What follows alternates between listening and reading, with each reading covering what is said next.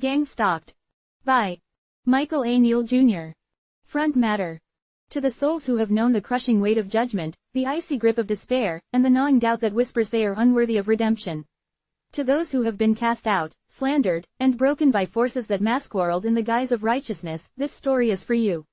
May it serve as a testament to the indomitable resilience of the human spirit, the quiet power of enduring faith, and the profound truth that light can, and will, always find a way to pierce the deepest shadows.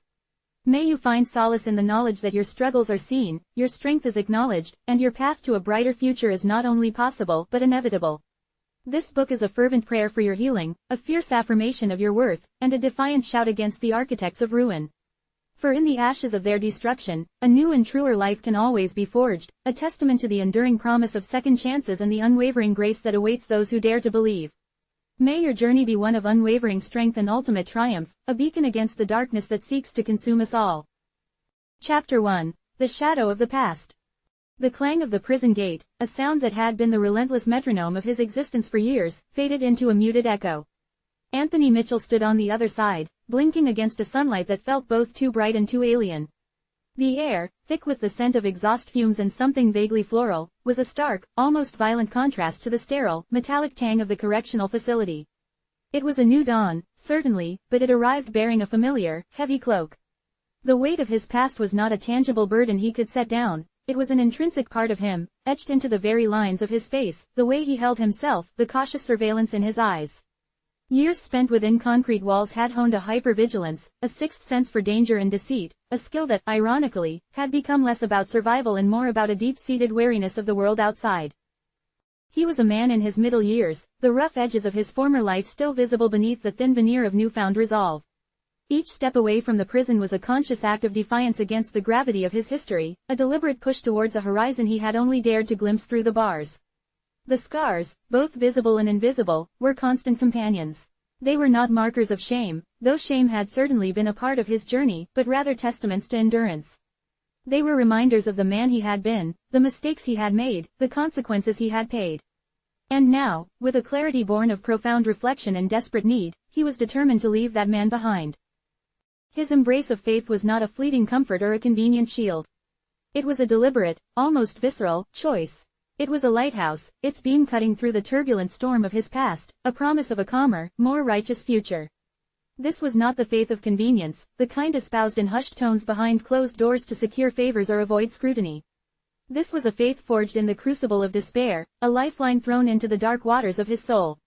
He had seen the rot that could fester beneath the surface of piety, the corrosive hypocrisy that could masquerade as divine righteousness.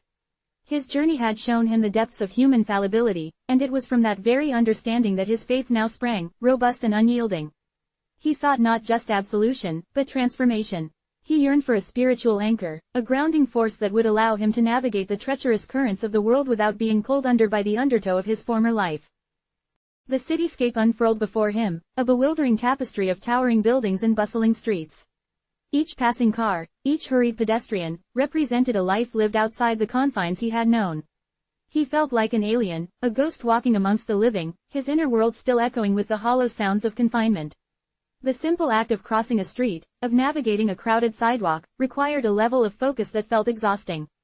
His mind, accustomed to the predictable rhythms of prison life, struggled to process the sheer volume of stimuli.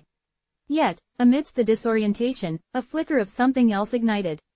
It was tentative, fragile, but undeniably present, hope. It was a nascent sprout pushing through hardened earth, a quiet promise of growth and renewal. He clutched the worn duffel bag containing his meager possessions, its weight insignificant compared to the invisible baggage he carried. The parole officer had offered a few terse words of advice, a reminder of his obligations, his curfew, his need to report. But Anthony knew that true freedom, true redemption, would not be granted by the state, it would have to be earned. And his path, he felt with a certainty that resonated deep within him, lay not in the secular world alone, but in the embrace of something far greater than himself. He was seeking sanctuary, a place where the shadow of his past could finally recede, allowing the light of his renewed purpose to shine through. His gaze drifted towards a distant steeple, its silhouette piercing the sky, a silent invitation to a peace he desperately craved. It was a symbol, a beacon, a promise of a new beginning, a place where he might finally begin to rebuild not just his life, but his very soul.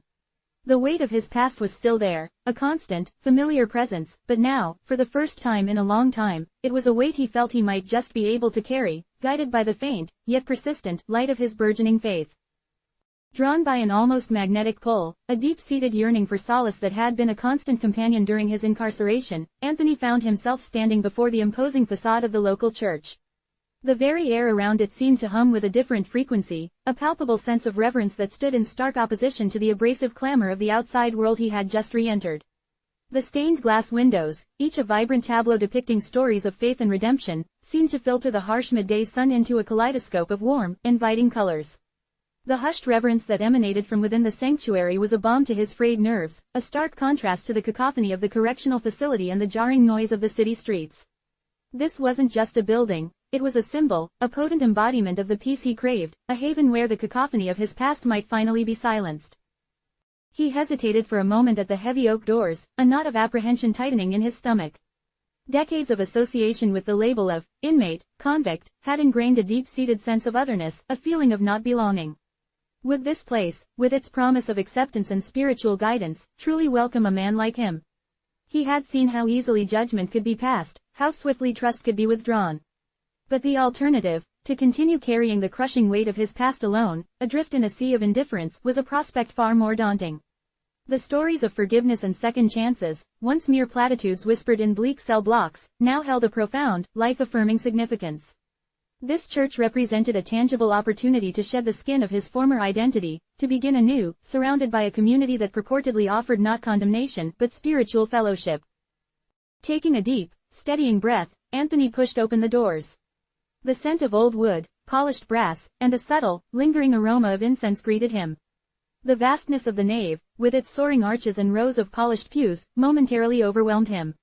It was a space designed for contemplation, for connection with the divine, a stark contrast to the utilitarian bleakness of his recent past. He felt a strange mixture of awe and trepidation, his senses alive to the hushed atmosphere. This was more than just a place of worship, it was a potential sanctuary, a place where the relentless shadow of his incarceration might finally begin to dissipate, allowing the tentative shoots of his renewed faith to take root and grow. He was an outsider, acutely aware of his own imperfections, but he was also a supplicant, seeking solace and a chance to prove that a man could indeed change, that his past did not have to define his future. He moved further into the sanctuary, his footsteps remarkably quiet on the thick carpet, a man tentatively stepping out of the darkness and into the light, hoping that this sacred space would offer him the refuge and spiritual grounding he so desperately needed. The weight of his past still pressed upon him, a familiar ache in his bones, but here, amidst the quiet dignity of the sanctuary, it felt a fraction lighter, the first whisper of possibility in a life that had been defined by absence and regret. He was ready to seek peace, to find a community, and to finally, truly, begin to heal. The initial embrace of the church community was, on the surface, everything Anthony had hoped for. Warm smiles, genuine greetings, and hands extended in fellowship washed over him, a stark contrast to the guarded interactions and subtle resentments he had become accustomed to. He saw the charismatic pastor, a man named Father Michael, whose sermons were laced with eloquent pronouncements of divine love and unwavering forgiveness, and a congregation that seemed to hang on his every word. There were the small gestures, a kindly older woman offering him a cup of tea after the service, a young couple inviting him to join their table for a potluck lunch. These interactions, seemingly innocuous, were like droplets of water on parched earth, slowly beginning to quench a thirst for human connection that had been left to fester for years. He felt a sense of belonging, a fragile seedling of acceptance taking root in the barren soil of his isolation. He observed the carefully orchestrated harmony of the services, the seamless transitions between hymns, readings, and prayers. The communal meals were vibrant affairs, filled with laughter and shared stories, all contributing to an image of a thriving, righteous community. He began to notice the dedicated volunteers, the committee members who seemed to be at the heart of every initiative, their lives seemingly devoted to the church's mission. They radiated an aura of pious devotion, their actions seemingly driven by a profound commitment to their faith and to each other. This illusion of perfect harmony, however, was meticulously crafted, a polished veneer that masked deeper, more sinister currents flowing beneath the placid surface of communal prayer and shared meals. Anthony, a man whose years in a harsh environment had sharpened his observational skills to a razor's edge, began to detect subtle dissonances, faint cracks in the seemingly impenetrable facade. He noticed how certain individuals, seemingly disparate yet invariably present at key moments, shared a particular intensity in their gaze, a subtle, almost imperceptible nod of acknowledgement that passed between them. Their authority seemed to extend beyond their roles as congregants. There was an air of unspoken leadership, a subtle influence that permeated conversations and decisions. It was a hierarchy that felt less about spiritual guidance and more about a carefully managed order. He saw how their pronouncements, though couched in benevolent terms, often carried an underlying firmness, a directive that was rarely questioned. He observed them conferring in hushed tones in the corners of the parish hall, their smiles never quite reaching their eyes, their discussions seemingly more pragmatic than spiritual. These were not the overt signs of discord, but rather the nuanced indicators of a complex system at play, a system that Anthony, despite his earnest desire to believe, found himself increasingly scrutinizing.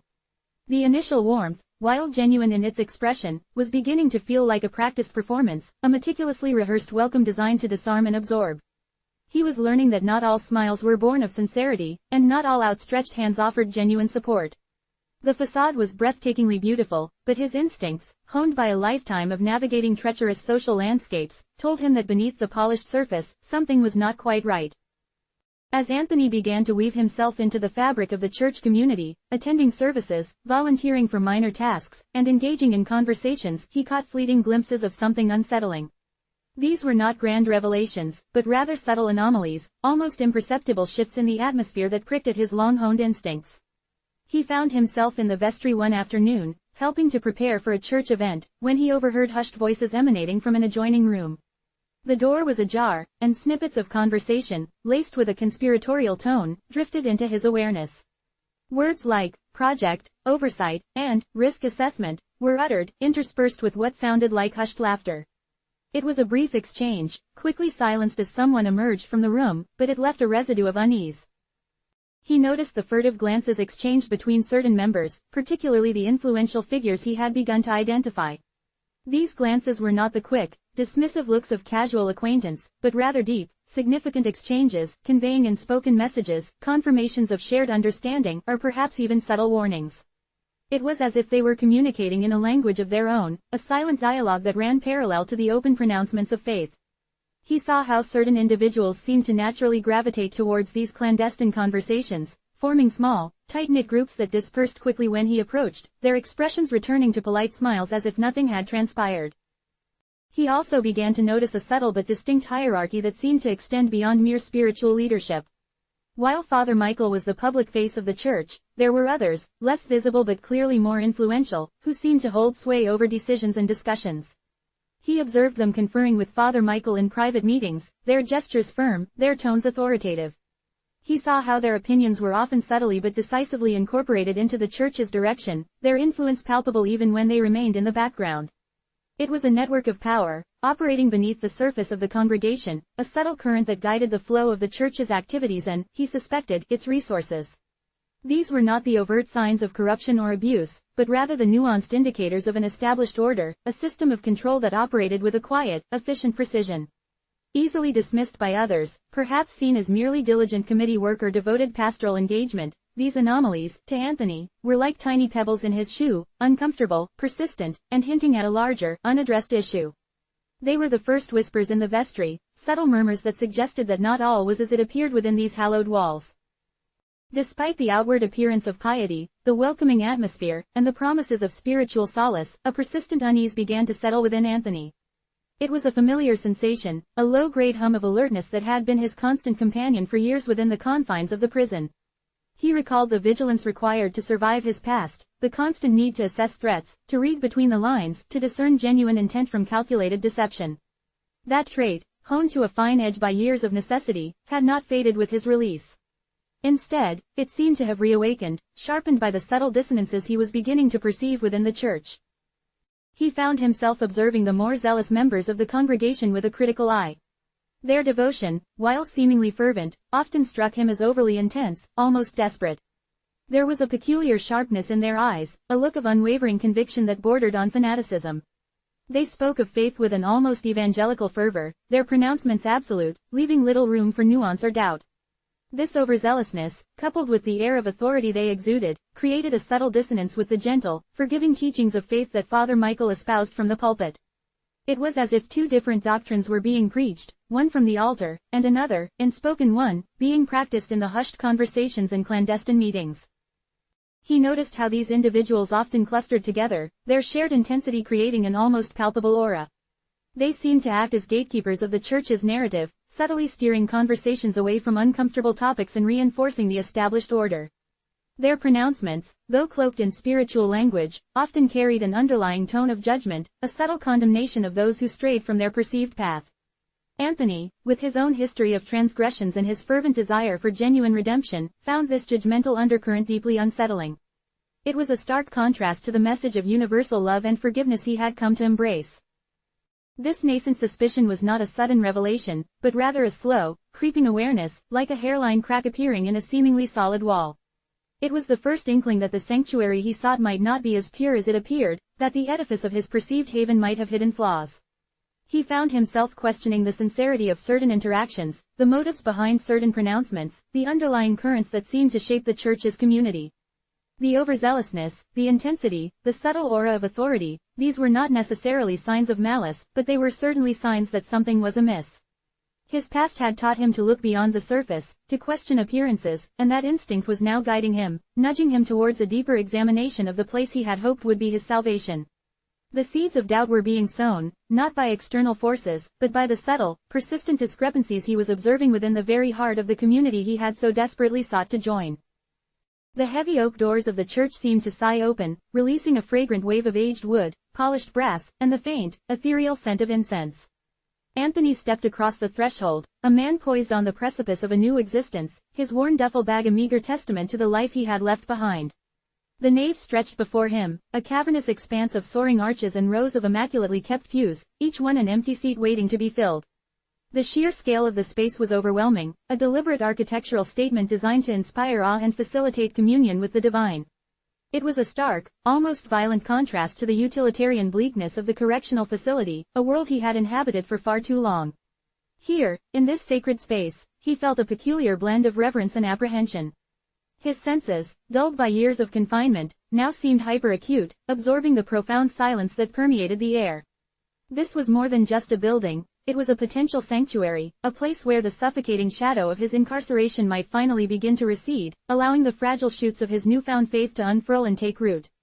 He was acutely aware of his own imperfections, the indelible marks of his past, yet he was also a supplicant, a man reaching out for solace, a chance to prove that transformation was not merely a concept but a lived reality. He moved further into the sanctuary, his footsteps unnervingly quiet on the plush carpet, a man tentatively emerging from the darkness, seeking the welcoming embrace of the light.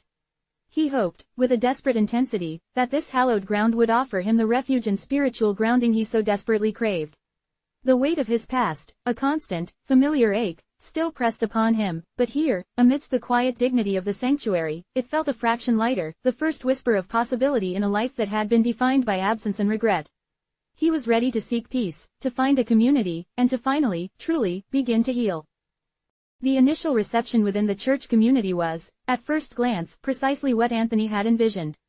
Warm smiles, genuine greetings, and hands extended in fellowship enveloped him, a welcome departure from the guarded interactions and subtle undercurrents of resentment that had characterized his previous existence.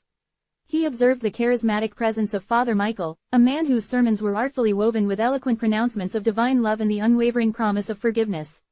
The congregation, it seemed, was captivated, hanging on his every word with an almost palpable devotion.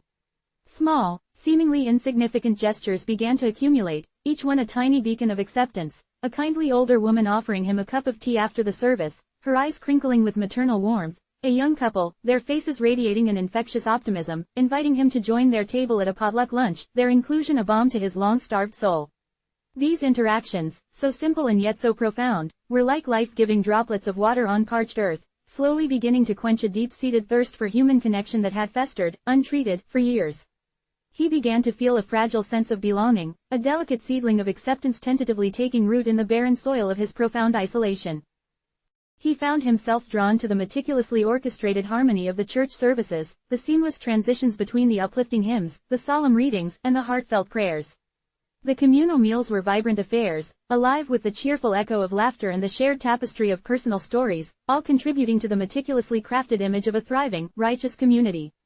He observed the dedicated volunteers, the committee members who seemed to be the very lifeblood of every church initiative, their lives seemingly dedicated, without reservation, to the church's overarching mission. They exuded an aura of pious devotion, their actions appearing to be driven by an unwavering commitment to their faith and to each other. Yet, beneath this seemingly perfect harmony, a meticulously constructed veneer, Anthony's finely honed instincts, sharpened by years of navigating the treacherous social landscape of a penal institution, began to detect subtle dissonances, faint cracks in the seemingly impenetrable facade. He began to notice recurring figures, individuals who, though seemingly disparate in their roles within the congregation, shared a peculiar intensity in their gaze, a subtle, almost imperceptible nod of acknowledgement that passed between them. Their authority seemed to extend far beyond their designated roles as mere congregants. There was an undeniable air of unspoken leadership, a subtle but pervasive influence that permeated conversations and guided decisions. It was a hierarchy that felt less rooted in spiritual guidance and more akin to a carefully managed order. He observed their pronouncements, always couched in benevolent terms, yet carrying an underlying firmness, a directive that was rarely, if ever, questioned. He saw them conferring in hushed tones in the shadowed corners of the parish hall, their smiles never quite reaching their eyes, their discussions seemingly more pragmatic, more earthly, than spiritual. These were not the overt signs of discord, no shouting matches or public confrontations. Instead, they were the nuanced indicators of a complex system at play, a system that Anthony, despite his earnest desire to believe in the purity of his newfound haven, found himself increasingly scrutinizing. The initial warmth, while seemingly genuine in its outward expression, began to feel like a practiced performance, a meticulously rehearsed welcome designed to disarm and absorb. He was slowly, and with a growing sense of unease, learning that not all smiles are born of sincerity, and not all outstretched hands offer genuine support. The facade was breathtakingly beautiful, but his instincts, honed by a lifetime of navigating treacherous social landscapes, whispered that beneath the polished surface, something was fundamentally amiss. As Anthony gradually began to weave himself into the fabric of the church community, attending services with a growing regularity, volunteering for even the most minor tasks, and engaging in conversations with members, he began to catch fleeting glimpses of something profoundly unsettling. These were not grand, dramatic revelations, but rather subtle anomalies, almost imperceptible shifts in the atmosphere that pricked at his long-honed instincts. He found himself in the vestry one afternoon, assisting with preparations for an upcoming church event, when he overheard hushed voices emanating from an adjoining room. The door, he noted, was slightly ajar, and snippets of conversation, laced with a distinctly conspiratorial tone, drifted into his awareness. Words like project, oversight, and risk assessment were uttered with a hushed urgency, interspersed with what sounded suspiciously like suppressed laughter. It was a brief exchange, quickly silenced as someone emerged from the room, but it left a residue of unease, a faint but persistent hum of disquiet in the back of his mind. He began to notice the furtive glances exchanged between certain members, particularly those influential figures he had begun to identify. These glances were not the quick, dismissive looks of casual acquaintance. Instead, they were deep, significant exchanges, conveying in spoken messages, confirmations of shared understanding, or perhaps even subtle warnings. It was as if they were communicating in a clandestine language of their own, a silent dialogue that ran parallel to the open pronouncements of faith. He observed how certain individuals seemed to naturally gravitate towards these clandestine conversations, forming small, tight-knit groups that would disperse with remarkable speed the moment he approached, their expressions instantly returning to polite smiles as if nothing untoward had transpired. He also began to perceive a subtle but distinct hierarchy that seemed to extend far beyond mere spiritual leadership. While Father Michael undeniably served as the public face of the church, there were others, less visible but clearly wielding more influence, who appeared to hold significant sway over key decisions and discussions. He observed them conferring with Father Michael in private meetings, their gestures firm, their tones authoritative. He saw how their opinions were often subtly but decisively incorporated into the church's overall direction, their influence palpable even when they remained in the background. It was a network of power, operating beneath the surface of the congregation, a subtle current that guided the flow of the church's activities and, he suspected with a growing certainty, its considerable resources. These were not the overt signs of corruption or abuse, no blatant evidence of wrongdoing. Rather, they were the nuanced indicators of an established order, a system of control that operated with a quiet, almost unnerving efficiency. Easily dismissed by others, perhaps perceived as merely diligent committee work or devoted pastoral engagement, these anomalies, to Anthony, were like tiny, persistent pebbles in his shoe, uncomfortable, impossible to ignore, and hinting at a larger, unaddressed issue. They were the first whispers in the vestry, subtle murmurs that suggested that not all was as it appeared within these hallowed walls, that the sanctuary he had so desperately sought might harbor more than just spiritual peace. Despite the outward veneer of piety, the welcoming atmosphere, and the profound promises of spiritual solace, a persistent, gnawing unease began to settle within Anthony. It was a familiar sensation, a low-grade hum of alertness that had been his constant companion for years within the suffocating confines of the prison. He recalled the intense vigilance required to survive his past, the constant, exhausting need to assess threats, to read between the lines of every interaction, to discern genuine intent from calculated deception. That trait, honed to a fine, almost lethal edge by years of necessity, had not faded with his release. Instead, it seemed to have reawakened, sharpened by the subtle but persistent dissonances he was beginning to perceive within the church. He found himself observing the more zealous members of the congregation with a critical, appraising eye. Their devotion, while seemingly fervent, often struck him as overly intense, almost desperate. There was a peculiar sharpness in their eyes, a look of unwavering conviction that bordered on fanaticism, a certainty that seemed to brook no dissent. They spoke of faith with an almost evangelical fervor, their pronouncements absolute, leaving little room for nuance, doubt, or questioning. This overzealousness, coupled with the undeniable aura of authority they exuded, created a subtle but jarring dissonance with the gentle, forgiving teachings of faith that Father Michael so eloquently espoused from the pulpit. It was as if two distinct doctrines were being preached within the same walls. One from the altar, a message of love and mercy, and another, an unspoken but powerfully felt doctrine, being practiced in the hushed conversations and clandestine meetings that took place just beyond his immediate awareness. He noticed how these individuals often clustered together, their shared intensity creating an almost palpable aura of collective purpose. They seemed to act as gatekeepers of the church's narrative, subtly steering conversations away from uncomfortable topics and reinforcing the established order, ensuring that the carefully constructed image remained intact. Their pronouncements, though often cloaked in spiritual language, frequently carried an underlying tone of judgment, a subtle but palpable condemnation of those who dared to stray from their perceived path. Anthony, with his own profound history of transgressions and his fervent desire for genuine, unvarnished redemption, found this judgmental undercurrent deeply unsettling. It was a stark and painful contrast to the message of universal love and boundless forgiveness that he had come to embrace so wholeheartedly. This nascent suspicion was not a sudden, dramatic revelation, but rather a slow, creeping awareness, like a hairline crack appearing in a seemingly solid and unyielding wall. It was the first, faint inkling that the sanctuary he sought might not be as pure or as pristine as it appeared on the surface, that the very edifice of his perceived haven might have hidden fundamental flaws. He found himself questioning the sincerity of certain interactions, the true motives behind certain pronouncements, and the underlying currents that seemed to shape the church's community and its direction. The overzealousness, the intensity, the subtle aura of authority, these were not necessarily overt signs of malice, but they were certainly undeniable signs that something was amiss, that the foundations of this supposed refuge were perhaps not as solid as they appeared. His past had taught him to look beyond the surface, to question appearances, and that hard-won instinct was now guiding him, nudging him towards a deeper, more critical examination of the place he had so desperately hoped would be his salvation. The seeds of doubt were being sown, not by external forces or grand conspiracies, but by the subtle, persistent discrepancies he was observing within the very heart of the community he had so desperately sought to join. The stained glass windows, when sunlight streamed through them, cast kaleidoscopic patterns of ruby and sapphire onto the polished wooden pews, painting an illusion of ethereal peace. Anthony found himself drawn to these moments, to the fleeting beauty that flickered across the worn surfaces of the sanctuary. The initial embrace of the community had been, without question, overwhelming.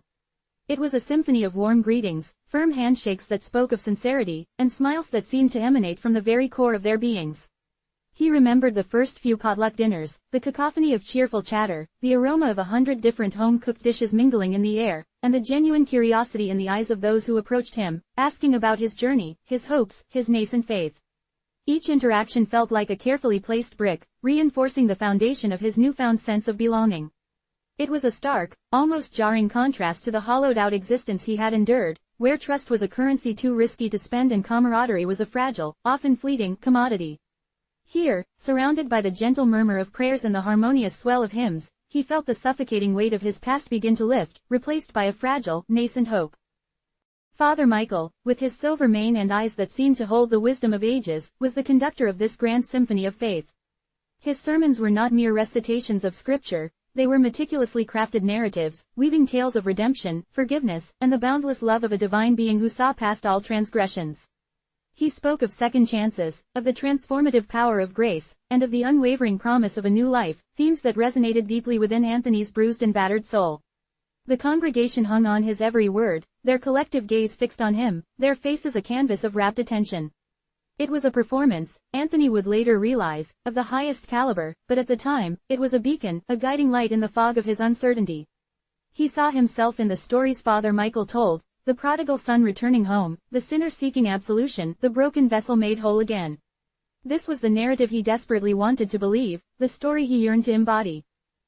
He found himself actively seeking out these moments of fellowship, participating in the weekly Bible studies, offering his nascent skills in whatever small capacity he could, whether it was setting up chairs for a community event or helping to sort donations for the church's outreach programs. He absorbed the rituals, the familiar cadence of the prayers, the comforting rhythm of communal worship.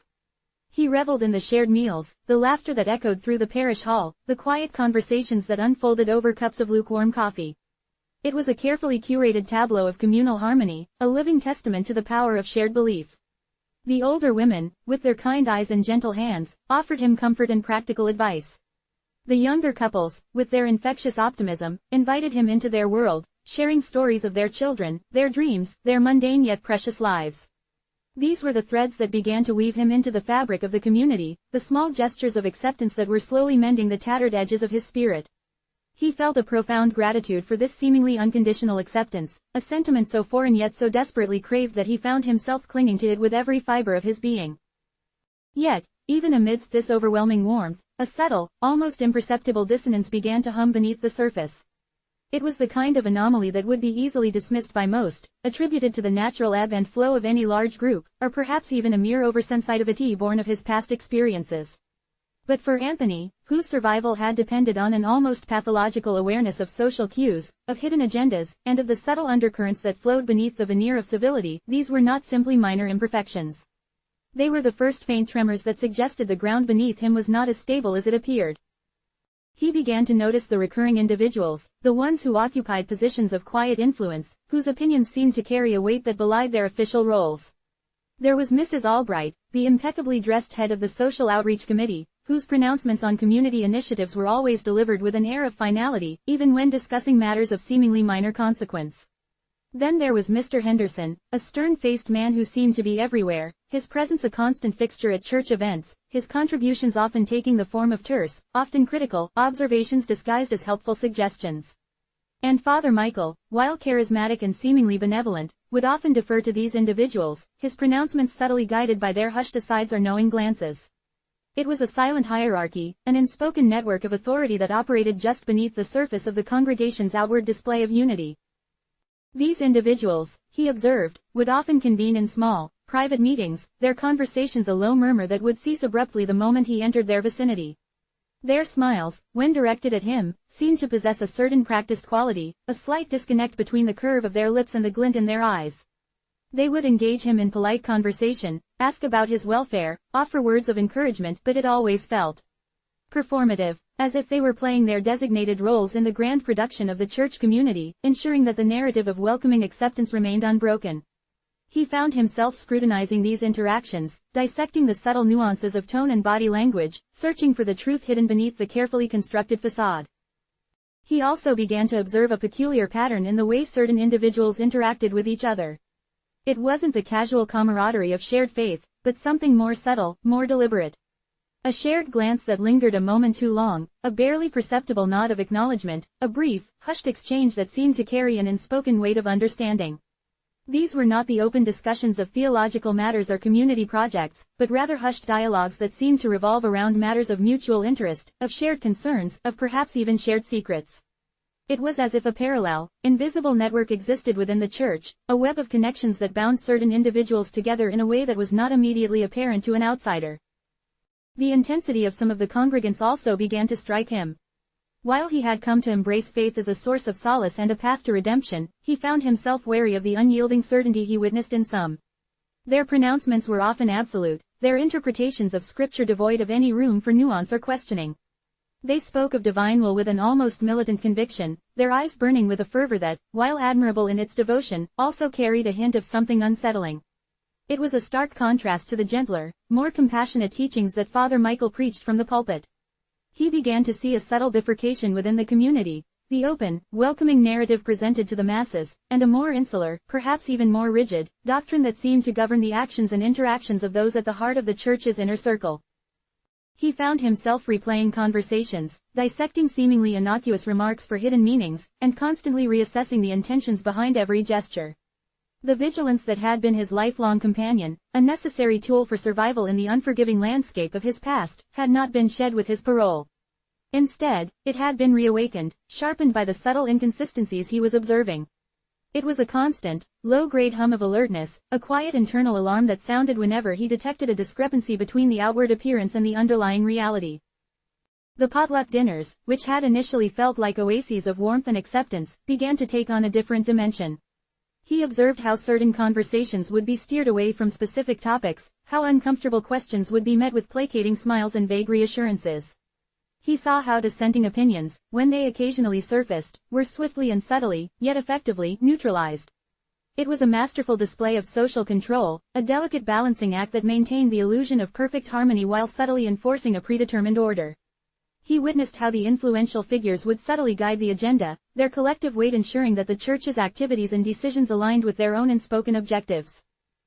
One afternoon, while helping to clear away dishes after a particularly lively service, he overheard a snippet of conversation between Mrs. Albright and Mr. Henderson. They were standing by the altar, their voices low, their expressions serious. He couldn't make out the specifics, but words like monitoring, discretion, and potential disruption drifted towards him, laced with an undertone of controlled urgency. The conversation ceased abruptly as he approached, their faces instantly shifting into practiced smiles, a fleeting moment of shared understanding passing between them before they turned to greet him with polite inquiry. It was a small exchange, easily dismissed, but it left a lingering residue of unease, a subtle prickling at the back of his neck. He began to understand that the welcoming facade of the church was not merely a reflection of genuine piety, but a carefully constructed shield, designed to project an image of purity and benevolence. This image, he suspected, served a purpose far beyond simple evangelism. It was a tool, a mechanism through which the church exerted its influence, garnered its resources, and maintained its carefully crafted reputation. And he, like everyone else, was being drawn into this meticulously crafted narrative, his own desire for redemption a powerful anchor, securing him within the carefully defined boundaries of this seemingly idyllic community. The question that began to gnaw at him was not whether this facade was real, but rather what lay hidden behind it, and why such an elaborate deception was necessary. His past had taught him that the most dangerous deceptions were often cloaked in the most alluring sincerity, and the initial warmth he had so desperately sought was beginning to feel like the deceptive allure of a spider's web. The subtle network of influence within the church was becoming increasingly apparent to Anthony. While Father Michael was the unquestioned spiritual leader in the eyes of the congregation, it was evident to Anthony that a more pragmatic, secular power structure was at play, dictating the church's direction and its operational decisions. This was not the power derived from spiritual authority, but from a more tangible, almost corporate, form of control. He noticed how Mrs. Albright, the head of the Social Outreach Committee, seemed to wield an extraordinary amount of influence over budgetary decisions. Her proposals often passed with little to no debate, even when they involved significant financial commitments. Similarly, Mr. Henderson, despite holding no official title beyond being a long-standing member of the congregation, seemed to have an almost veto-like authority over new initiatives. His quiet pronouncements, often framed as concerns for efficiency or adherence to established protocols, consistently managed to derail or modify proposals that did not align with his implicit agenda. Anthony began to understand that these individuals were not merely devout parishioners, they were likely the architects of the church's public image, the silent guardians of its reputation, and, perhaps most importantly, the custodians of its considerable wealth. The church, he surmised, was not just a place of worship, but a complex organization with vested interests, and these individuals were its most influential stakeholders. Their devotion was less about spiritual communion and more about maintaining control over a valuable asset. The meticulous crafting of the facade of fellowship was, therefore, not an act of genuine hospitality, but a strategic necessity, a means of ensuring continued support and unquestioning adherence from the wider congregation. He observed their interactions with Father Michael with a critical eye. It wasn't the deference of a subordinate to a spiritual leader, but rather the careful management of a figurehead. Father Michael, charismatic and eloquent as he was, seemed to be guided, subtly but decisively, by the counsel of Albright and Henderson. During meetings that Anthony sometimes witnessed from a distance, Father Michael would often nod in agreement, his expression suggesting a man who valued their input, but who also seemed to be receiving directives rather than advice. The sermons, filled with pronouncements of divine love and forgiveness, served as a powerful counterpoint to the pragmatic, almost ruthless, decision-making that occurred behind closed doors. It was a duality that troubled Anthony deeply, a stark illustration of the hypocrisy that he had seen manifest in so many different forms throughout his life. He recalled instances where new volunteers, eager to contribute, would propose innovative ideas that deviated from the established norms. These ideas, no matter how well-intentioned or potentially beneficial, would often be met with polite dismissal, couched in terms of needing further evaluation or potential risks to the church's established financial stability. The risk assessment that he had overheard snippets of in the vestry began to take on a more sinister meaning. It wasn't a concern for spiritual well-being, but a calculation of potential threats to their control and their financial interests. The warmth he had initially felt began to cool, replaced by a growing suspicion. The smiles, the invitations, the offers of support, were they genuine expressions of Christian charity, or were they calculated moves to integrate him, to assess his potential usefulness and to ensure his compliance with the established order?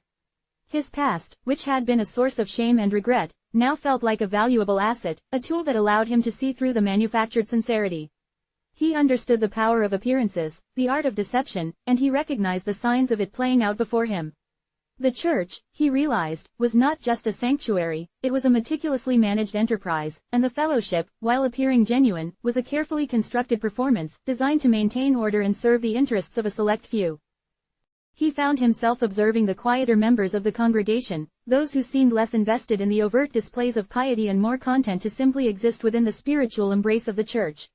These were the individuals who, like him, seemed to be seeking solace and community without necessarily subscribing to the more rigid interpretations of faith that seemed to be favored by Albright and Henderson. He wondered if they, too, sensed the subtle undercurrents, the unspoken rules, the carefully guarded secrets that lay beneath the serene surface. His journey from incarceration to the hallowed halls of this church had been driven by a desperate need for redemption, for a chance to rebuild his life on a foundation of faith and integrity.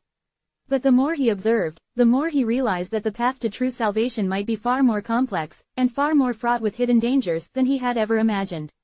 The facade of fellowship, he was beginning to understand, was not just a welcoming embrace, it was a subtle cage, designed to contain, to control, and to ensure that the carefully constructed image of righteous prosperity remained untarnished, no matter the cost to the truth, or to the souls of those who sought refuge within its walls.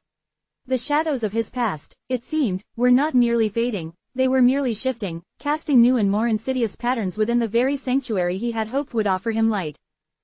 The vestry, a small chamber tucked away behind the main sanctuary, served as the nerve center for the church's administrative and pastoral affairs. It was a space often filled with the scent of old paper, beeswax polish, and the faint, lingering aroma of incense. Anthony, in his eagerness to contribute, often found himself assisting with various tasks in this room, sorting through mail, organizing donated items, or preparing materials for Father Michael's sermons. It was during these moments, amidst the quiet industry of parish work, that he began to pick up on the subtle discordant notes within the seemingly harmonious symphony of St. Jude's. He'd be meticulously folding bulletins, his movements precise and methodical, when a hushed conversation would erupt from a corner, abruptly ceasing the moment his presence became known. These weren't the jovial exchanges of parishioners sharing church gossip, there was a distinct undercurrent of gravity, a tension that seemed to dissipate like mist as soon as he turned his head. He'd catch fragments, a word here, a phrase there, that would lodge themselves in his mind, like burrs caught on a wool coat. Phrases like, unforeseen complications, necessary adjustments, or, maintaining the narrative, would drift from the lips of Mrs. Albright or Mr. Henderson, often directed at each other or to a select few others who seemed to inhabit their immediate orbit. The speed with which their tones would shift from urgent to affable upon his approach was itself a testament to a practiced artifice. Their smiles would stretch, their eyes would flicker with a rehearsed warmth, and they would inquire about his day, his progress, his spiritual journey, as if the previous intense exchange had never occurred. It was a dance he was becoming increasingly familiar with, a ballet of carefully managed impressions. Beyond the vestry walls, in the broader context of church gatherings, Anthony began to discern a subtle, almost imperceptible, pecking order. While Father Michael was the charismatic shepherd, the visible figurehead, there were others who seemed to operate with a quiet authority, their pronouncements carrying a weight that transcended their official church roles. Mrs. Albright, with her immaculately tailored suits and her air of unflappable composure, was more than just the head of the social outreach committee. Her opinions on church finances, on community outreach programs, and even on the selection of new volunteers, were consistently met with nods of agreement from Father Michael and the other members of what he privately termed the inner circle. Mr. Henderson, a man whose perpetual frown seemed to have permanently etched itself onto his features, held no formal position of leadership, yet his terse interjections during planning meetings, often framed as practical concerns or cautionary advice, had a way of subtly steering discussions towards his unspoken preferences. It was as if he possessed an unofficial veto power, his pronouncements rarely challenged. Anthony, whose survival in the past had hinged on an acute sensitivity to power dynamics and hidden agendas, found these observations anything but trivial. He recognized the signs of established networks, of unspoken alliances, and of a hierarchy that extended far beyond the spiritual. It was a familiar pattern, one he had seen play out in prisons, in the streets, and in the clandestine dealings of his former life. The only difference here was the cloak of piety, the veneer of divine purpose that masked the earthly machinations. He would watch, from his vantage point as a relatively new and humble member, as these influential figures would convene in small groups, their heads bent together in earnest consultation, their conversations a low hum that would invariably cease with his arrival. A shared glance, a slight inclination of the head, a barely perceptible tightening of the jaw, these were the micro-expressions that spoke volumes to him, revealing a world operating beneath the surface of the communal prayer and song. He began to notice the way certain members would defer not just to Father Michael, but to these other, less visible, figures. During coffee hours after services, he'd see individuals approaching Albright or Henderson with a hesitant deference, seeking their approval or offering a quiet report, rather than engaging in open, communal dialogue. It was as if these individuals were the gatekeepers, the silent arbiters of favor and influence within the parish. Their smiles, when directed at Anthony, were often accompanied by a subtle assessment, a quick, almost imperceptible sizing up that felt less like genuine warmth and more like a professional evaluation. They were welcoming him, yes, but it felt like a controlled integration, a process of incorporating him into the existing structure, ensuring he understood his place within it. One afternoon, while helping to pack up chairs in the parish hall after a particularly well-attended bake sale, Anthony overheard a hushed exchange between Mrs. Albright and Mr. Henderson, standing near the kitchen entrance. Their voices were low, urgent, and punctuated by sharp, almost imperceptible gestures. He was too far away to catch the exact words, but the tone was one of controlled concern, bordering on annoyance. He heard Mrs. Albright say, with a sharp edge to her voice, "We cannot afford any deviations from the established protocol. It jeopardizes everything." Henderson, his face a mask of grim disapproval, responded, "The matter is being addressed. Discretion is paramount." The conversation dissolved into a series of low murmurs as he moved closer, ostensibly to gather stray napkins. He caught the tail end of Henderson's sentence, "Ensure the narrative remains consistent." The phrase, "maintain the narrative," struck him with a chilling resonance. It was a term he associated with damage control, with political spin, with the careful curation of public perception, not with the unvarnished truth of faith. These moments, though fleeting and often ambiguous, began to form a pattern in Anthony's mind. They were like stray threads, seemingly insignificant on their own, but when pulled together, they began to reveal the outlines of a larger, more complex tapestry. The church was a community, yes, and he had found a degree of solace within its walls. But it was also a structured organization, with its own internal politics, its own subtle power plays, and its own carefully guarded secrets. The warmth that had initially enveloped him, while still present, was now tinged with a growing awareness of the forces that were shaping it, guiding it, and perhaps even controlling it from the shadows. His past had trained him to look for the cracks in the facade, and the edifice of St. Jude's, while outwardly gleaming with faith, was beginning to show its first faint fissures. The initial euphoria of acceptance had begun to subside, replaced by a more sober and analytical observation. Anthony found himself scrutinizing not just the words spoken, but the silences, the averted gazes, the almost imperceptible shifts in body language that occurred when certain topics were broached. He noticed how conversations about new outreach initiatives, particularly those that might involve significant financial investment or a deviation from long-established methods, would invariably be steered towards more familiar and less controversial territory. It was as if there were invisible tripwires, subtly preventing any real exploration of change or innovation that might disrupt the existing equilibrium. He recalled a specific instance during a Bible study group. A younger member, a recent convert named Sarah, had posed a question about applying a particular biblical parable to contemporary social issues in a way that involved direct, potentially confrontational, activism. The immediate reaction from some of the more established members, including Mrs. Albright who was present, was not one of theological discussion, but of a swift, almost instinctive, redirection.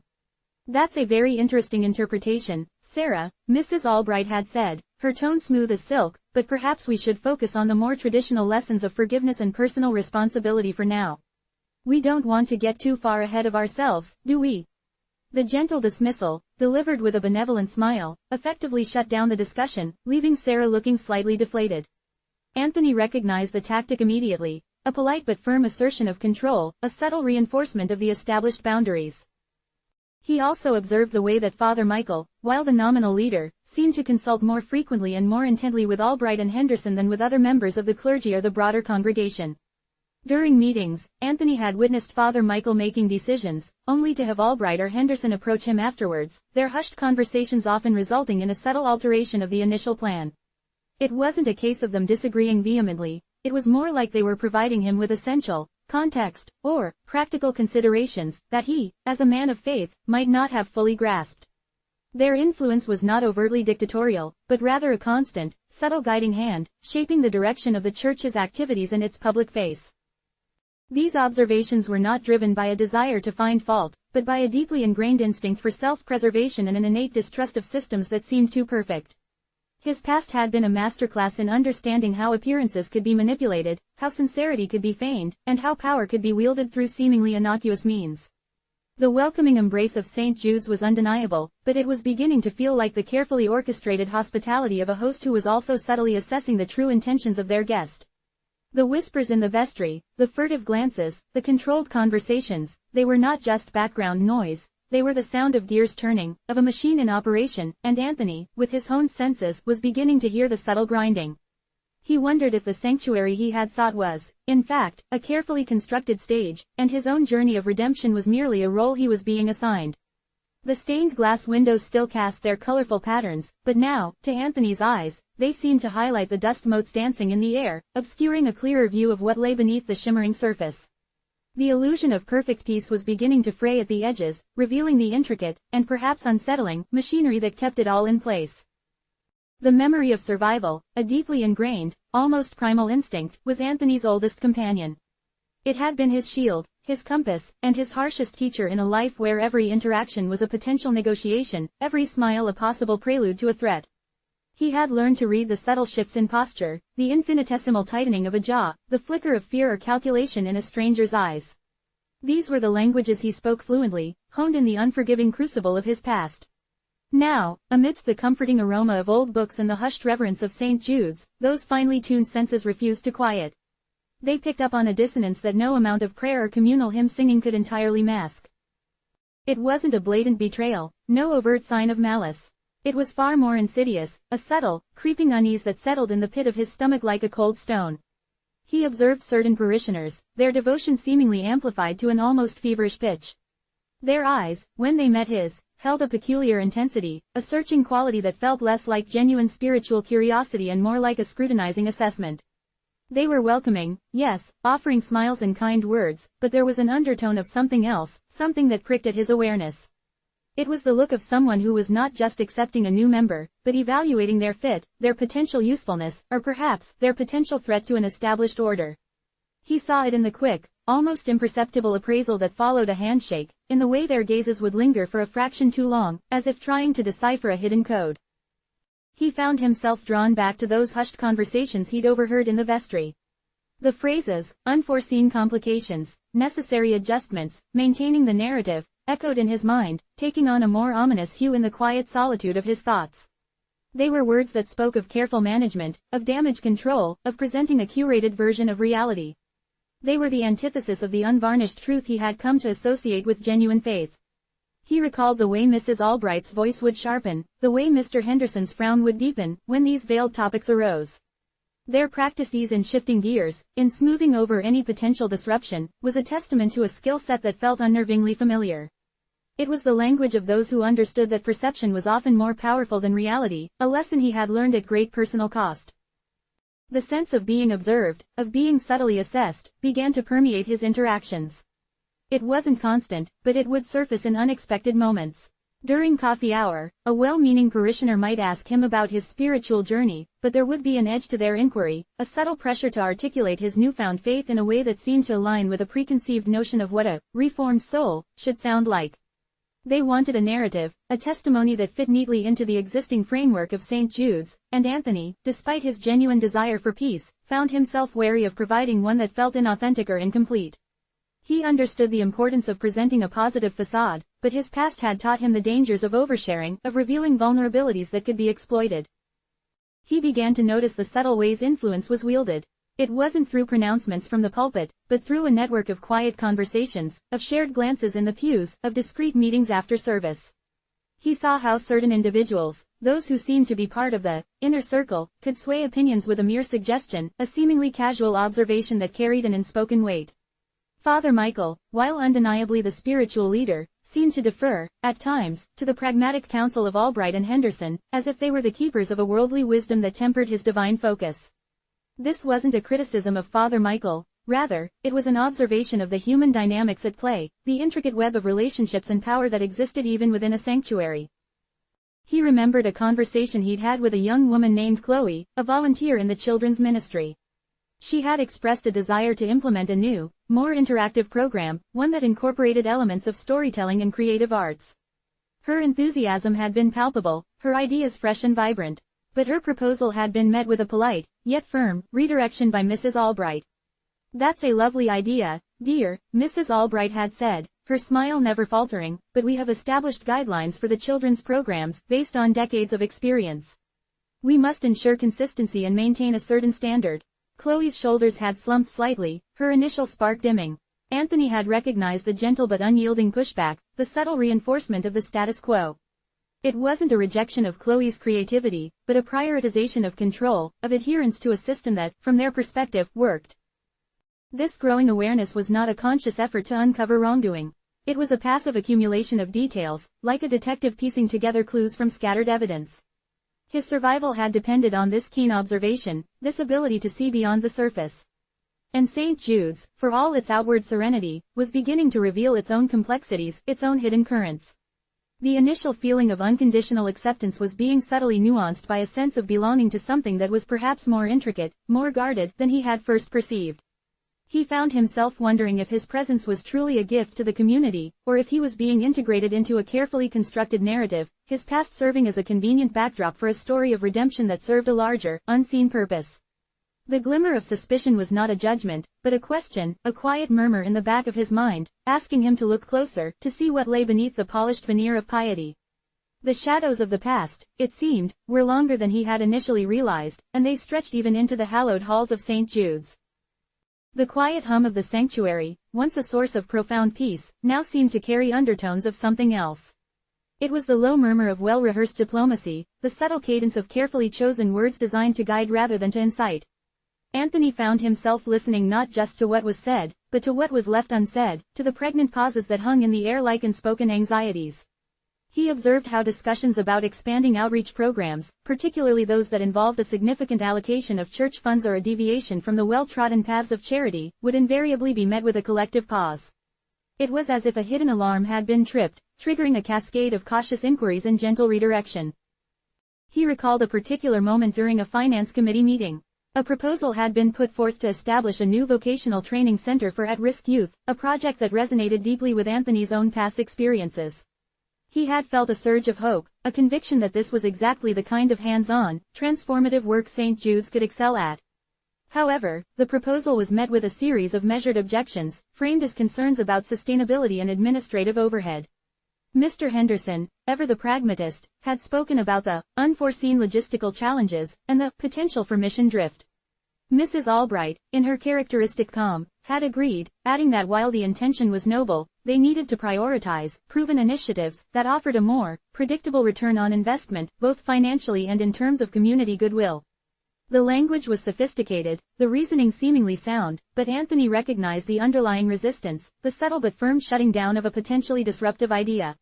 It wasn't about a lack of compassion, it was about a fear of the unknown, a desire to maintain the predictable rhythm of established operations. His gaze would often drift to Father Michael, the charismatic heart of St. Jude's. He saw the genuine warmth in the priest's eyes, the sincere dedication to his flock. Yet, he also saw the way Father Michael would often pause after a suggestion from Albright or Henderson, his brow furrowing slightly as if considering a complex equation. He would listen intently, nod, and then, more often than not, steer the conversation in a direction that seemed to incorporate their feedback, their practical considerations. It was as if they were the ballast that kept the ship of faith steady, preventing it from being tossed about by the unpredictable winds of idealism or radical change. Their influence was not a usurpation of authority, but a subtle partnership, a collaborative steering of the Church's course. This nuanced understanding of the Church's internal dynamics began to shift Anthony's perception of his own role. He had entered St. Jude's seeking refuge, seeking a path toward atonement. He had found a community that offered warmth and a sense of belonging. But he was beginning to suspect that this belonging was not entirely unconditional. It was a belonging that required adherence, a participation in a carefully constructed reality. He saw how newcomers were gently, but firmly, guided towards established roles and responsibilities, how their enthusiasm was channeled into existing structures, rather than being allowed to forge entirely new ones. It was a system designed for stability, for continuity, and any deviation was met with a quiet, yet effective, correction. He found himself replaying snippets of conversations, dissecting the subtle nuances of tone and expression. He recalled a discussion about a potential new parishioner, a man who had a somewhat controversial past, a history that involved financial impropriety. The initial reaction from some was one of hesitant caution, a concern about the message it would send to the community. It was Mrs. Albright who had smoothed things over, her words laced with a carefully calibrated blend of forgiveness and pragmatism. "We are all sinners, are we not?" she had said, her gaze sweeping across the room. "The Lord calls us all to repent. We must extend the hand of fellowship, while also ensuring that our stewardship of church resources remains beyond reproach." Perhaps he could start by assisting with the sorting of donations, a task that requires meticulous attention to detail and minimal financial oversight. The suggestion was delivered with a benevolent smile, a testament to her ability to frame control as an act of mercy, and to ensure that even those seeking redemption were placed in roles that minimized risk. The vigilance that had once been his survival mechanism was now his primary tool for navigating this new landscape. He wasn't looking for corruption in the traditional sense, not for stolen tithes or overt hypocrisy. Instead, he was sensing a more subtle form of control, a dedication to maintaining an image, a carefully cultivated narrative that protected the institution itself.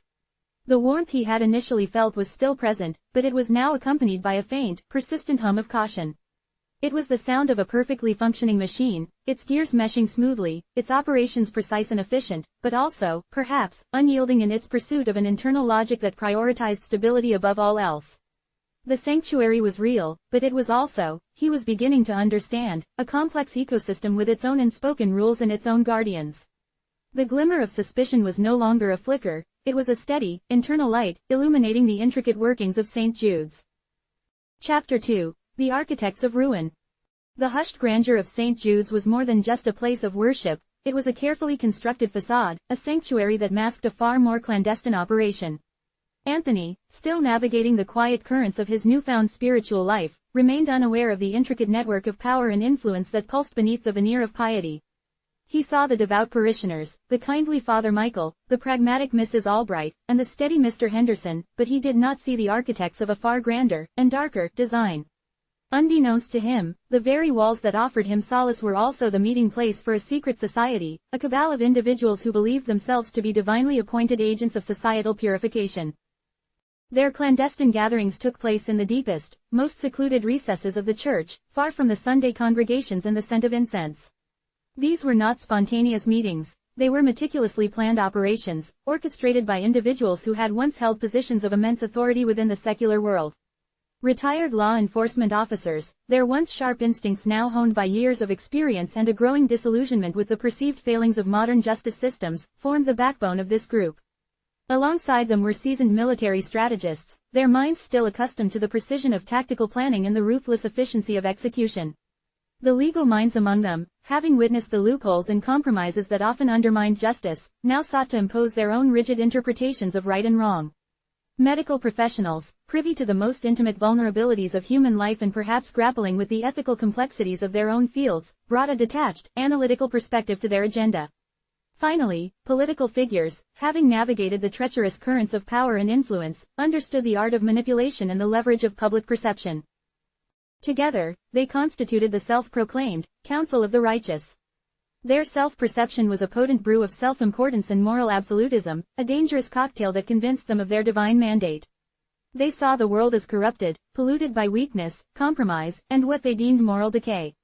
Their mission, as they saw it, was to cleanse society, to excise the rot and restore a perceived order, an order that invariably reflected their own deeply ingrained biases and prejudices. The tenets of forgiveness and grace, so central to the Christian faith they ostensibly practiced, were conveniently reinterpreted through the lens of their own harsh judgment. Forgiveness, in their minds, was earned through absolute adherence to their exacting standards, and grace was a privilege reserved for those who fit their narrow definition of righteousness. Their meetings were marked by an almost religious fervor, a shared conviction that their cause was not merely just, but divinely ordained. They spoke in hushed tones, their voices laced with the authority of their former professions, cloaked in the righteousness of their perceived mission. The sacred space of the church, with its inherent symbolism of purity and salvation, provided the perfect, and most ironic, backdrop for their operations. From this hallowed ground, they would meticulously plan their campaigns, not with prayers and scripture, but with strategic documents, intelligence reports, and carefully constructed justifications for their actions. They were not merely discussing societal ills, they were diagnosing them with a surgeon's precision and prescribing their own radical, and often brutal, remedies. The irony was palpable, yet entirely lost on them. They gathered in the house of God, ostensibly to serve a higher power, yet their actions were driven by a profound, and dangerous, hubris. They believed they were instruments of divine will, but in reality, they were merely human beings, fallen prey to the seductive allure of absolute power and the illusion of infallibility. Their righteousness was a performance, a meticulously crafted justification for a descent into a self-made purgatory, where they served as both judge and jury, executioner and savior. Within the hallowed halls of St. Jude's, beyond the sanctuary's stained glass windows and the resonant hymns, a different kind of congregation convened. This was a council not of the meek, but of the formidable, not of the humble, but of the supremely self-assured. They were the silent guardians of a hidden agenda, a cadre of individuals who had transitioned from serving the public to serving their own twisted interpretation of the divine. Their backgrounds were as diverse as they were distinguished. Former police chiefs who had seen the limits of the law, generals who understood the efficacy of decisive action, legal eagles who knew how to bend or break rules for a perceived greater good, physicians who detachedly analyzed the diseases plaguing society, and politicians who wielded influence like a finely tuned weapon. These were not men and women who sought absolution, they were those who believed they were already absolved, their past deeds, whatever they may have been, now rendered insignificant by the weight of their present, self-appointed mission. They gathered in the dim, unused corners of the church, the dusty archive rooms, the rarely visited bell tower, the seldom opened crypts, spaces that echoed with the weight of history and the stillness of forgotten things. The very architecture of St. Jude's, designed to inspire awe and reverence, now served as an ironically fitting stage for their machinations. The soaring ceilings amplified their pronouncements, the echoing stones seemed to validate their pronouncements, and the pervasive sense of sanctity lent an air of undeniable legitimacy to their clandestine deliberations. Their meetings were characterized by a chilling blend of detached pragmatism and fervent conviction. Conversations flowed seamlessly from the latest legislative maneuverings to the efficacy of certain psychological tactics, from the ethical considerations of medical intervention to the precise wording needed to sway public opinion. They analyzed societal trends with the cold calculation of a chess grandmaster, identifying weaknesses, anticipating reactions, and devising strategies to exploit them. The church, a bastion of compassion and forgiveness, became their strategic command center, a place where the sins of the world were not to be redeemed, but to be eradicated, judged, and, if necessary, purged. The concept of purification was central to their ideology. It was a term that resonated deeply within their ranks, each member interpreting it through the lens of their own expertise and their own deeply ingrained biases. For some, it meant the removal of individuals deemed morally or socially undesirable, the addicts, the criminals, the dissenters. For others, it meant the dismantling of institutions they perceived as corrupt or ineffective, regardless of the collateral damage. For a select few, it was a more abstract concept, a cleansing of the very fabric of society, a return to a puritanical ideal that existed only in their collective imagination. They did not see themselves as villains. On the contrary, they viewed themselves as saviors, as the last line of defense against a world spiraling into chaos. Their actions, however ruthless, were justified in their minds by the perceived enormity of the threat. They were willing to make the difficult choices, to bear the moral burden, to perform the necessary surgery, no matter how painful, to save the patient, society itself. The priests and congregants who bustled through the main halls, their minds occupied with hymns and sermons, were blissfully unaware of the dark forces at work just beyond the periphery of their vision, orchestrating a warped symphony of control and judgment from within the heart of their sacred space. The irony was not lost on Father Michael, though he likely suppressed it. He was the shepherd, and his flock, unbeknownst to him, included wolves in sheep's clothing, or rather, shepherds themselves, who wore the guise of piety while harboring a far more predatory agenda. He preached forgiveness, but his most influential parishioners were busy dissecting the world, preparing to judge and, perhaps, condemn. The stained glass windows, depicting scenes of divine mercy, cast a light that, for those who knew, illuminated not salvation, but a chilling, self-righteous brand of damnation. Their motives were a complex tapestry woven from threads of genuine concern, profound disillusionment, and a gnawing sense of personal inadequacy masked by an overwhelming need for control. They had spent their lives in positions of authority, accustomed to making decisions, to wielding power, and to seeing the tangible results of their actions. The perceived chaos and moral ambiguity of the modern world felt like a personal affront, a betrayal of the order and clarity they had once embodied. They saw the legal system as too lenient, the political landscape as too compromised, and the societal fabric as too frayed. Their solution was not to engage with the messiness of reality, but to impose their own rigid, black and white worldview upon it. The Church provided them with a powerful operational base, a place that offered both anonymity and a veneer of unimpeachable respectability. Who would suspect a group of esteemed retirees, meeting in the hallowed halls of St. Jude's, of orchestrating anything more sinister than a bake sale or a Bible study? This very ordinariness was their greatest asset, allowing them to operate in plain sight, their true purpose hidden behind a curtain of comforting routine. They were the ultimate paradox. Agents of societal disruption disguised as pillars of the community, driven by a twisted faith that justified their every calculated move. The meetings were fluid, evolving with each new challenge and each new perceived threat. They would begin with reports from various sectors, intelligence gathered from within government agencies, insights from legal circles, observations from the medical community, and analyses of public sentiment. Then, the discussion would pivot to strategy. How best to influence policy? How to discredit a particular movement? How to subtly remove an obstacle? These were not abstract discussions. They were practical, actionable plans, meticulously crafted with the precision of a surgical strike. The language they used was often coded, a form of internal jargon that further insulated them from the outside world. Phrases like recalibration, containment, and sterilization were used not in a medical or military context, but in reference to their broader societal ambitions. The council's influence extended far beyond the walls of St. Jude's. Their members, through their extensive networks, could subtly manipulate public discourse, influence legislative outcomes, and even shape judicial decisions. They were the invisible hand guiding the narrative, the quiet force steering the ship of society towards their own meticulously designed harbor. Their righteousness was a weapon, wielded with precision and conviction, leaving little room for doubt or dissent. They were the architects of ruin, not in the sense of outright destruction, but in the insidious dismantling of established norms and the reconstruction of society according to their own unforgiving design, all from the very place that preached love, mercy, and redemption. They operated with a profound belief in their own exceptionalism. They were the few who truly understood, the enlightened few who could see the rot and were willing to take the necessary, unpleasant steps to excise it. This sense of superiority blinded them to the inherent hypocrisy of their actions. They preached morality while engaging in deceit, championed justice while employing manipulation, and claimed divine guidance while succumbing to the basest human impulses, pride, control, and a lust for power.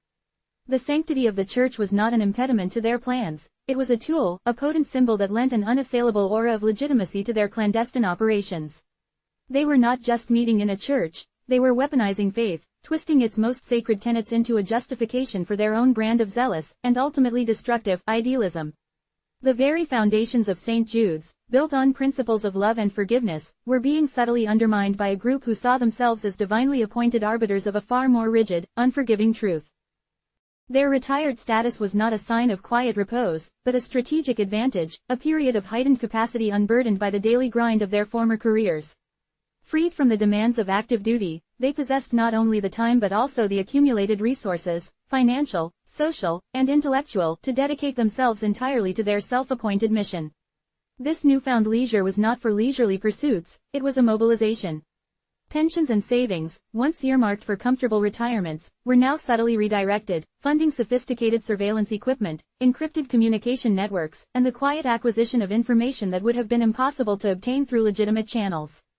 The decades spent honing their skills in law enforcement, military strategy, jurisprudence, medicine, and politics had forged them into instruments perfectly calibrated for a world they now deemed in desperate need of their decisive, unsparing intervention.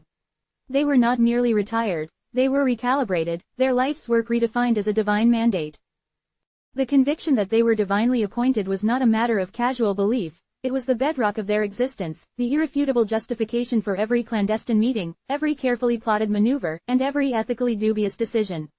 They saw the world not as a complex tapestry of human imperfection, but as a diseased organism requiring radical surgery. Their retirement afforded them the luxury of time to contemplate this perceived contagion, to diagnose its myriad symptoms, what they considered moral laxity, societal decay, and the insidious spread of what they labeled as dangerous ideologies. In their insulated deliberations, the whispers of doubt were systematically silenced, replaced by the thunderous pronouncements of divine approval. They were the chosen few, the enlightened custodians of a sacred task, tasked with ushering in an era of purity, a veritable utopia sculpted from the ashes of the present. This belief system, deeply ingrained and fiercely defended, allowed them to transcend the mundane constraints of human morality, to view their actions not as transgressions but as necessary sacrifices on the altar of a higher purpose. They were not simply acting. They were fulfilling a prophecy, their own self-made prophecy, etched in the stone of their unwavering certainty. Their self-imposed moral code was a labyrinth of paradoxes, a twisted logic that allowed them to navigate the treacherous terrain of their ambitions without succumbing to what they perceived as the weakness of conventional ethics. For them, cruelty was not an act of malice, but a form of surgical precision, a necessary cauterization of a festering wound. Deception was not a sin, but a strategic tool, an essential component in the art of dismantling the corrupt and the impure. The suffering they inflicted, though undeniable and often profound, was merely a temporary discomfort, a prelude to the glorious, divinely ordained future they were diligently constructing. The undesirables they targeted, those who deviated from their narrow definition of societal norms, those who embraced lifestyles or held beliefs that clashed with their rigid doctrines, were not viewed as fellow human beings deserving of empathy, but as contaminants, agents of chaos whose removal was essential for the health of the collective. This chilling detachment, this ability to dehumanize their targets, was a testament to the power of their self-delusion. They truly believed they were engaged in a holy war, a cosmic battle between good and evil, and in such a conflict, the rules of engagement were dictated by the divine, not by the flawed moral compass of man. Their actions, however horrific, were therefore not only permissible but commendable, each act of purification a step closer to the heavenly kingdom they envisioned on earth. The sheer volume of time available to these individuals was a formidable asset. Freed from the constraints of the professional world, their days were no longer dictated by alarm clocks and performance reviews, but by the relentless pursuit of their agenda. This abundance of leisure allowed for an almost obsessive dedication. They could spend days poring over obscure historical texts to find precedents for their actions, weeks tracking the movements of a single individual they deemed a threat, or months meticulously planning the subtle manipulation of public opinion through carefully placed articles or anonymously funded campaigns. Their former lives had demanded a certain efficiency, a focused application of skills to achieve specific, often short-term, goals. Now, their objectives were long-term, their strategies intricate, and their patience seemingly inexhaustible. This was not the leisure of retirement, it was the unceasing labor of zealots, their every waking hour dedicated to the eradication of perceived impurities. They developed intricate routines, cycles of surveillance, analysis, and discrete action, punctuated by their clandestine meetings within the hallowed, and ironically secure, confines of St. Jude's. The Church, with its hushed reverence and its air of unimpeachable sanctity, became their operational headquarters, a silent witness to their unholy crusade.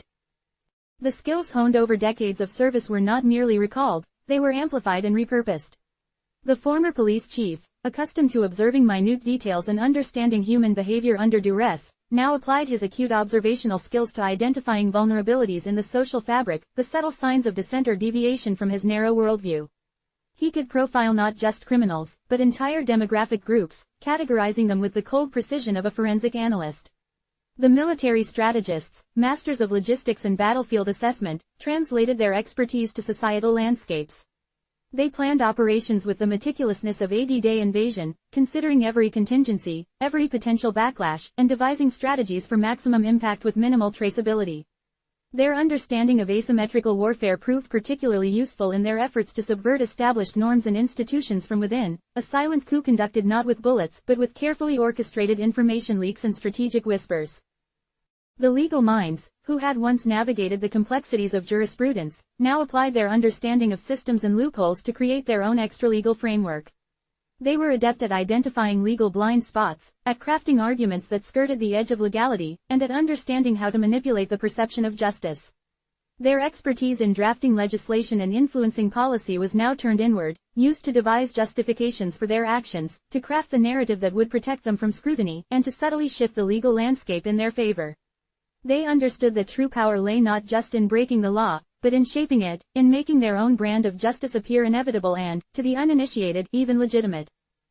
The medical professionals, often privy to the most intimate and vulnerable aspects of human life, brought a chillingly detached perspective.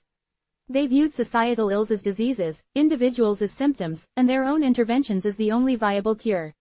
This detached analysis allowed them to compartmentalize the human cost of their actions, to see suffering not as an emotional burden, but as a quantifiable metric in their grand experiment. Their knowledge of human physiology, of psychological vulnerabilities, and of the ethical quandaries of life and death provided them with a unique toolkit for manipulation and control. They understood how to exploit fear, how to induce despair, and how to frame their drastic measures as the only possible remedy for an incurable condition. Finally, the politicians, seasoned in the art of persuasion, manipulation, and the subtle wielding of power, were the architects of their public face, the masters of crafting narratives and influencing public perception. They understood how to leverage public anxieties, how to exploit existing divisions, and how to create the illusion of consensus where none existed. Their ability to frame issues, to control the discourse, and to strategically deploy information, or disinformation, was crucial to maintaining the secrecy of their operations and justifying their existence in the eyes of a society they so actively sought to reshape. They were the masters of the subtle art of influence, capable of turning public opinion like a ship at sea with the barest whisper of suggestion.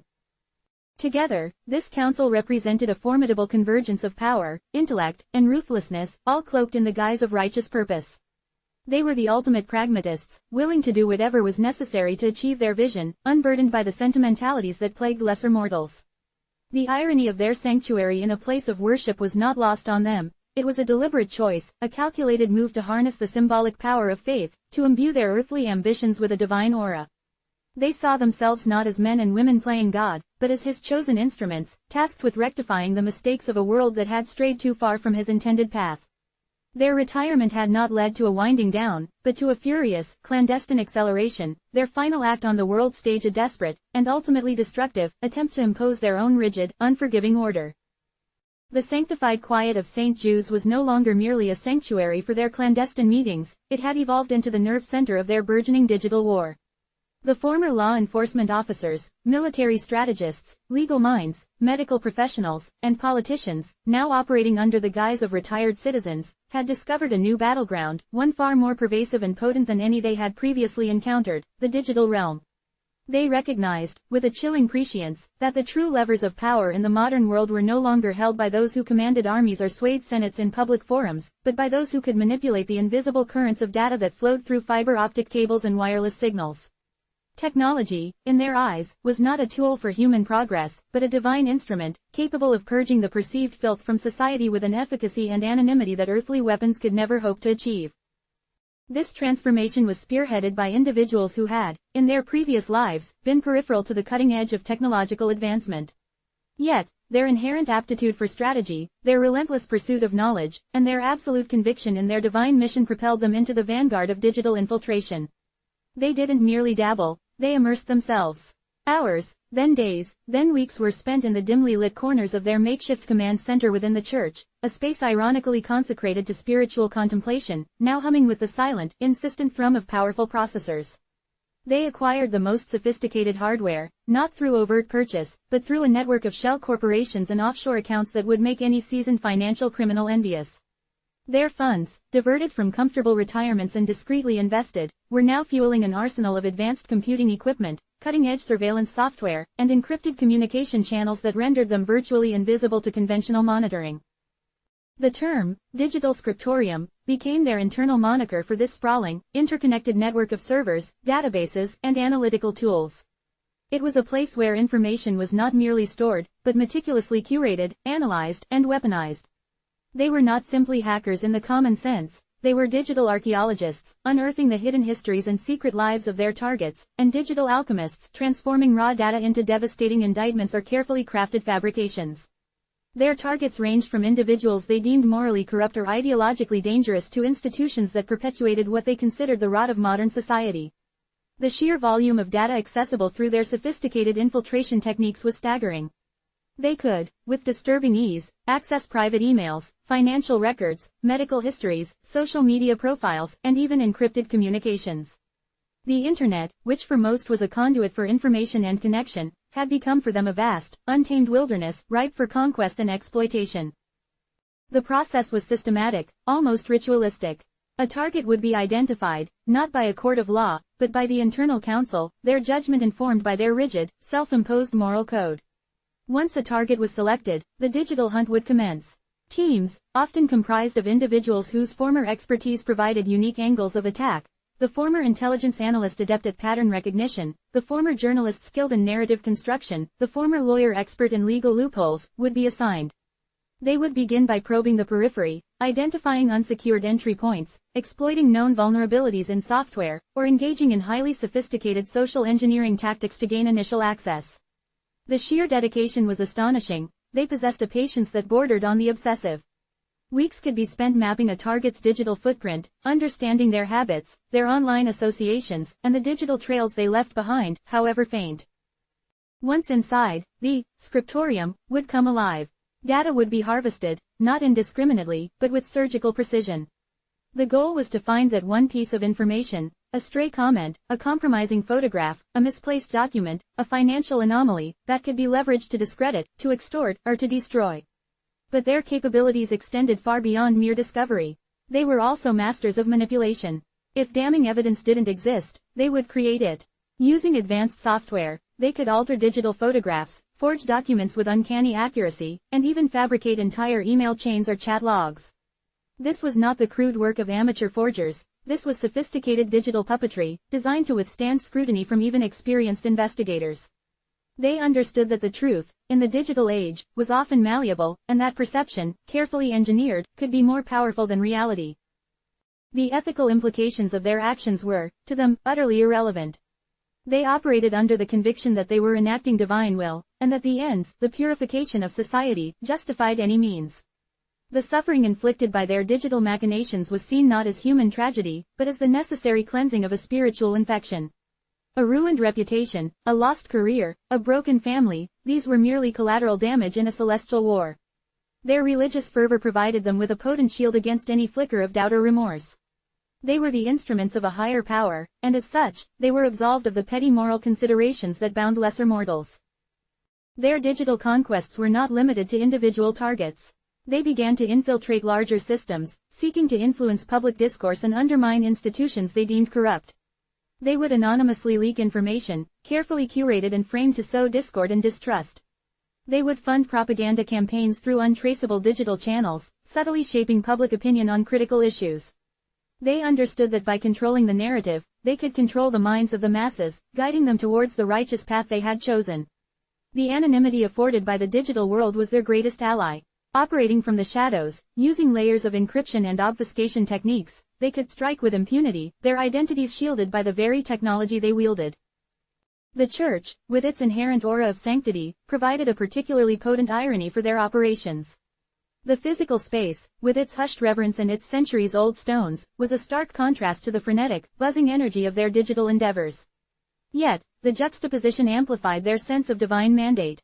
They were, in their minds, bringing God's judgment into the modern world, using the very tools of the secular age to enforce a spiritual order. The servers hummed within the quiet cloisters, the glow of monitors reflecting off stained glass windows, a silent testament to their blasphemous crusade. The digital scriptorium was not just a network of computers, it was a testament to their absolute conviction, a physical manifestation of their unwavering belief in their divinely appointed role as architects of a new, purified world, built not with brick and mortar, but with code and keystrokes.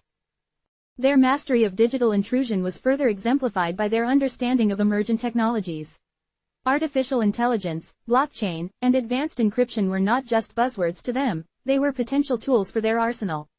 They invested heavily in understanding and, where possible, acquiring or developing proprietary AI systems that could sift through vast datasets at speeds far exceeding human capability, identifying correlations and vulnerabilities that would otherwise remain hidden.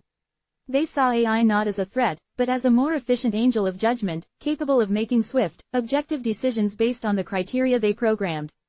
Similarly, they explored the potential of blockchain technology, not for its transparent ledger capabilities, but for its ability to create immutable records and untraceable transactions, further solidifying their anonymity and the permanence of their digital manipulations. They were constantly adapting, constantly innovating, their digital scriptorium evolving with the very landscape of technology itself, a ceaseless engine of digital purification. The former politicians within the group were particularly instrumental in navigating the complex legal and regulatory frameworks surrounding data privacy and cybersecurity. They understood how to exploit loopholes, how to operate in jurisdictions with lax enforcement, and how to create the illusion of legitimacy for their data acquisition. They would craft meticulously worded privacy policies for their front organizations, designed to be deliberately confusing, thus granting them broad permissions that went unnoticed by the average user.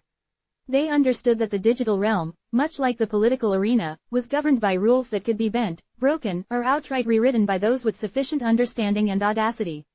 Their expertise in public relations was also vital, not for managing their own image, but for strategically disseminating the information, or misinformation, they generated. They knew how to craft a compelling narrative, how to leverage media outlets, both mainstream and fringe, to amplify their message and influence public perception, all while remaining in the shadows, the invisible hand guiding the digital tide. The medical professionals brought a unique, chilling perspective to their data acquisition. Their understanding of human psychology, of vulnerabilities, and of the intimate details of life allowed them to exploit emotional triggers and behavioral patterns with unnerving precision. They could identify individuals struggling with addiction, mental health issues, or personal crises, and use this knowledge to predict behavior, to manipulate decisions, or to simply leverage their deepest fears. The data harvested was not just personal, it was often deeply sensitive, detailing anxieties, insecurities, and past traumas. This information was treated not with empathy, but as another data point, another variable in their complex equations of social engineering. The ethical boundaries that a doctor would normally uphold in a therapeutic setting were completely abandoned, replaced by the cold, calculating logic of their grand design. They saw the human psyche as another system to be understood and exploited, its vulnerabilities laid bare by the unblinking gaze of their digital scriptorium. The sheer scale of their operation was a testament to their dedication and their belief. They had built a shadow infrastructure that rivaled that of nation-states, a digital empire operating outside the purview of any earthly authority. Their motives, cloaked in religious fervor, were ultimately rooted in a profound and dangerous intolerance.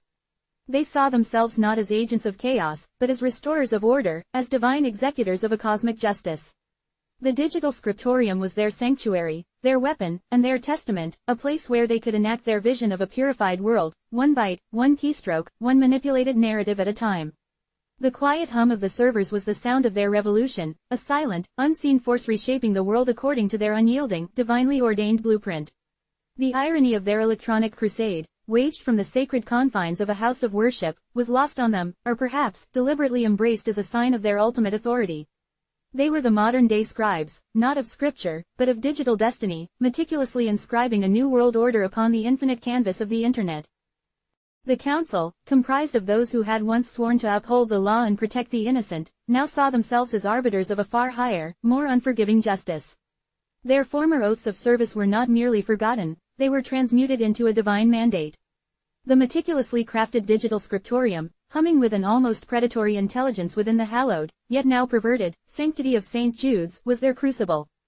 Here, in the eerie glow of server racks and the silent dance of algorithms, they identified the sinners, not those who had transgressed against earthly laws, but against their own hyper-vigilant, self-imposed moral code. These were the lazy, wasted scumbags of their lexicon, individuals whose lives, in the architect's eyes, were a testament to moral decay and a drain on the divine order they sought to restore. Their definition of sin was not confined to grand transgressions, it was a granular, often petty, obsession. Lust, greed, idleness, these were the cardinal vices that flagged a soul for purgation. A misplaced purchase on a credit card, a fleeting online flirtation, a period of unemployment or perceived lack of ambition, these minor ripples in the ocean of human imperfection were magnified, twisted, and weaponized into instruments of utter destruction. They possessed an almost surgical precision in their ability to uncover, or more disturbingly, to fabricate, the evidence of these perceived failings. The Internet, a vast repository of human interaction, became their confessional, their grand jury, and their executioner, all rolled into one. Consider the case of Arthur Pendleton, a middle-aged accountant whose life had been a tapestry of quiet routine. Arthur was not a criminal, nor a public figure of any notoriety. His transgressions, as identified by the architects, were subtle and, to any outside observer, entirely venial. He had, according to their digital forensic analysis, engaged in an online subscription service for a niche adult entertainment website. This, in their judgment, was proof of uncontrollable lust, a fundamental failing of moral fiber.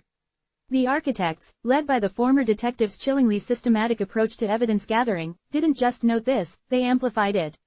They meticulously documented every transaction, cross-referenced it with Arthur's browsing history, meticulously scrubbed and pieced together from fragmented logs and cached data, and painted a picture of a man consumed by base desires, neglecting his responsibilities.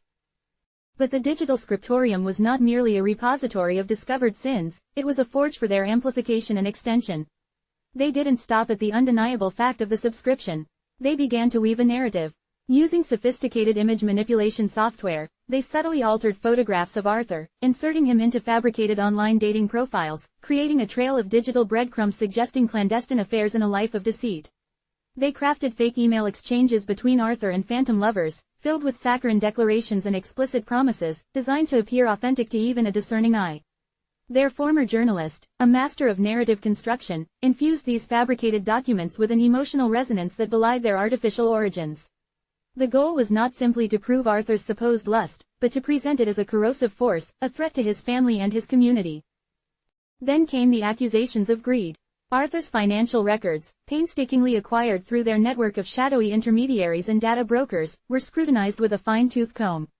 A minor discrepancy, an overlooked tax deduction, a modest investment in a speculative venture, all were reinterpreted through the lens of avarice. They created a fictional offshore account, complete with forged bank statements, suggesting a secret hoard of ill-gotten gains, a betrayal of his employer and his civic duty. The former politician's expertise in financial obfuscation proved invaluable here, allowing them to present their fabricated evidence with a veneer of financial legitimacy, making it appear as though Arthur was engaged in complex, illicit money laundering schemes. The sheer volume of data, both real and fabricated, created a deafening roar of accusation that drowned out any possibility of rational defense. The final indictment was idleness. Arthur, though employed, had taken a brief, legitimate leave of absence due to a family illness. The architects twisted this period of familial responsibility into evidence of his sloth. They monitored his social media activity during this time, noting any instances of leisure, however innocent, a shared meal with a relative, a brief scroll through news feeds, and presented these as proof of his shirking of duty, his utter lack of drive. They even fabricated forum posts from anonymous accounts, complaining about Arthur's perceived lack of commitment to his work, further reinforcing the narrative of his fecklessness. The former military strategist, adept at identifying weaknesses and exploiting them, ensured that every facet of Arthur's life was attacked, leaving no stone unturned, no vulnerability unexploited. The sentence was delivered with the swift, brutal finality characteristic of their operation. Without due process, without a trial, without even the knowledge of his accusers, Arthur Pendleton's digital life was systematically dismantled. The fabricated evidence was anonymously leaked to his employer, his family, and a carefully selected network of online gossip sites and tabloid blogs. The ensuing scandal was swift and devastating. His employer, pressured by the fabricated evidence and the public outcry, terminated his employment. His family, confronted with the seemingly irrefutable proof of his infidelity and financial deceit, fractured under the weight of shame and betrayal. His reputation, once a quiet testament to a life lived without overt controversy, was shredded into an unrecognizable mess. Arthur, a man whose only real crime was to exist in a world of digital vulnerability, was utterly ruined, a victim of a technologically sophisticated, morally bankrupt, and religiously fanatical tribunal. This was not an isolated incident. The digital scriptorium was a well-oiled machine, its gears meshing seamlessly to identify, judge, and destroy. Their targets were often those who existed on the fringes, those whose digital footprints were less robust, or those whose personal lives contained minor indiscretions that could be easily magnified. The young artist, struggling to make ends meet, who occasionally accepted cash payments to avoid taxes, a minor evasion, often overlooked by authorities, was flagged for rampant greed. The architects manufactured evidence of larger-scale tax fraud, leaking carefully doctored documents that suggested millions in undeclared income.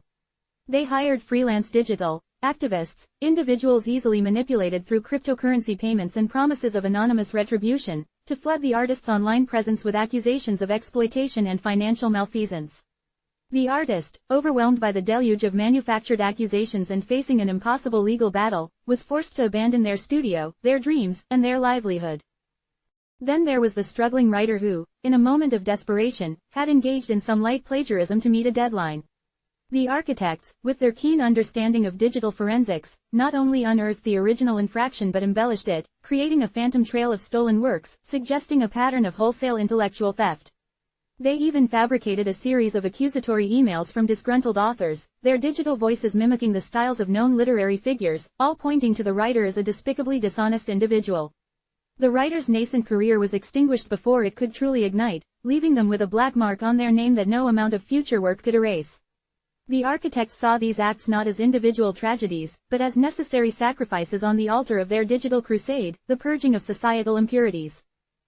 The former medical professionals within the group played a particularly insidious role in identifying and exploiting vulnerabilities.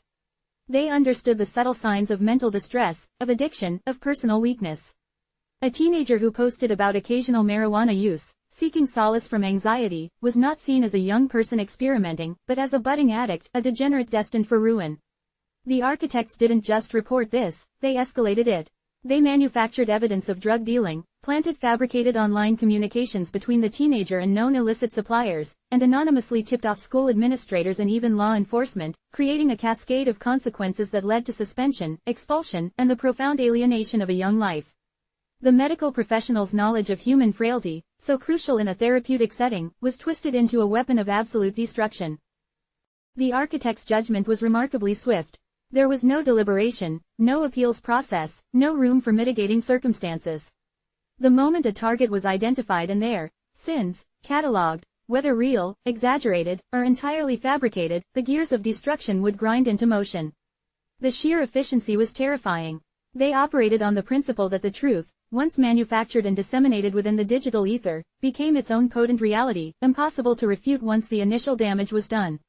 The lives they shattered were not considered casualties, but simply the collateral damage in their divine mission, the chaff being separated from the wheat. Their conviction in their righteousness was absolute, an unshakable faith that shielded them from any flicker of remorse.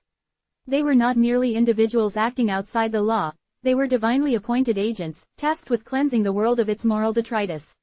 The digital realm, with its anonymity and its boundless reach, provided them with the perfect instrument for this purification. They saw themselves as surgeons, excising the rot from the body politic, and the digital scriptorium was their operating theater, where lives were dissected and discarded with cold, calculated precision. The quiet hum of the servers was the steady heartbeat of their crusade, a relentless, unseen force reshaping the world according to their own warped, self-righteous vision. The irony of their holy war waged in the digital shadows, from a place of supposed sacredness, was a testament to the depth of their delusion, their transformation from guardians of law to architects of ruin.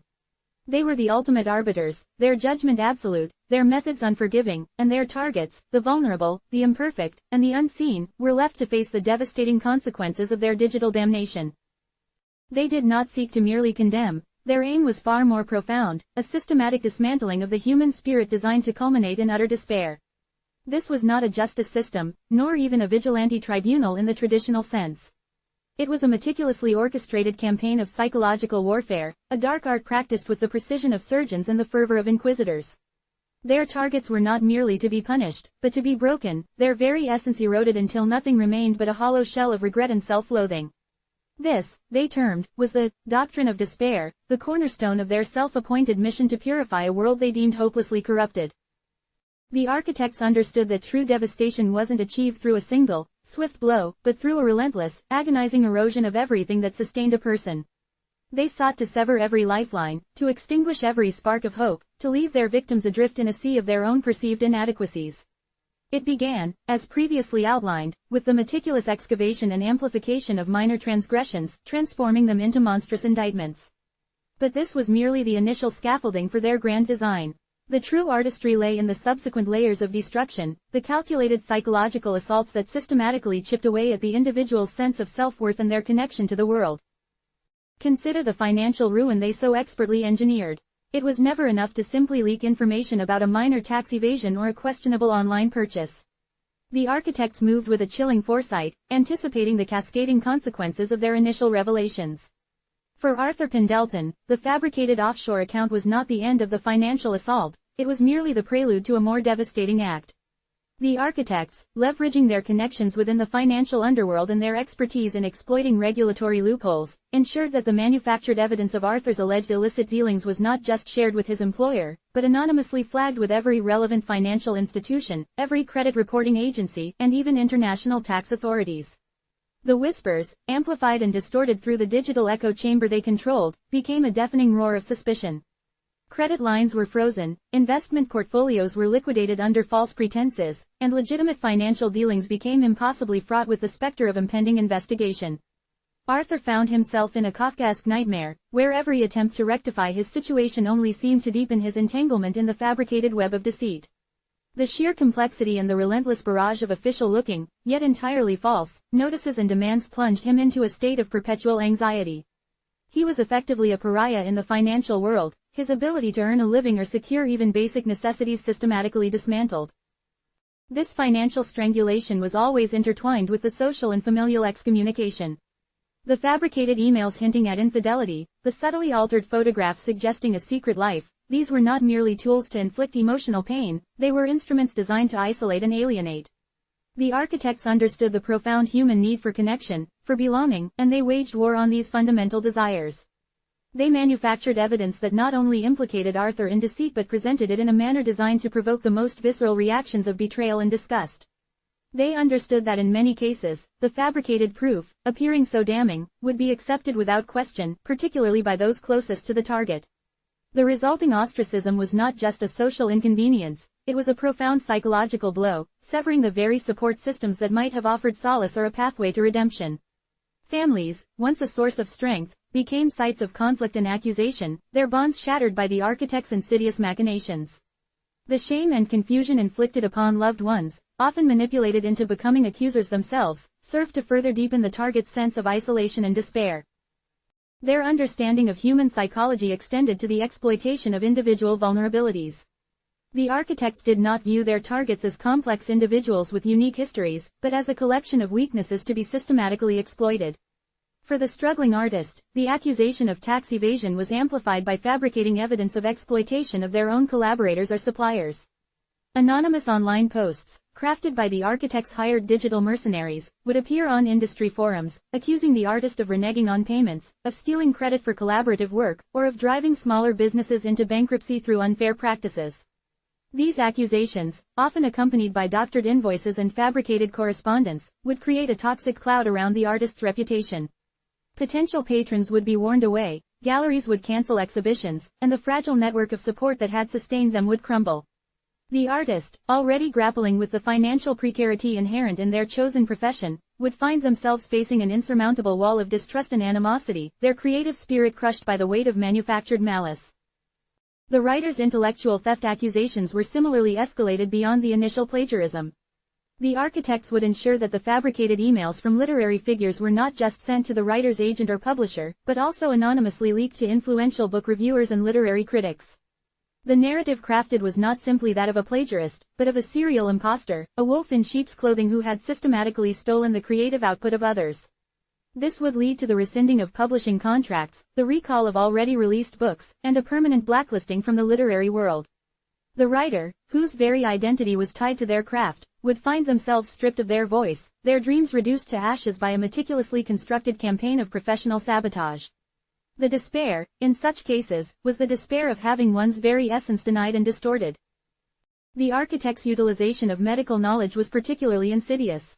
They understood that individuals struggling with mental health issues or addiction were often more susceptible to manipulation and psychological distress.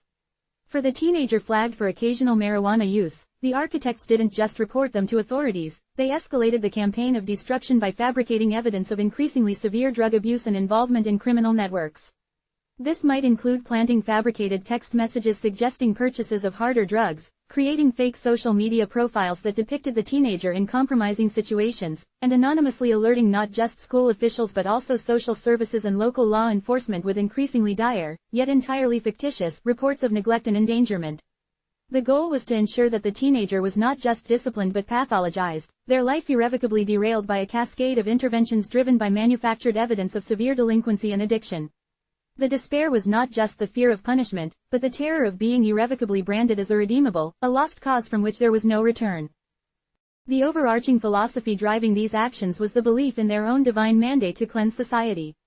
They saw themselves not as perpetrators of evil, but as instruments of a higher, albeit brutally severe, justice. Their victims were not innocent individuals caught in a maelstrom of misfortune, but undesirables, individuals whose perceived moral failings represented a stain on the fabric of creation. This warped theological underpinning provided them with a profound sense of justification, a shield against any potential pangs of conscience. Each act of destruction was, in their eyes, a righteous deed, a necessary sacrifice on the altar of purification. The suffering they inflicted was not viewed as suffering at all, but as a form of spiritual surgery, painful but ultimately beneficial for the collective good.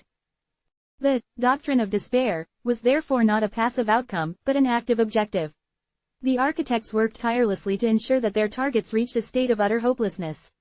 This was achieved through the calculated removal of all perceived avenues of escape or redemption. When a victim attempted to explain, to defend themselves, their pleas were drowned out by the cacophony of fabricated evidence. When they sought legal recourse, their lawyers were either intimidated, discredited, or fed misleading information by the architects' network. When they reached out for support, their loved ones were either too distant, too ashamed, or too convinced of their guilt, thanks to the pervasive disinformation. The architects understood that despair thrived in isolation, in the absence of any perceived light at the end of the tunnel. The ultimate aim was often self-destruction, not as a direct action by the architects, but as the inevitable consequence of their meticulous engineering of hopelessness. They believed that by driving individuals to such profound despair that they chose to end their own lives, they were not committing murder, but facilitating a final, albeit tragic, act of self-purification. The suicide of a target, in their twisted logic, was a testament to the irrefutable nature of their guilt, a final, damning admission of their unworthiness. This grim perspective allowed them to absolve themselves of any direct responsibility, further cementing their self-perception as righteous agents of a higher power. They were not murderers, they were simply facilitators of divine judgment, their digital scriptorium an instrument of celestial will. The architects' ability to operate with such impunity stemmed from their mastery of the digital realm. They understood that in the modern age, reputation, livelihood, and social standing were inextricably linked to one's online presence. By manipulating this digital landscape, they could dismantle a life with far greater efficiency and less risk than any conventional form of violence. The anonymity of the internet provided them with a cloak of invisibility, allowing them to unleash their destructive capabilities without fear of reprisal. They operated from the shadows, their true identities masked, their motives opaque, leaving their victims bewildered and defenseless against an enemy they could not comprehend, let alone confront. The constant, insidious hum of the servers within St. Jude's was the silent symphony of their crusade, a testament to their unwavering commitment to purging the world, one shattered soul at a time, according to their own immutable, and profoundly terrifying, doctrine. Chapter 3. The Web Titans. The digital tendrils of the organization, unseen and unfelt by their intended victim, began to probe the vast expanse of Anthony's online life. It was not a search for grand sins or overt transgressions, but a far more insidious hunt for the almost imperceptible. They were not looking for a confession, but for a seed of doubt, a chink in the armor of his perceived righteousness, which they could then water and cultivate into a monstrous vine of condemnation. His browsing history, a typically mundane tapestry of information gathering, professional research, and fleeting moments of entertainment, became the fertile ground for their meticulously planned defamation. Anthony, like most individuals in the modern age, navigated the digital currents with a degree of casualness, unaware that every click, every query, every shared meme, was a potential piece of evidence in a trial he did not know he was facing. The architects of despair, with their specialized tools and unwavering patience, sifted through this digital detritus, not with the hurried impatience of a casual observer, but with the clinical precision of a forensic pathologist examining a crime scene. They were looking for anomalies, for patterns that could be reinterpreted through their own distorted lens of morality. It began with a series of seemingly innocuous forum interactions. Anthony, a man with a deep-seated interest in historical architecture, had occasionally participated in online discussions about restoration projects and architectural design. These were often highly technical, involving discussions of structural integrity, material sourcing, and the finer points of period-appropriate detailing. However, within these exchanges, the architects identified a specific thread that, to their warped sensibilities, veered into territory deemed improper. The discussion had veered towards the aesthetic appreciation of classical sculptures, a topic that, in the hands of Anthony's accusers, could be twisted into an endorsement of overtly sensual forms. A casual comment on the robustness of a particular marble carving, intended as a purely artistic observation, was meticulously extracted, stripped of its context, and reframed as a covert expression of carnal desire. The architects meticulously documented the date, time, and IP address, marking it as Exhibit A in their burgeoning case against him. Further digging unearthed more incriminating evidence. Anthony, in his capacity as a project manager for a construction firm, often received unsolicited marketing materials and newsletters from various suppliers. Among these were newsletters from companies specializing in interior design and home furnishings.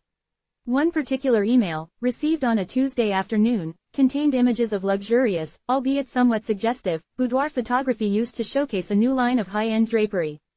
Anthony, distracted by an urgent work call, had momentarily scrolled through the email, his eyes lingering for perhaps a fraction of a second longer than strictly necessary on an image featuring a model reclining on a velvet chaise lounge. This fleeting glance, this infinitesimal pause in his otherwise focused workday, was interpreted by the architects as a deliberate act of voyeurism, a window into a hidden proclivity for lewdness.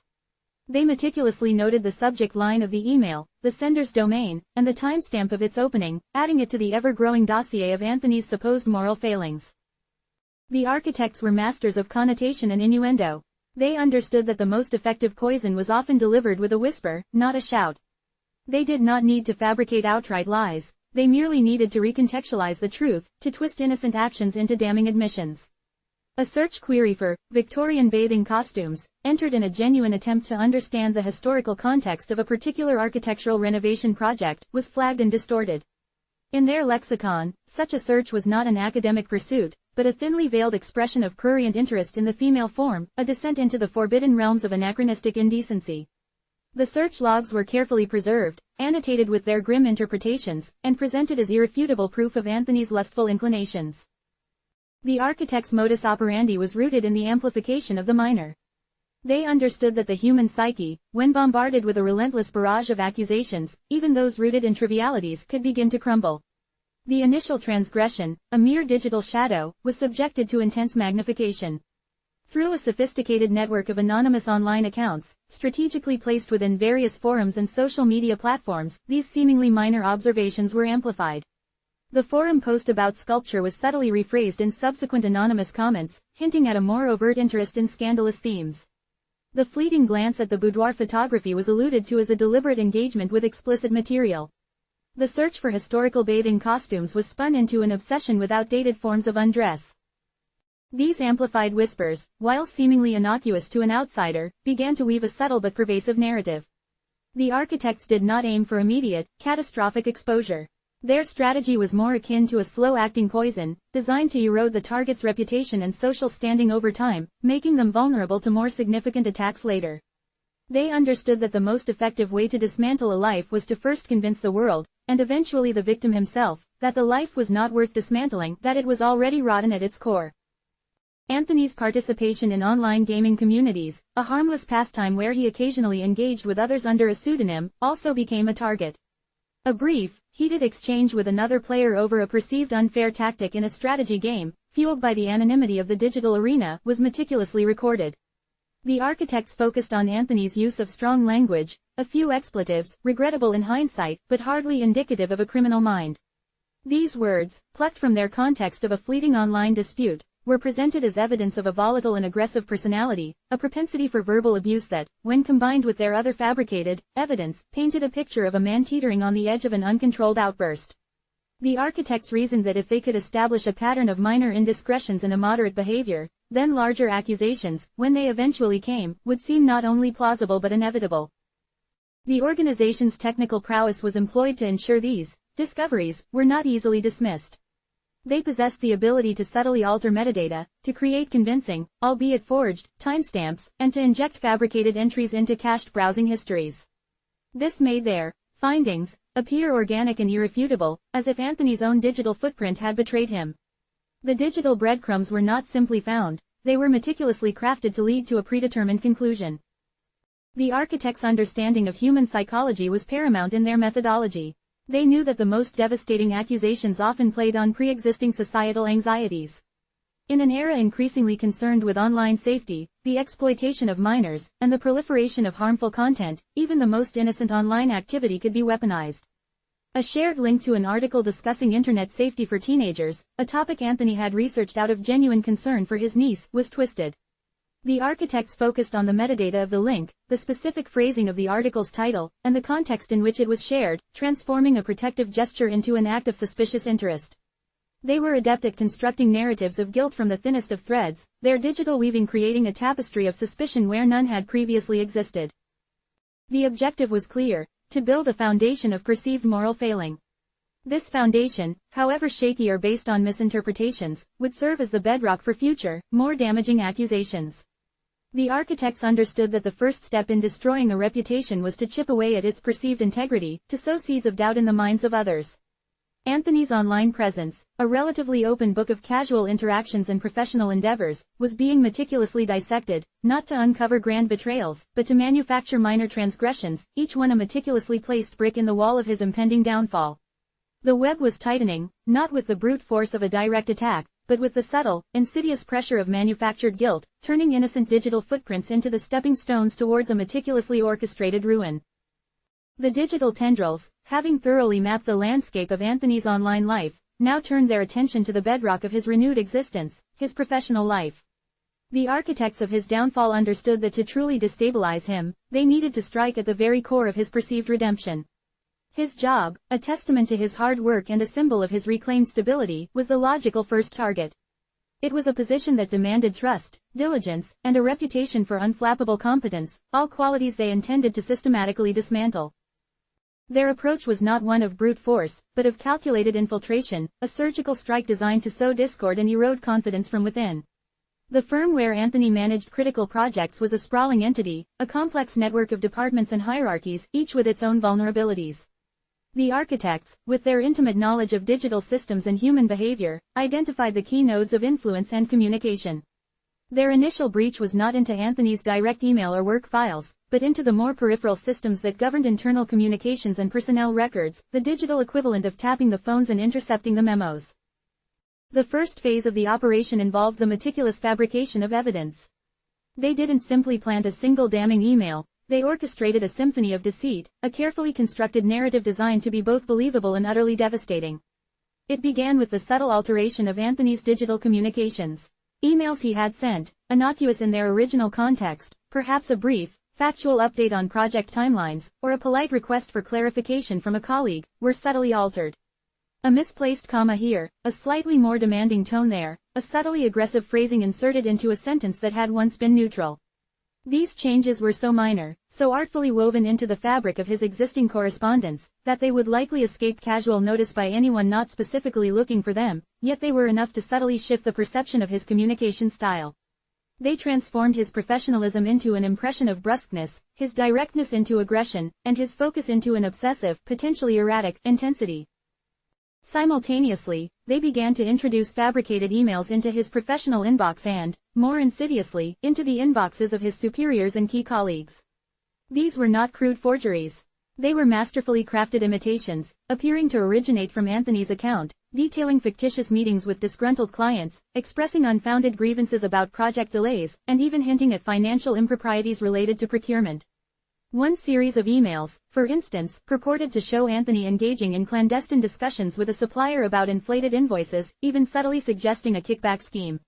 The language used was carefully chosen, reflecting the industry jargon and the specific communication patterns of the firm, making them appear authentic to anyone familiar with Anthony's professional environment. The timestamps were meticulously manipulated to align with his known work hours, and the content was designed to prey on common anxieties within the corporate world: the fear of financial loss, the dread of client dissatisfaction, and the ever-present specter of fraud. The impact of these fabricated communications was amplified by a more direct assault on his performance records. The architects gained access to the firm's human resources database, a secure system meant to track employee performance, training records, and disciplinary actions. Here, they worked with the same precision they applied to digital manipulation. Anthony's impeccably maintained performance reviews, once a testament to his dedication and skill, were subtly altered. Minor areas for improvement, perhaps a suggestion for enhanced team-building skills, were exaggerated into critical shortcomings. Positive feedback was rephrased to sound lukewarm, and objective achievements were subtly downplayed or reframed as the result of luck rather than skill.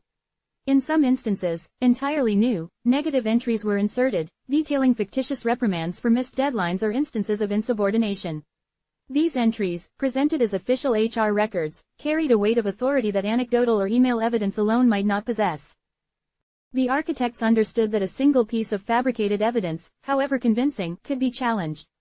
Their strategy was to create a tidal wave of seemingly corroborating facts that would leave little room for doubt.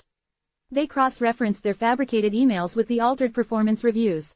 An email hinting at financial impropriety was paired with a subtly revised performance review that mentioned concerns regarding fiscal oversight.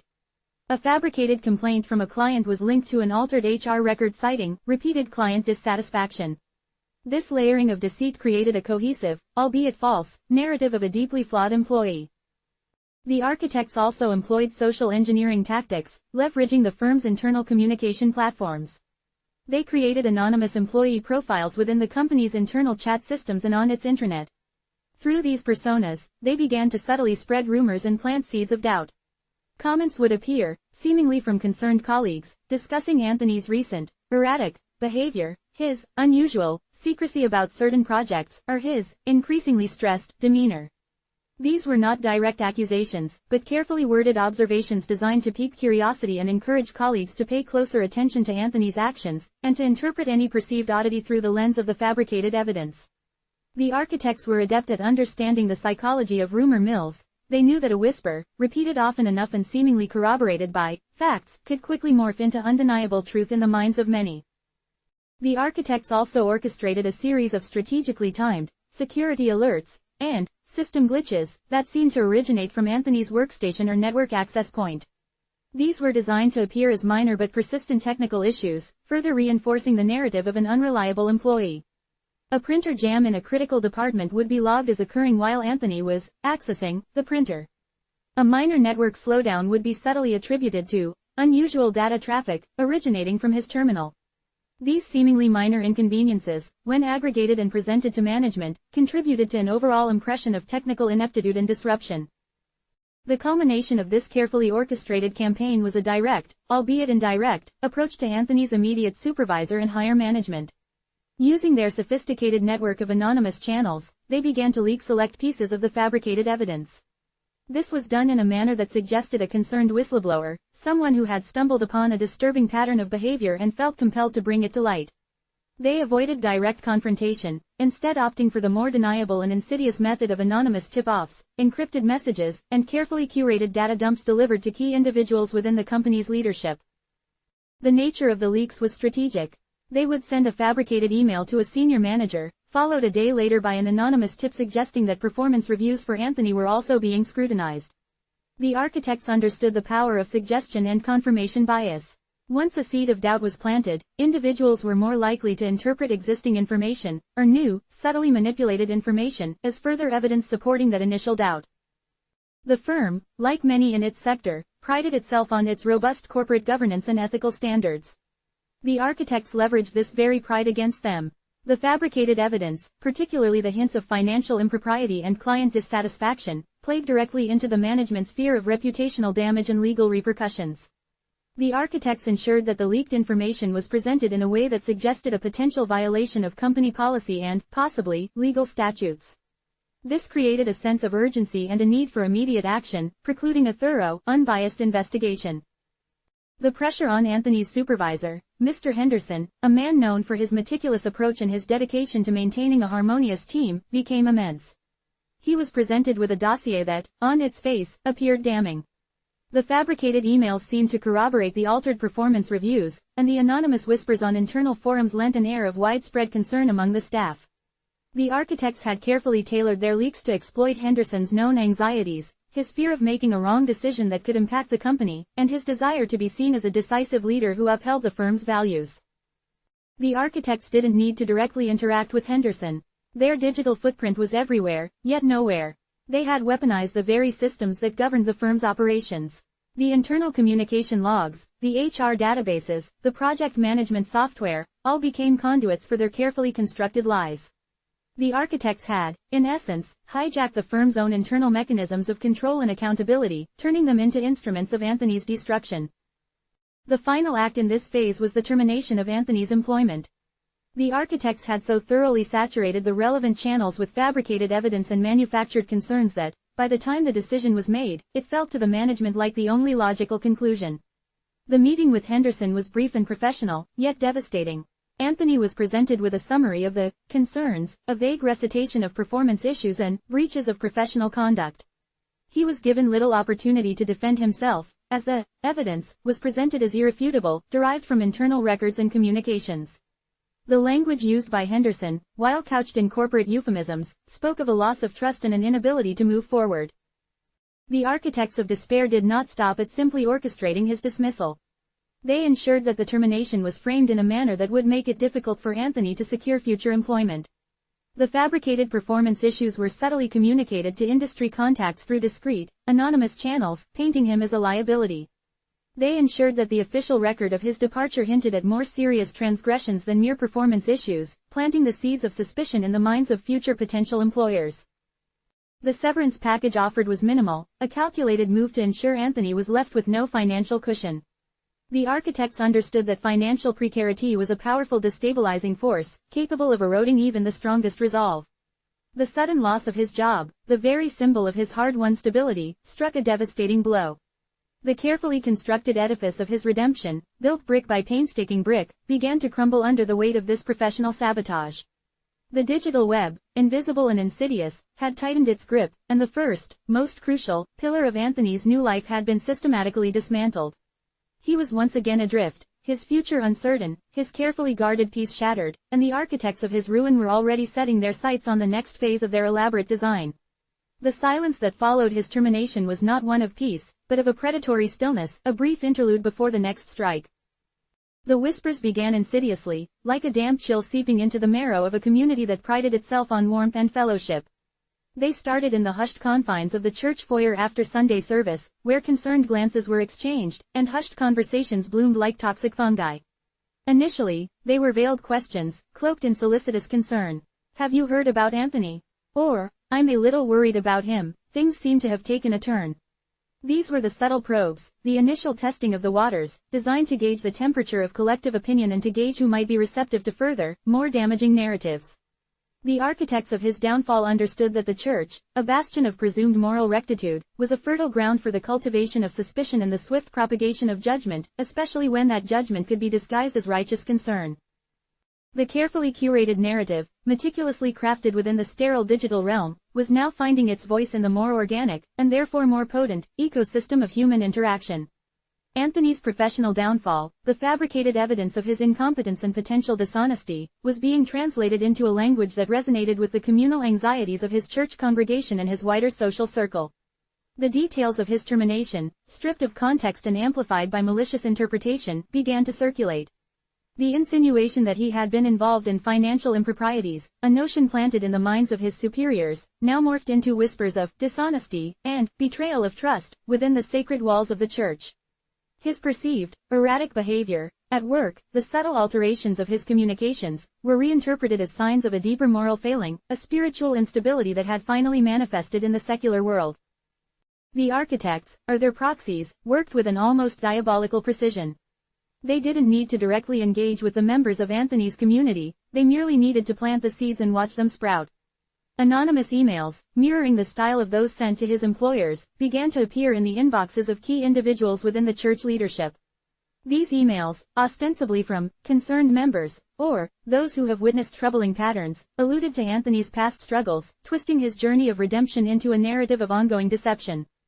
His periods of difficulty, once seen as chapters in a story of resilience, were now framed as evidence of a deeply ingrained flawed character, a propensity for falling back into old, destructive habits. They spoke of his recent distance from certain church activities, not as a consequence of his demanding new job, but as a deliberate withdrawal, a sign that he was hiding something. The carefully orchestrated digital sabotage provided the ammunition. A fabricated email hinting at a disagreement with a client was reinterpreted as a heated argument and unprofessional conduct that had been overheard by someone who felt it was their duty to report. The subtly altered performance reviews, mentioning concerns regarding fiscal oversight, were twisted into accusations of misappropriation of funds or shady dealings. These were not direct accusations, but insidious suggestions, designed to lodge themselves in the minds of listeners and fester. The beauty of the rumor mill, as the architects understood it, was its self-perpetuating nature. Once a narrative took hold, it gained momentum, embellished and distorted with each retelling, often becoming more potent and believable than the original fabrication. Anthony's friends, those who had stood by him during his darkest hours, found themselves caught in a confusing and painful crossfire. They were not immune to the insidious spread of these rumors. The same people who had once offered words of encouragement and support now began to exhibit a new hesitancy, a subtle withdrawal. A planned coffee meeting might be postponed with a vague excuse. A casual invitation to a social gathering might go unanswered. The architects had been careful to ensure that the whispers were not confined to extreme elements of the community. They had carefully targeted individuals who held positions of influence, or those known for their gossip, ensuring that the message would reach a broad spectrum of Anthony's social network. Consider, for instance, the case of Mrs. Gable, a woman known for her piety and her influential position within the church's benevolent committee. An anonymous email, appearing to be from a fellow committee member, detailed fabricated concerns about Anthony's financial stability and his alleged lack of transparency regarding his personal affairs. The email subtly alluded to the possibility of him seeking financial assistance under false pretenses, a notion designed to prey on the committee's charitable instincts while simultaneously sowing seeds of distrust. Mrs. Gable, a woman who prided herself on her discernment and her ability to protect the church's resources, began to view Anthony through a new, suspicious lens. Her conversations with other members would often start with a sigh, poor Anthony, followed by a carefully worded caveat, I just hope he's truly turned over a new leaf. Some things are hard to shake. This was the subtle erosion, the planting of doubt that undermined years of rebuilt trust. The architects also leveraged the natural human inclination to seek patterns, to connect disparate dots, even when those dots were intentionally misleading. A period of personal stress, perhaps brought on by the loss of his job, was reinterpreted as evidence of his underlying instability. A brief period of withdrawal, a natural reaction to the immense pressure he was under, was spun as a deliberate attempt to avoid accountability. They understood that people were more likely to believe negative information about someone who had a past, particularly when that past had involved struggles.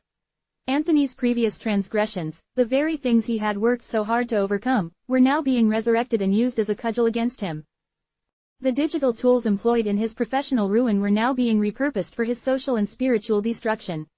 Anonymous social media accounts, created with the same meticulous attention to detail as the professional forgeries, began to appear, ostensibly belonging to disgruntled former colleagues or acquaintances. These accounts would share vague but pointed comments, linking to articles about corporate fraud or ethical breaches, subtly implying that Anthony was somehow connected. They would, like, posts that questioned integrity and expressed skepticism about second chances. These were not direct attacks, but calculated nudges, designed to influence the perception of anyone who might stumble upon them, and then, inevitably, to filter into community conversations. The carefully constructed narrative of his professional failure was then interwoven with veiled criticisms of his character. Whispers would emerge about his lack of humility, or his prideful demeanor, interpretations of his professional assertiveness that had been subtly twisted through the digital alteration of his communications. A direct and concise email, once a hallmark of his efficient communication, was now framed as arrogance. A well-reasoned argument, presented with confidence, was characterized as an unwillingness to listen to others. The architects had mastered the art of recontextualization, taking Anthony's established positive traits and twisting them into perceived flaws. The impact was palpable. Invitations to men's group meetings dwindled. His name, once frequently mentioned in discussions about community outreach programs, began to be conspicuously absent. Even casual encounters became strained.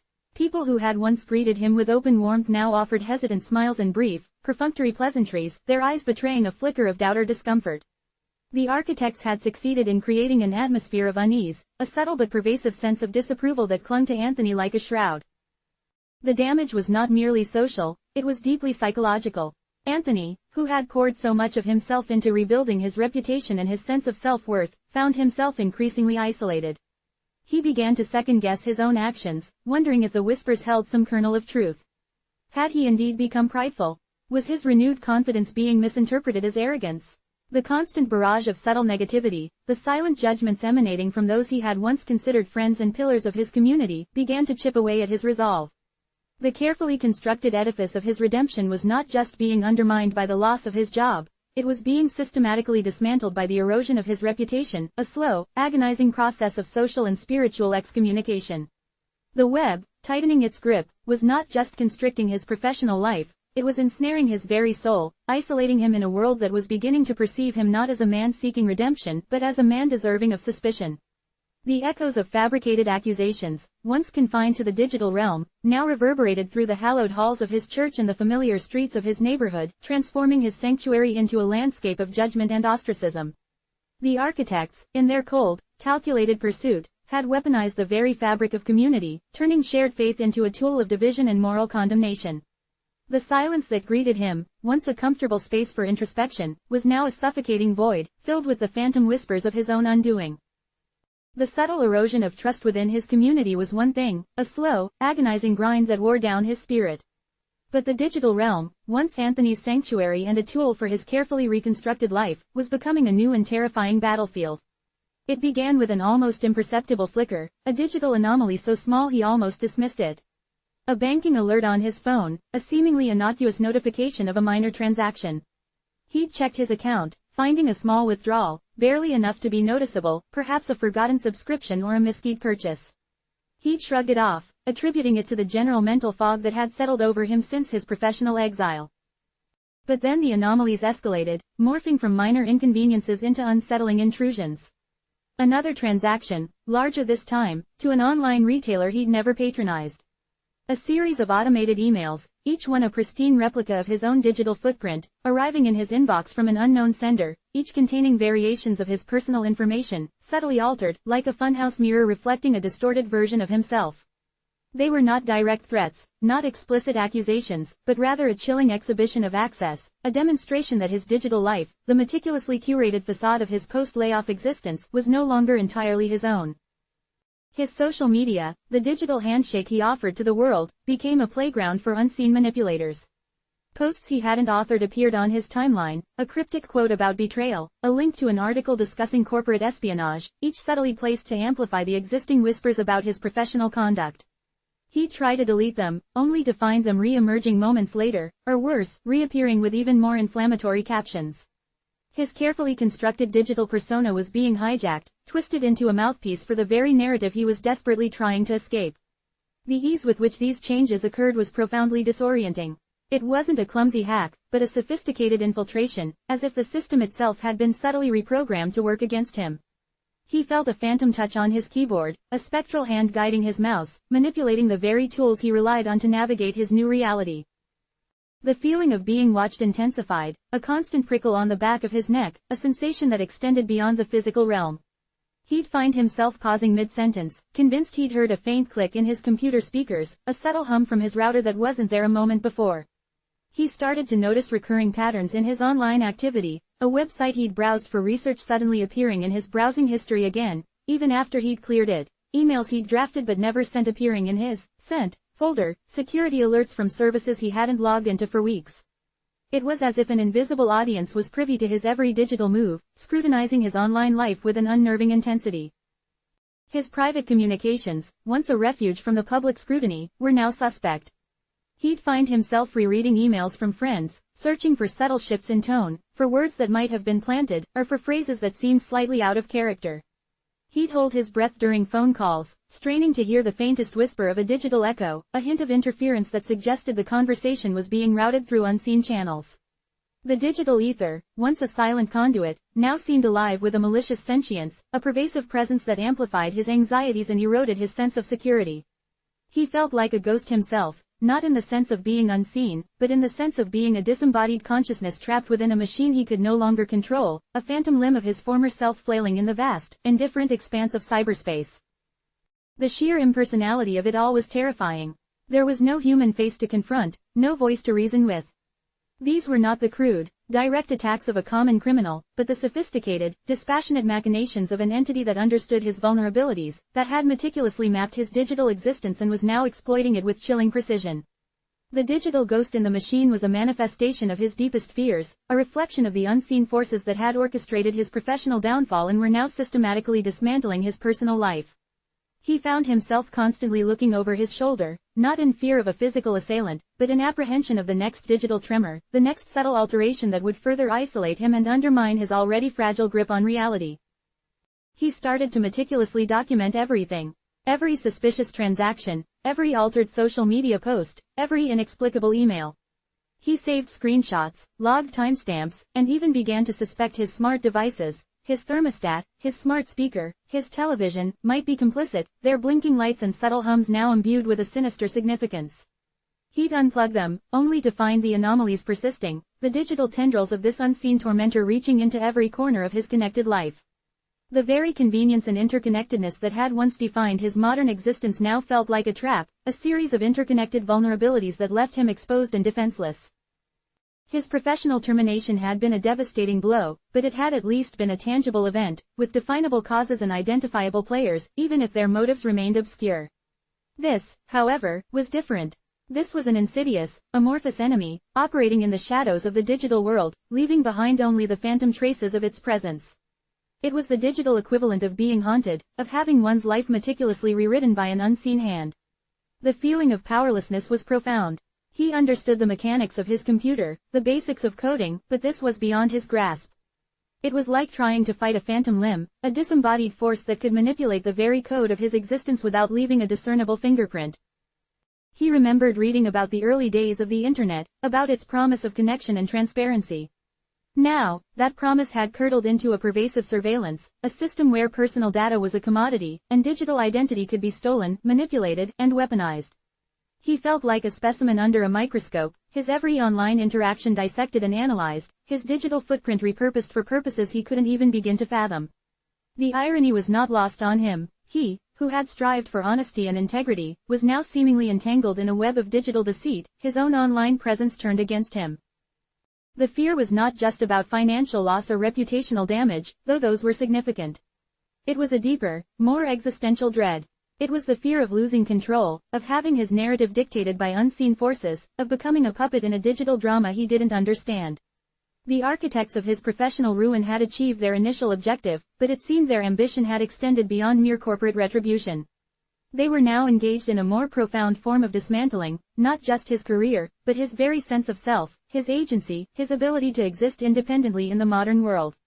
The digital ghost was not just haunting his machine, it was haunting his life, leaving him adrift in a sea of manufactured uncertainty. He found himself staring at his computer screen for hours, not working, but paralyzed by a creeping paranoia, a desperate, futile attempt to anticipate the next move of an enemy he couldn't see, couldn't understand, and most terrifyingly couldn't fight. The web was tightening, not just with whispers and sidelong glances, but with the silent, invisible threads of code and data, weaving a cage around his digital soul. The digital intrusions, once a source of simmering unease, began to coalesce into a tangible weight, pressing down on Anthony's spirit. It was no longer a matter of isolated incidents, but a pervasive, suffocating atmosphere. The subtle manipulations of his online presence, the phantom transactions, the disembodied emails, they were designed to do more than just sow discord, they were meticulously calibrated to unravel his very sense of self. Each anomaly, no matter how small, acted as a tiny chisel, chipping away at the foundation of his carefully constructed reality. He found himself replaying conversations, scrutinizing his own actions, dissecting his past with a brutal, unforgiving lens. Was it possible that the architects of his professional downfall hadn't just wanted him silenced, but utterly broken? The whispers in his former workplace had been insidious, a slow poison that corroded his reputation. Now, the digital realm was echoing those same sentiments, but with an unnerving, almost intimate knowledge of his vulnerabilities. He started to question not just the validity of the accusations leveled against him, but the very fabric of his own character. Had he truly been as diligent, as ethical, as he believed? The doubts, once a faint hum in the background of his consciousness, began to swell into a roaring crescendo. He'd always prided himself on his integrity, his meticulous attention to detail. But what if those very traits had been twisted, used against him in ways he couldn't comprehend? What if his greatest strengths were, in fact, his most exploitable weaknesses? He found himself staring at the screenshots he'd meticulously collected, the evidence of the digital assault.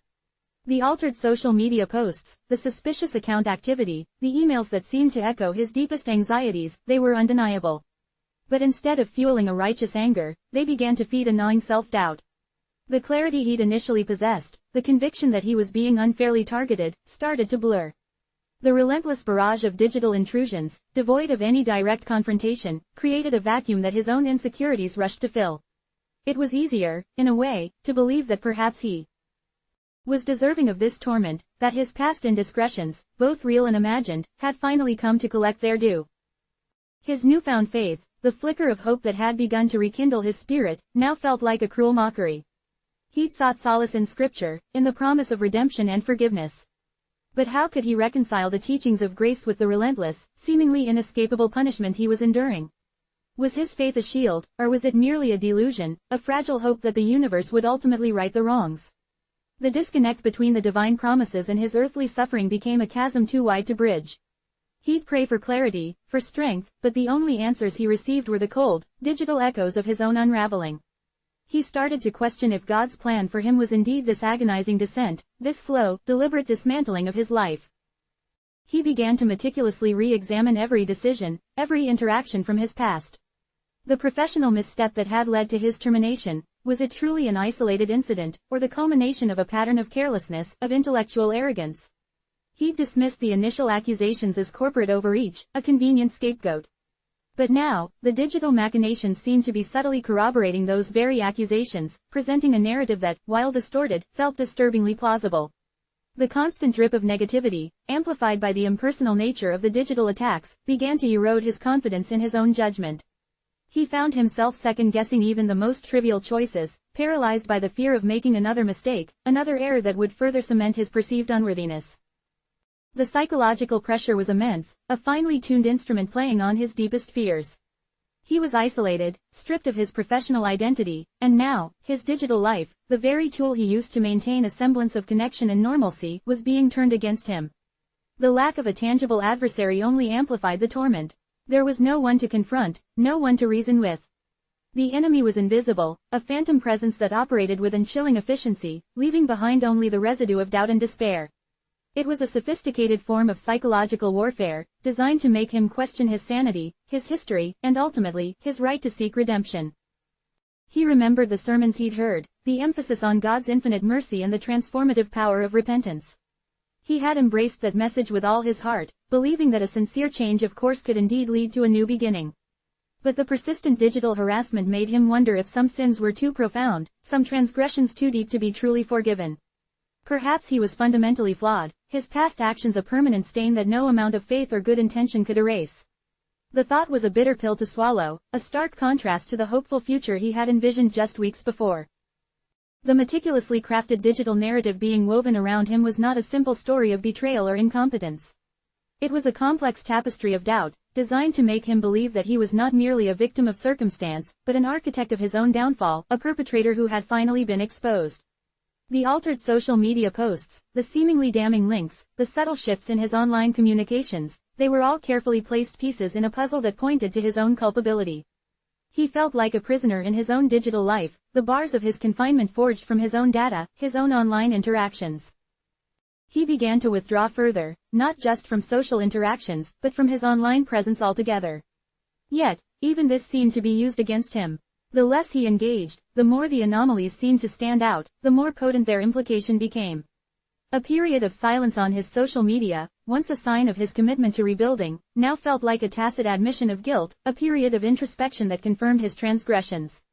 The architects of this torment understood that for Anthony, his digital footprint was inextricably linked to his sense of self. By corrupting that footprint, they were systematically dismantling his identity.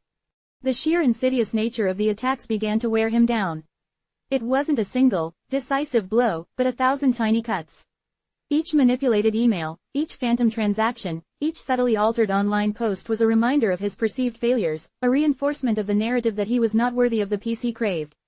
He found himself spending hours staring at his computer screen, not in defiance, but in a state of bewildered resignation. The very technology that had promised to connect him, to empower him, had become the instrument of his torment, a constant, inescapable reminder of the web that was tightening around him, thread by invisible thread. The doubt had taken root, a poisonous vine slowly choking the last vestiges of his hope. Chapter 4. The Crumbling Foundation. The insidious whispers that had once plagued his professional life now found a chilling echo in the realm of his finances. The digital architects of his downfall, having successfully dismantled his reputation, turned their attention to the very bedrock of his existence, his financial stability. It began subtly, a phantom charge on a credit card statement that he initially dismissed as a clerical error. Then came another, and another, a slow trickle of anomalies that, in hindsight, felt like the preliminary tremors before an earthquake.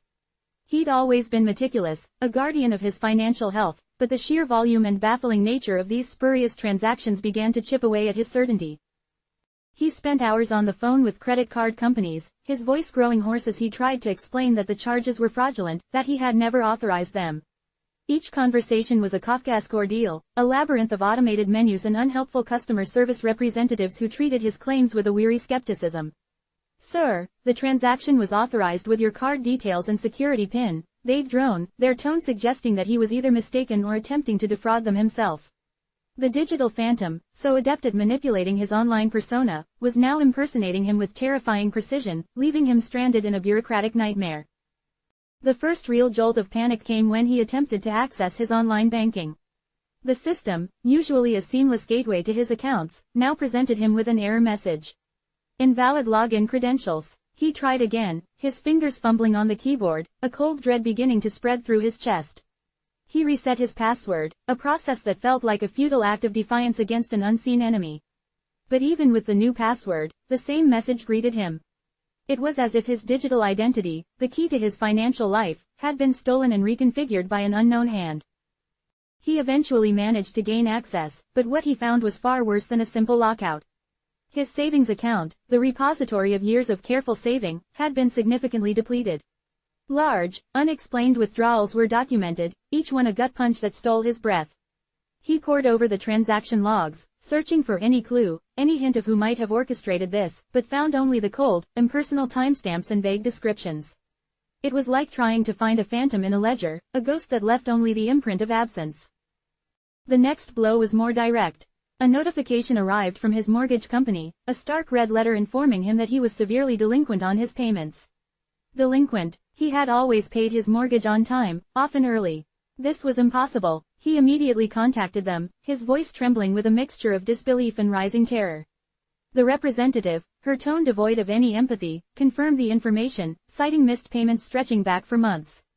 Months. He hadn't even received any reminders, any overdue notices. It was as if the mail intended for him had been intercepted, his financial lifeline severed before he even knew it was threatened. He was now facing the terrifying prospect of foreclosure, the loss of the home that was his sanctuary, his last bastion of security. The house that held so many memories, the quiet haven he had envisioned as his future, was slipping through his fingers, not through his own negligence, but through a calculated, malicious assault. The realization hit him with the force of a physical blow. This was not just about professional ruin, it was a systematic dismantling of his entire life, designed to leave him utterly destitute. The carefully orchestrated financial assault continued its relentless march. Credit card companies began bombarding him with calls from collection agencies. The phantom debts, it turned out, had been conveniently transferred to new credit accounts opened in his name, accounts he had no knowledge of. His credit score, once a testament to his financial responsibility, plummeted into freefall, a digital scar that would haunt him for years to come. He was being accused of defaulting on loans he never took out, of accumulating debt he never incurred. The narrative being spun by his tormentors was a chilling one, that he was a reckless, irresponsible individual, a fraud who had been exposed. He found himself unable to pay for basic necessities. His direct deposits, once a source of stability, were being garnished, the funds siphoned off to satisfy debts he didn't recognize. He tried to prove his innocence, to present his own meticulously kept financial records as evidence, but his efforts were met with a wall of indifference. His own documents, the digital proof of his financial integrity, were now somehow being dismissed as forgeries, manipulated to conceal his supposed transgressions. The irony was unbearable. The very tools he used to maintain order were now being used as evidence against him. The once familiar landscape of his financial world had become a treacherous minefield. Every attempted transaction, every request for information, was a potential trap. He felt like a prisoner in his own economic reality, the bars of his confinement forged from digital deception. He tried to get a small personal loan to tide him over, to buy himself time to unravel this nightmare, but his application was immediately rejected. The system, designed to be a safety net, had become a gaping hole, swallowing him whole. The psychological toll was immense. The constant anxiety, the gnawing fear of what new financial catastrophe would erupt next, left him sleepless and disoriented. He found himself scrutinizing every email, every notification, with a hypervigilance that bordered on paranoia. He was living in a state of perpetual dread, his mind a battlefield where the specter of financial ruin loomed large. The serenity he had begun to find in his faith felt fragile, a delicate flower struggling to bloom in a barren wasteland. How could he reconcile the promises of divine provision with the stark reality of his destitution? Was this suffering a test of his faith, or a consequence of sins he couldn't even identify? He remembered a passage from Scripture that spoke of the righteous being provided for, of God's care for those who walked in his ways. But his current reality was a cruel mockery of those words. He was being systematically stripped of everything, not through divine judgment, but through human malevolence. The disconnect between his spiritual aspirations and his material collapse was a gaping wound, a constant source of anguish. He prayed for guidance, for a way out, but the digital echoes of his own financial demise seemed to be the only response he received. The sheer complexity of the financial manipulation was staggering. It wasn't a single, brute force attack, but a series of interconnected, sophisticated maneuvers designed to appear legitimate, yet utterly devastating. Fake debts were not only created but actively serviced by the perpetrators, leading to legitimate creditors being paid for a period, creating a false sense of legitimacy. This intricate dance of financial deceit ensured that when the facade finally crumbled, the damage would be irreparable, leaving Anthony with a mountain of fabricated liabilities and a ruined credit history. He tried to consult with a lawyer, but the fees were astronomical, a luxury he could no longer afford. Even if he could, how would he explain the intangible nature of his torment? How could he prove that his financial ruin was not the result of his own poor decisions, but a deliberate act of sabotage by unseen forces? The legal system, built on tangible evidence and verifiable actions, seemed ill-equipped to combat such insidious digital warfare. He was left isolated, facing an enemy that operated in the shadows, leaving behind only the wreckage of his financial life. The prospect of homelessness, once an abstract fear, began to feel like an imminent reality, the chilling consequence of a meticulously orchestrated financial ruin. He looked around his apartment, the place that had once represented security and stability, and saw it not as a home, but as a temporary dwelling, soon to be reclaimed by the forces that had systematically dismantled his world. The silence had become an oppressive weight, a physical presence in the once bustling spaces of Anthony's life. It wasn't merely the absence of sound, but the deliberate, chilling void where human connection used to reside. His phone, once a constant source of alerts, now lay dormant, its screen reflecting only his own increasingly drawn face. The calls had stopped weeks ago, the messages dwindled to nothing. He'd reached out, of course, initially with a desperate plea for understanding, then with a more measured attempt to explain. But the responses, when they came at all, were brief, dismissive, laced with an almost palpable apprehension. It was as if an invisible force field had been erected around him, repelling anyone who dared to approach.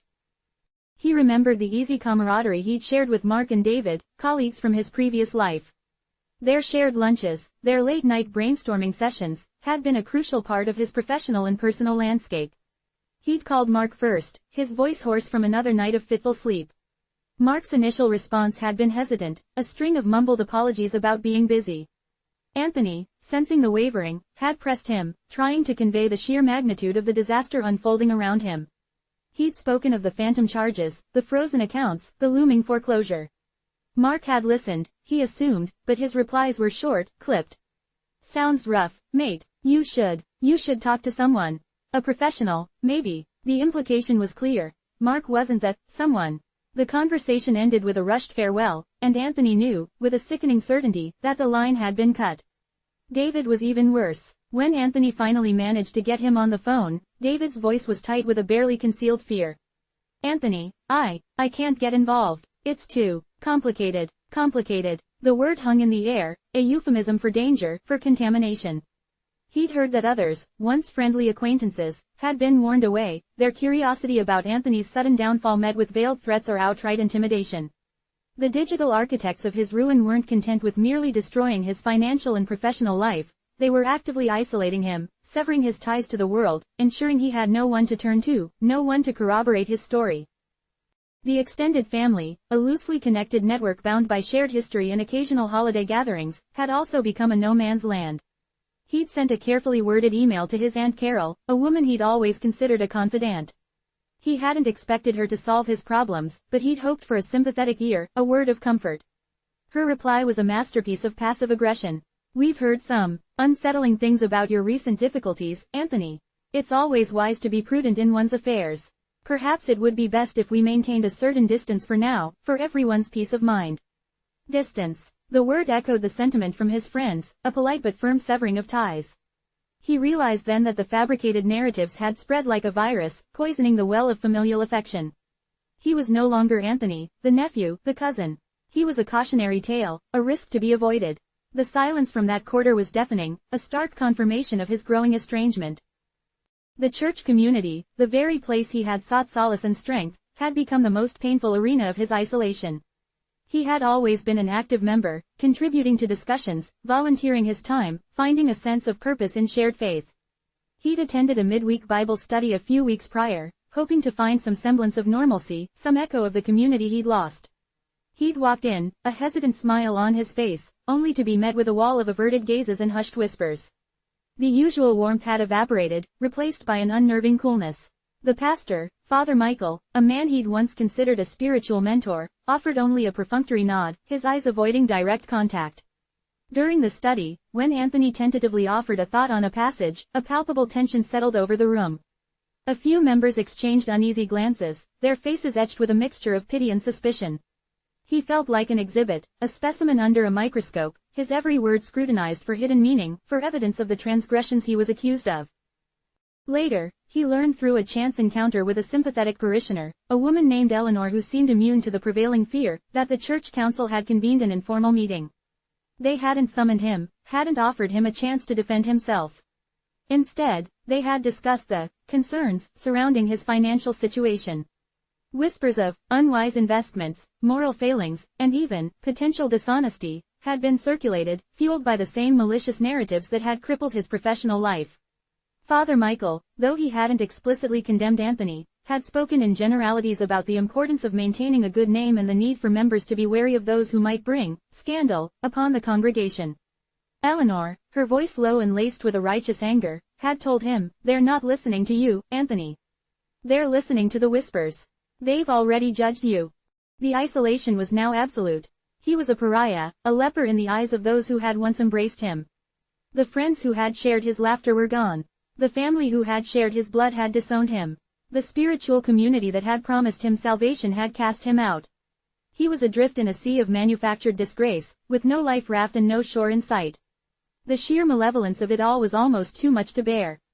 It wasn't just that his life was falling apart, it was that the very fabric of his relationships, the threads that had bound him to the world, were being systematically and brutally severed by unseen hands. He was a prisoner in his own existence, the walls of his confinement built not of stone, but of fear, suspicion, and the pervasive silence of betrayal. The darkness that had begun as a professional threat had now seeped into every corner of his life, extinguishing the light of human connection and leaving him utterly, terrifyingly alone. He found himself pacing the small confines of his apartment, the worn carpet a testament to his restless energy. Each step was a percussive echo in the vast emptiness, a constant reminder of his solitude. The silence wasn't just external, it had begun to seep inward, a quiet erosion of his own sense of self. He'd always been a man who thrived on interaction, on the ebb and flow of conversation, on the shared experiences that built the scaffolding of his identity. Now, that scaffolding had been dismantled, leaving him exposed and vulnerable. He tried to maintain a semblance of his former routine, but even the simplest tasks felt monumental without someone to share them with, or even just the expectation of someone to share them with. He'd sit at his kitchen table, the worn oak scarred with years of meals and conversations, and find himself staring at the empty chair opposite him, a phantom presence in his solitary meals. He'd once prided himself on his resilience, his ability to weather storms. But this storm was different. It wasn't a natural disaster, a force of nature he could understand and perhaps even learn to live with. This was a deliberate, targeted assault, a systematic dismantling of his life by an enemy he couldn't see or comprehend. The anonymity of his tormentors was perhaps the most insidious aspect. They were everywhere and nowhere, their influence pervasive yet invisible. This was not the clear-cut enemy of a battlefield, but a phantom antagonist that struck from the shadows, leaving behind only the wreckage. He found himself replaying conversations in his mind, dissecting every word, every inflection, searching for clues he might have missed, for signs of the betrayal that had been so swift and so absolute. Had Mark's hesitation been a flicker of doubt, or a pre-programmed response? Had David's fear been genuine, or a calculated performance? He knew, intellectually, that trying to find fault in himself or his past interactions was a futile exercise. The architects of his downfall were far too sophisticated for that. Their plan was designed to be inescapable, its logic irrefutable, its execution flawless. Yet, the human mind, desperate for answers, clung to these threads of doubt, seeking solace in self-recrimination rather than confronting the terrifying reality of an incomprehensible enemy. The digital realm, once a source of connection and opportunity, had become a wasteland, a graveyard of his former online presence. His social media profiles, once vibrant with updates and interactions, were now ghost towns. He'd deleted them, one by one, the act itself a painful ritual of severance. Each click was a confirmation of his isolation, a severing of a digital limb. Even his online gaming communities, a space where he'd found camaraderie and a sense of belonging, had gone silent. He tried logging in, hoping for a brief respite, a fleeting moment of connection. But the usual welcoming banter was gone. His username, once familiar and greeted with a friendly nod, now seemed to pass without comment. He felt like an imposter, an unwelcome specter in a digital space that had moved on without him. He considered anonymous online forums, places where people shared their struggles and sought solace in shared anonymity. But even there, he hesitated. How could he explain the depth and complexity of his predicament without revealing himself? And if he did reveal himself, would he be met with genuine empathy, or just another echo of the suspicion and fear that had become his constant companions? The thought of being judged again, of having his narrative twisted and weaponized in a new digital arena, was too much to bear. He was trapped in a self-imposed silence, a prisoner of his own fear of further exposure. The physical world offered little solace. He found himself avoiding public spaces, the crowded aisles of the supermarket, the bustling streets. Each interaction, however brief, felt fraught with peril. He imagined the eyes of strangers upon him, their unspoken judgment a tangible weight. He saw himself through the distorted lens of the fabricated narratives, a man broken and defeated, his moral compass shattered. The paranoia was a constant hum beneath the surface of his consciousness, an almost involuntary response to his surroundings. He started to believe that even the most casual glance held suspicion, that the polite nod of a stranger was a veiled accusation. He remembered a passage from scripture about Jesus being tempted in the wilderness, alone and isolated, facing the devil's insidious whispers. He had drawn strength from that image in the past, seeing it as a metaphor for enduring personal trials. But now, the wilderness felt less like a place of spiritual testing and more like a place of utter abandonment. There was no divine hand reaching down to offer comfort, no angelic choir singing hymns of reassurance. There was only the gnawing emptiness, the chilling silence, and the profound realization that he was utterly, irrevocably alone. The foundations of his life had not only crumbled, they had been systematically demolished, leaving him adrift in a desolate landscape with no one to witness his despair, no one to offer a hand, no one to even acknowledge his existence. The social isolation was not a byproduct of his downfall. It was an integral, deliberate part of it, a testament to the chilling effectiveness of his unseen tormentors. He was a ghost in his own life, haunted by the echoes of what was, and utterly bereft of what could be. The silence, once a suffocating blanket, had now taken on a more sinister character. It was no longer just the absence of comforting sounds, but a canvas upon which his tormentors painted their psychological masterpieces. Sleep, a sanctuary he had once taken for granted, became a battleground. The architects of his ruin understood the human psyche's vulnerability in its most unguarded state. They didn't need to physically assault him, they could infiltrate his dreams, twisting his subconscious into a theater of his deepest fears. He would drift off, seeking oblivion, only to be jolted awake by vivid nightmares, each one more terrifying than the last. These were not the random anxieties of a troubled mind, they were meticulously crafted narratives, echoing the accusations and betrayals that were dismantling his waking life. He'd see phantom figures lurking in the periphery of his vision, hear whispers that dissolved into the darkness just as he tried to focus on their meaning, and feel the icy grip of dread tightening around his chest. He'd wake up in a cold sweat, his heart hammering against his ribs, the lingering terror a palpable residue that clung to him long after the dream had faded. The lack of restful sleep began to take its toll. His concentration fractured, his thoughts became sluggish, and a constant, dull ache settled behind his eyes. The world outside his window, once a vibrant tapestry, now seemed muted and distorted, as if viewed through a veil of exhaustion. He would catch himself staring blankly at walls, his mind lost in a fog of fatigue, only to snap back to a jarring reality, the silence amplifying his disorientation. He tried to fight it, to force himself to stay awake, to remain vigilant, but his body betrayed him, succumbing to the overwhelming need for rest. And with each moment of surrender, he felt a sliver of himself being chipped away, a victory for the unseen enemy. The anonymity that had initially characterized his tormentors now became a weapon wielded with chilling precision. It wasn't enough to isolate him, they needed to make him feel hunted, perpetually on edge. Anonymous threats began to appear, subtle at first, then escalating in their audacity. They weren't delivered through conventional channels, the kind that could be traced or reported. Instead, they materialized in the most unexpected, most intimate spaces. He'd find a hastily scrawled note tucked into the flap of his mailbox, the stark black ink on cheap paper a stark contrast to the sterile uniformity of his surroundings. The messages were brief, cryptic, and laced with a venom that spoke of intimate knowledge of his vulnerabilities. "We're watching," one read, the letters jagged and uneven, as if penned in haste by a trembling hand. Another, found on his car windshield one morning, simply stated, "Your time is running out." The sheer randomness of their placement, the impossibility of predicting where the next one would appear, created a constant state of hypervigilance. He began to scan every shadow, to scrutinize every passing car, his mind interpreting every unexpected sound as a prelude to danger. He'd jump at the sound of his own doorbell, his breath catching in his throat, half expecting to see a menacing figure silhouetted against the frame. The paranoia was a creeping vine, its tendrils wrapping around his sanity, constricting his every thought. He started to doubt his own senses, to question the reality of his surroundings. Was that rustle in the bushes just the wind, or a scout observing his movements? Was that car slowing down on the street a coincidence, or a prelude to an interception? The psychological warfare intensified, morphing into a more insidious form of psychological attrition. It wasn't just about instilling fear, it was about eroding his sense of self, of agency, of hope. Disturbing messages began to appear not just in physical spaces, but woven into the fabric of his digital life, a stark reminder that no realm was safe from their reach. He'd check his email, hoping for a flicker of legitimate communication, only to find a garbled string of characters that, upon closer inspection, formed a taunting phrase. He'd try to browse the internet for a distraction, a fleeting escape, and find websites subtly altered, their content subtly shifting to display insidious pronouncements related to his downfall. One evening, as he scrolled through an online news article, a pop-up appeared, not with an advertisement, but with a distorted image of his own face, accompanied by a single, chilling word, "guilty." The sheer technical prowess required to inject these messages, to so seamlessly infiltrate his digital spaces, was a testament to the sophistication of his enemies. It was a constant, suffocating reminder that they were everywhere, their reach extending into every aspect of his existence.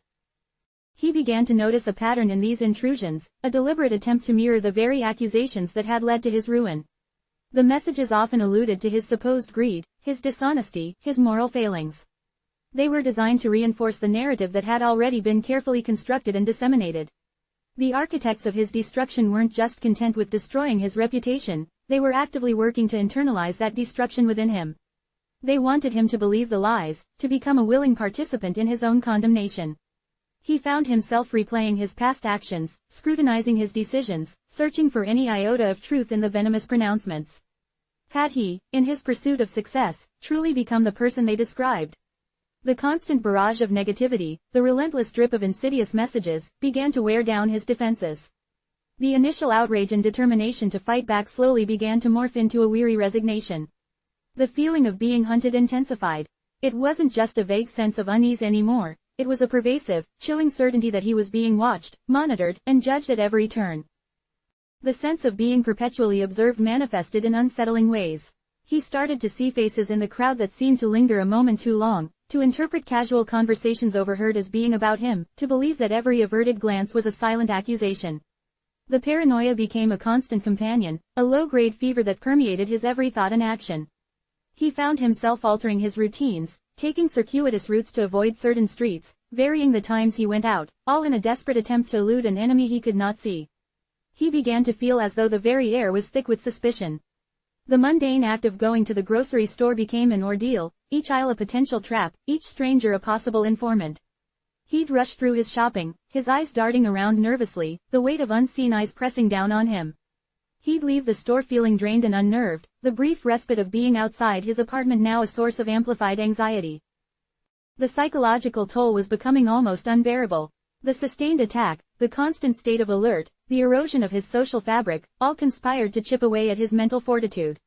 Anxiety became a constant hum, a thrumming beneath the surface of his consciousness that spiked into full-blown panic attacks at unexpected moments. He'd find himself gasping for air in the middle of the night, convinced that something, or someone, was about to break through his defenses. The feeling of helplessness was overwhelming. He was caught in a web of manufactured circumstances, his every attempt to escape or defend himself only tightening the silken threads that bound him. The hope he had once clung to, the belief that he could eventually expose the truth and reclaim his life, began to flicker and fade. In its place, a gnawing sense of hopelessness began to take root, a dark and insidious belief that this was his new reality, a life perpetually shadowed by fear and suspicion. He found himself resorting to desperate measures, small acts of defiance against the suffocating control. He'd whisper curses to the empty air, railing against his unseen tormentors, the sound of his own voice a strange comfort in the oppressive silence. He'd slam doors with unnecessary force, a futile expression of pent-up rage and frustration. He even started to talk to himself, his thoughts spilling out in disjointed monologues, a desperate attempt to articulate the chaos raging within. He knew, intellectually, that these were the signs of his mind buckling under the strain, but he was powerless to stop them. The constant emotional and psychological battering had pushed him to the brink. The architects of his ruin had designed a perfect prison, one where the bars were not made of steel, but of fear, doubt, and the crushing weight of isolation. They had not only stolen his life, they were systematically dismantling his very will to live, leaving him adrift in a sea of psychological torment, with no compass and no hope of rescue. The darkness was no longer an external threat, it was becoming an intrinsic part of him, a shadow that stretched and deepened with each passing, agonizing day. His internal landscape was becoming as desolate as the external one they had so meticulously crafted for him. The gilded sanctuary, once a beacon of solace, now felt like a gilded cage. Anthony found himself increasingly adrift in its hallowed halls, a gnawing unease replacing the spiritual comfort he once sought. The sermons, once a source of enlightenment, now often felt like thinly veiled pronouncements, their pronouncements on faith and sacrifice a stark contrast to the whispers he'd begun to overhear, the hushed conversations that punctuated the breaks between services, the furtive glances exchanged in the dim confessionals. These weren't the earnest discussions of communal prayer or theological debate, they were hushed negotiations, coded exchanges that hinted at transactions far removed from the spiritual well-being of the flock. He'd started noticing it with a dawning dread. The church, ostensibly struggling, a constant refrain in sermons and bulletins, seemed to possess an inexhaustible wellspring of funds for certain initiatives, and for a select few. The new stained glass windows, a dazzling spectacle of art and craftsmanship that had been installed with much fanfare, were magnificent, certainly, but the cost, Anthony knew from his brief, innocent inquiries when they were first proposed, was astronomical. Then there was the extensive renovation of the administrative wing, the addition of a state-of-the-art sound system, the regular, outreach, programs that inexplicably involved expensive travel and lavish accommodations for a select few. These were not the modest expenditures of a community pooling its resources for the greater good. These were the expenditures of an entity with resources far beyond its declared means, a stark contradiction that pricked at Anthony's conscience like a shard of glass. He'd always been a man of detail, a trait honed by years of meticulous work, and it was these small, overlooked details that began to snag his attention. The donation plates, once diligently emptied and accounted for, now seemed to have a life of their own. He'd noticed discrepancies, small but persistent, in the recorded income versus the visible deposits. It wasn't a matter of miscounting, it was a consistent, almost deliberate, shortfall. A significant portion of the weekly offerings, the bread and butter of the church's operational budget, seemed to simply vanish. These were not sums that could be explained away by fluctuations in attendance or unexpected maintenance costs. These were sums that represented a deliberate diversion, a stealthy siphoning of resources. He began to observe the individuals who clustered around these financial discussions. They were the same faces, the familiar pillars of the community, the ones who sat in the front pews, their posture radiating an air of pious authority. They were the members of what he dimly understood to be a clandestine council, a group that operated with a certain deferential secrecy, their pronouncements carrying an almost apostolic weight. But their recent actions, viewed through Anthony's increasingly critical lens, seemed to have shifted from that of devoted stewards to something far more acquisitive. Their arguments weren't about maximizing the church's impact for the needy, or ensuring the spiritual enrichment of the congregation. Instead, their discussions revolved around investment strategies, tax shelters, and the acquisition of lucrative, yet obscure, charitable trusts. Their pronouncements, once imbued with a sense of divine purpose, now echoed with the cold, calculating language of a boardroom. Anthony found himself attending services with a divided mind. While his ears strained to catch the spiritual pronouncements from the pulpit, his eyes, and his mind, were drawn to the periphery, to the hushed conversations that unfolded in the nooks and crannies of the sanctuary. He'd see Deacon Thorne, a man whose pronouncements on humility were legendary, in a hushed, intense conversation with Mrs. Albright, the head of the Women's Auxiliary, her usual benevolent smile replaced by a sharp, business-like expression.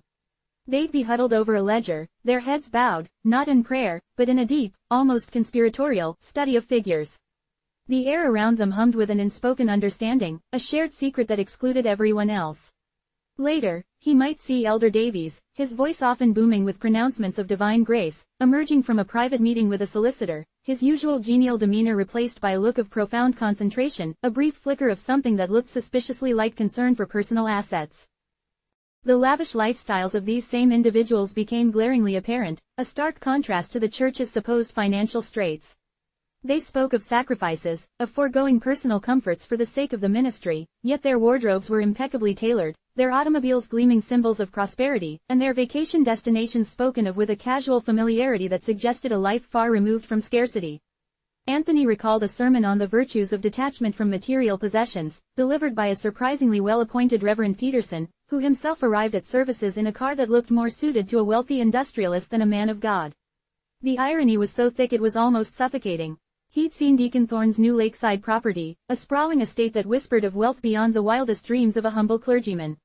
Mrs. Albright's daughter, a student at an exclusive private university, boasted of extracurricular activities and study abroad programs that ran into tens of thousands of dollars annually, a sum that seemed impossible to fund on a church volunteer's salary.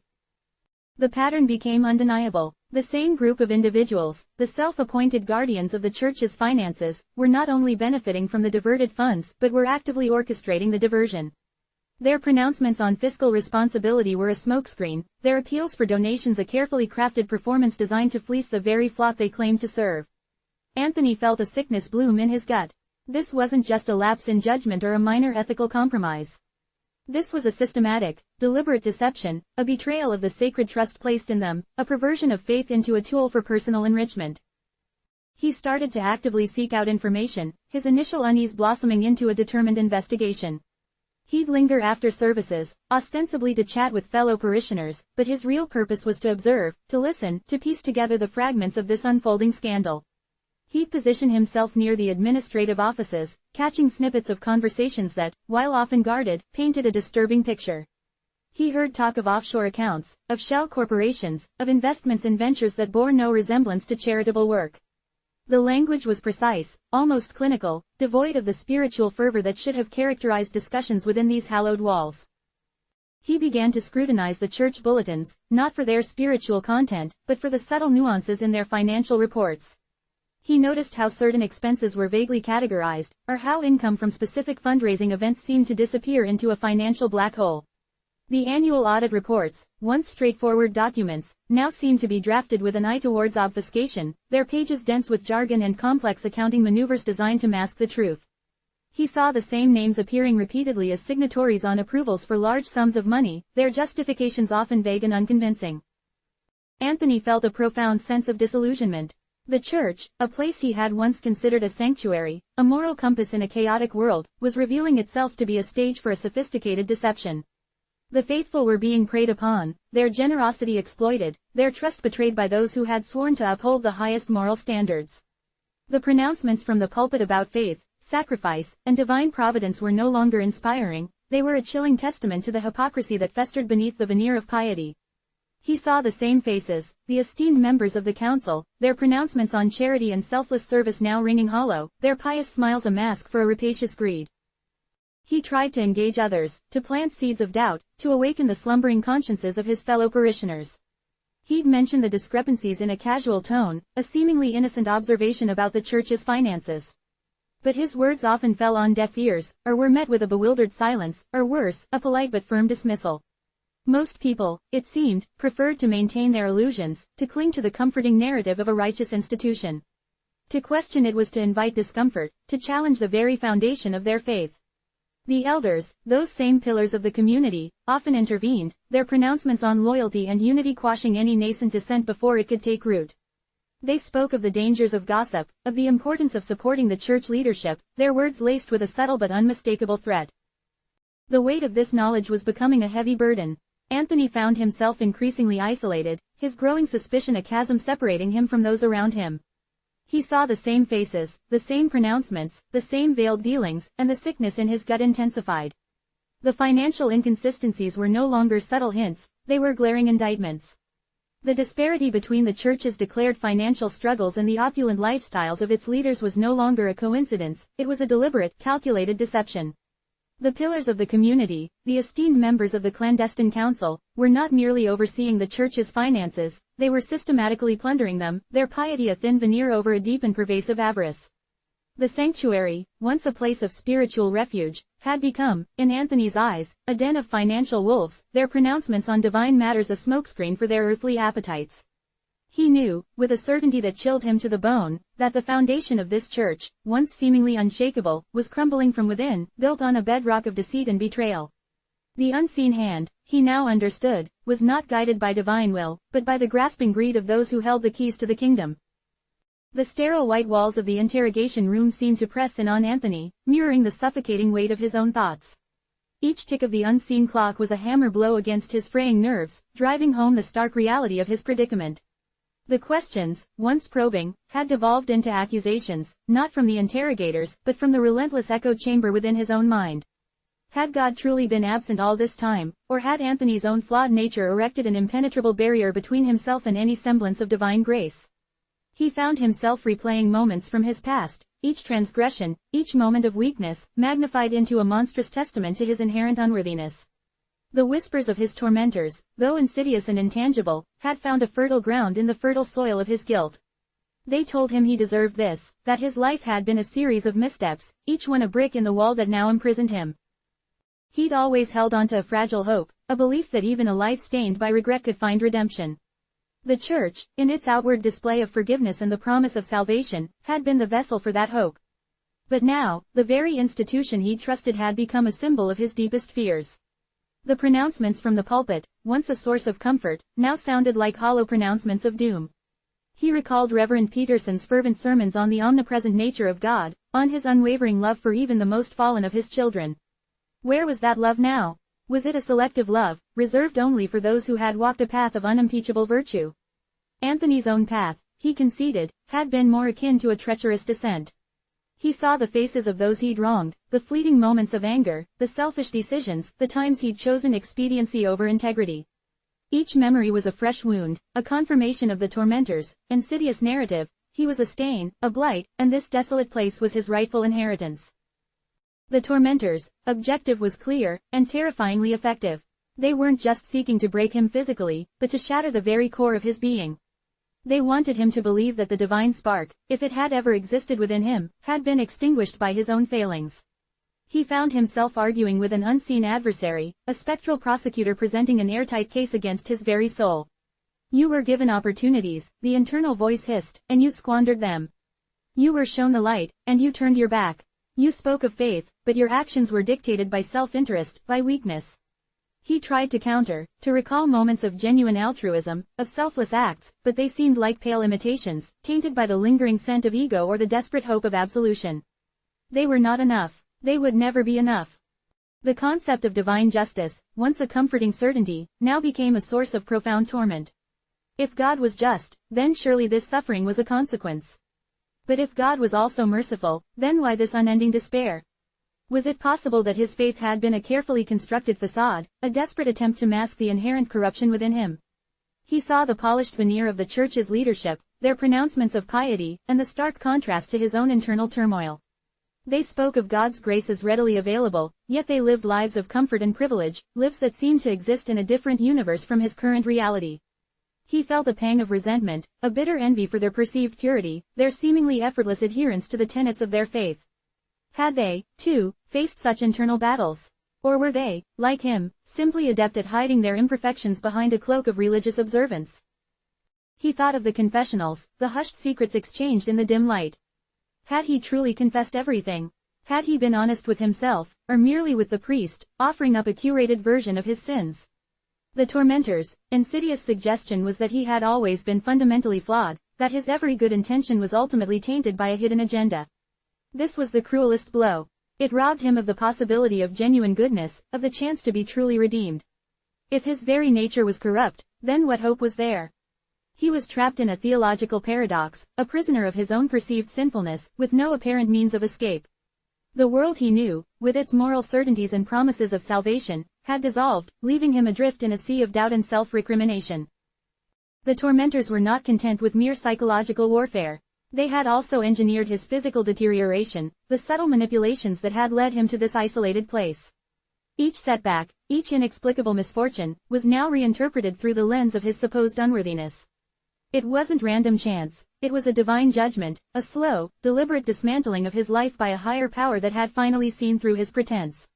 He recalled the pronouncements of faith healers, the fervent prayers for deliverance, and the hollow echo of those promises now. Had he been deluded all along, believing in a power that was either indifferent to his plight or actively working against him? He found himself staring at his hands, the hands that had signed documents, that had built things, that had, in moments of weakness, inflicted pain. Were these the hands of a sinner, irrevocably damned? The tormentors whispered, yes. They are the hands of a man who has always chosen the easy path, the path of least resistance. You have never truly fought for what is right, only for what is comfortable. This internal dialogue was a relentless assault, chipping away at his sense of self, eroding his will to resist. He began to doubt his own memories, his own intentions.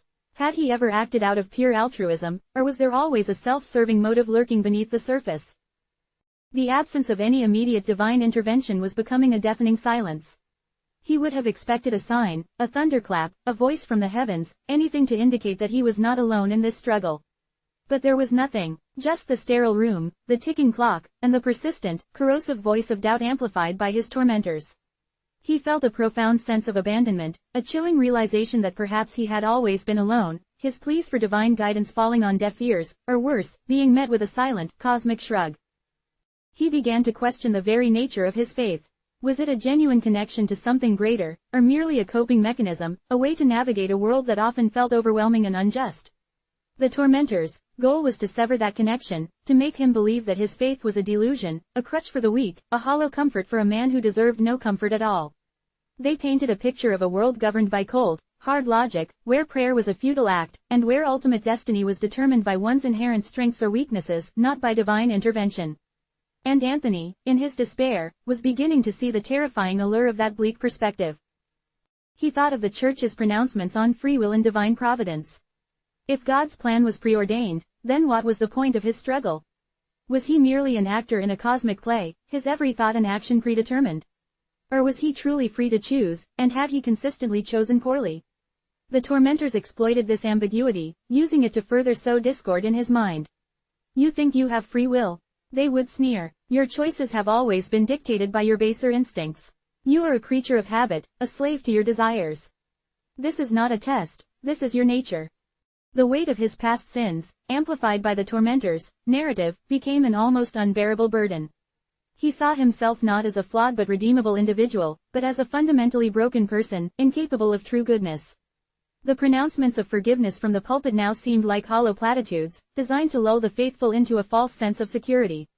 He yearned for a sign, not of divine power, but of his own capacity for resilience, of a spark of genuine worth that the tormentors had failed to extinguish. But even that hope was beginning to flicker, like a dying candle in a relentless wind. The crumbling foundation of his faith was revealing not a void, but a pit of his own making, and he was plummeting into its depths.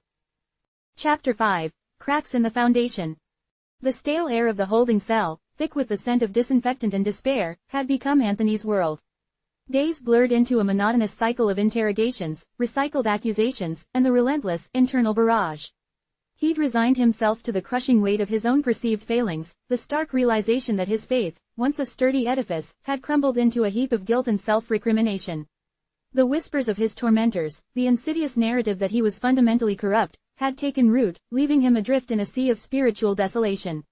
He saw no light, no hand reaching out from the void, only the cold, unyielding certainty of his own damnation.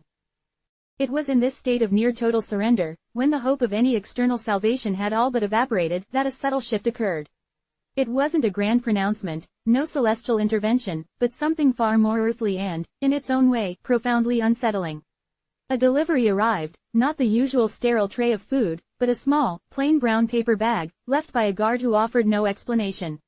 Inside, nestled amongst a couple of bland biscuits, was a single, tarnished silver coin. It was an oddity, out of place, yet its presence felt deliberate, a coded message from a world outside the suffocating confines of his present reality. He turned the coin over and over in his calloused fingers, the cool metal a stark contrast to the clammy heat of his skin. It was old, the details worn smooth by the passage of time, but he recognized the inscription. It was the ancient symbol of the early Christian church, the ichthys, the fish. It was a symbol he hadn't seen in years, not since his earliest days in the church, before the gleaming modernity of stained glass and polished oak had replaced the more austere, communal symbols of their shared faith. Why this coin? Who would leave it? The guards were hardened men, their faces etched with indifference. They wouldn't engage in such clandestine gestures. The gesture, however small, gnawed at him. It was a disruption in the seamless tapestry of his isolation, a single thread pulled loose, hinting at a larger, unseen design. His tormentors, those unseen architects of his despair, had worked so diligently to convince him that he was utterly alone, abandoned by God and man alike. Yet, here was this tangible proof that someone, somewhere, was aware of his plight, and more importantly, was reaching out. He spent hours contemplating the coin, turning it over and over. The biscuits were stale, but they were food. The coin, however, was nourishment of a different kind. It spoke of a shared history, of a faith that predated the current hierarchy, a faith that might still hold some vestige of genuine concern. He recalled the faces of the lesser-known members of his congregation, those who occupied the periphery of the church's vibrant social life, individuals who didn't command the attention of the elders but who, perhaps, saw more than they let on. There was old Mr. Abernathy, who always sat in the back row, his worn Bible a constant companion, his eyes often filled with a quiet, almost melancholic understanding. Or young Sarah Jenkins, who volunteered at the soup kitchen, her gentle demeanor a stark contrast to the often boisterous pronouncements of righteousness from the pulpit. Could it have been one of them? A clandestine act of solidarity? The thought, though faint, sent a tremor of something akin to hope through his depleted spirit. Hope was a dangerous emotion in his current state, a fragile butterfly fluttering against the bars of his prison, easily crushed. Yet, it was undeniably there. The next delivery was equally understated. Another plain bag, this time containing a worn, leather-bound copy of The Imitation of Christ. It was a book he hadn't read in decades, a devotional text that had once been a cornerstone of his spiritual life, but had since been overshadowed by more contemporary theological works. The irony was not lost on him. A book about humility and self-denial, delivered into the hands of a man accused of grand, unrepentant sin. But as he opened its aged pages, a familiar passage caught his eye, a passage he'd often overlooked in his youthful zeal. Do not seek to be known, nor to be loved, but to do God's will. The words resonated with a new, poignant clarity. They spoke not of grand gestures or public pronouncements, but of quiet devotion, of inner conviction. They were a stark counterpoint to the ostentatious displays of piety he'd witnessed within the church leadership, the carefully curated images of righteousness that now felt like a betrayal. This book, like the coin, was a tangible connection to a different kind of faith, a faith that valued substance over show. He began to look at his surroundings with a subtly altered perspective. The guards were still impassive, the walls still sterile, but his internal landscape was shifting. The narrative of his utter isolation was beginning to fray. Someone was communicating, however obliquely. Someone was acknowledging his existence, his suffering. This wasn't a divine revelation, but a human one, and in its very human imperfection, it offered a glimmer of something more real, more attainable. He started to piece together fragments of overheard conversations, snippets of guard gossip, and the subtle shifts in the demeanor of those who brought him his meager meals. He realized that his arrival, and the circumstances surrounding it, had not gone unnoticed by everyone. While the prominent figures in the church remained aloof, seemingly detached from the unpleasant realities of his imprisonment, there were murmurs among the lower ranks, a quiet disquiet that hinted at unease. He remembered Father Michael, a young priest who had joined the seminary shortly after Anthony had become a pillar of the community. Michael had always seemed a little out of place, too earnest, too genuinely compassionate for the often cutthroat politics of the church hierarchy. Anthony had dismissed him as a naive idealist, someone who hadn't yet learned the harsh realities of spiritual leadership. But now, he wondered if Michael's quiet introspection was a sign of something deeper, a nascent understanding of the rot that had begun to fester within their sacred institution. The thought was like a seed, planted in the barren soil of his despair. If there was even one other soul within the church who harbored doubts, who saw the hypocrisy, who recognized the injustice of his situation, then his isolation was not absolute. This individual, this unseen ally, was not necessarily a powerful figure, not someone who could storm the gates and demand his release. But they could, perhaps, offer a different perspective, a whispered truth that could counter the relentless falsehoods that had been weaponized against him. He began to think about the services, the sermons he'd once delivered with such conviction. He'd spoken of God's unfailing love, of His mercy extending to all His children. He'd preached about the importance of community, of mutual support, of bearing one another's burdens. Had those words fallen on deaf ears? Or had some, like him, found solace in them, only to be later disillusioned by the actions of those who preached them? The coin and the book were more than just gestures, they were provocations. They were an implicit challenge to the narrative of his complete abandonment. They hinted at a resistance, however small, a quiet rebellion brewing beneath the surface of outward conformity. He started to scrutinize the faces of the few individuals who passed through his cell, the guards, the occasional medical orderly. He looked for a flicker of recognition, a hint of empathy, a sign that he was not merely a prisoner, but a fellow human being caught in a terrible web. One afternoon, a different guard delivered his meal. This man, younger than the others, with a nervous energy about him, avoided eye contact. As he placed the tray down, his hand brushed against Anthony's, and Anthony felt a tiny slip of paper pressed into his palm. It was no bigger than his thumbnail, folded multiple times. He waited until the guard had left, his heart pounding a frantic rhythm against his ribs, before carefully unfolding it. The message was brief, scrawled in a hurried, almost illegible hand: "They are watching you. Trust no one you know. Look for the quiet ones." The words sent a shiver down his spine, a mixture of fear and exhilaration. They are watching you. This confirmed his deepest suspicions, the awareness that his confinement was not merely punitive but a calculated move, designed to silence or discredit him. Trust no one you know. This was a chilling directive, a warning that even those who had once been allies, those who had publicly supported him, might now be compromised or complicit. It implied a network of surveillance, a pervasive atmosphere of suspicion that extended beyond the prison walls. But it was the last sentence that truly resonated: look for the quiet ones. This was the key. It directed him away from the charismatic leaders, the loud voices of authority, and towards the silent observers, the individuals who operated in the shadows, perhaps gathering information, perhaps harboring their own doubts. It was a call to discern the subtle signs of dissent, to look for those whose silence was not born of apathy, but of careful observation, perhaps even of strategic caution.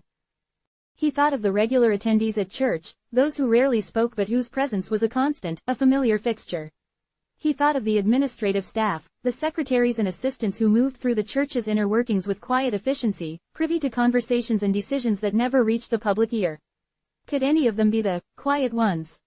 The paper slip felt impossibly fragile, a lifeline cast into the abyss. He carefully tucked it into the worn pages of The Imitation of Christ, a secret shared between him and this newfound, unknown benefactor.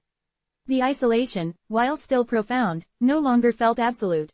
There was a breach, a fissure in the monolithic edifice of his despair. He began to observe with a renewed intensity. The guards were no longer just functionaries of his confinement, they were potential conduits of information, their casual remarks, their unguarded expressions, now holding a new significance. He paid attention to the nuances of their interactions, the subtle power dynamics at play, searching for any anomaly that might betray a dissenting voice. He found himself listening more intently to the rustling of papers, the murmur of voices in the corridor, straining to catch any stray word that might offer a clue. The initial act of kindness, the coin, had been a signal flare. The book, a source of philosophical redirection.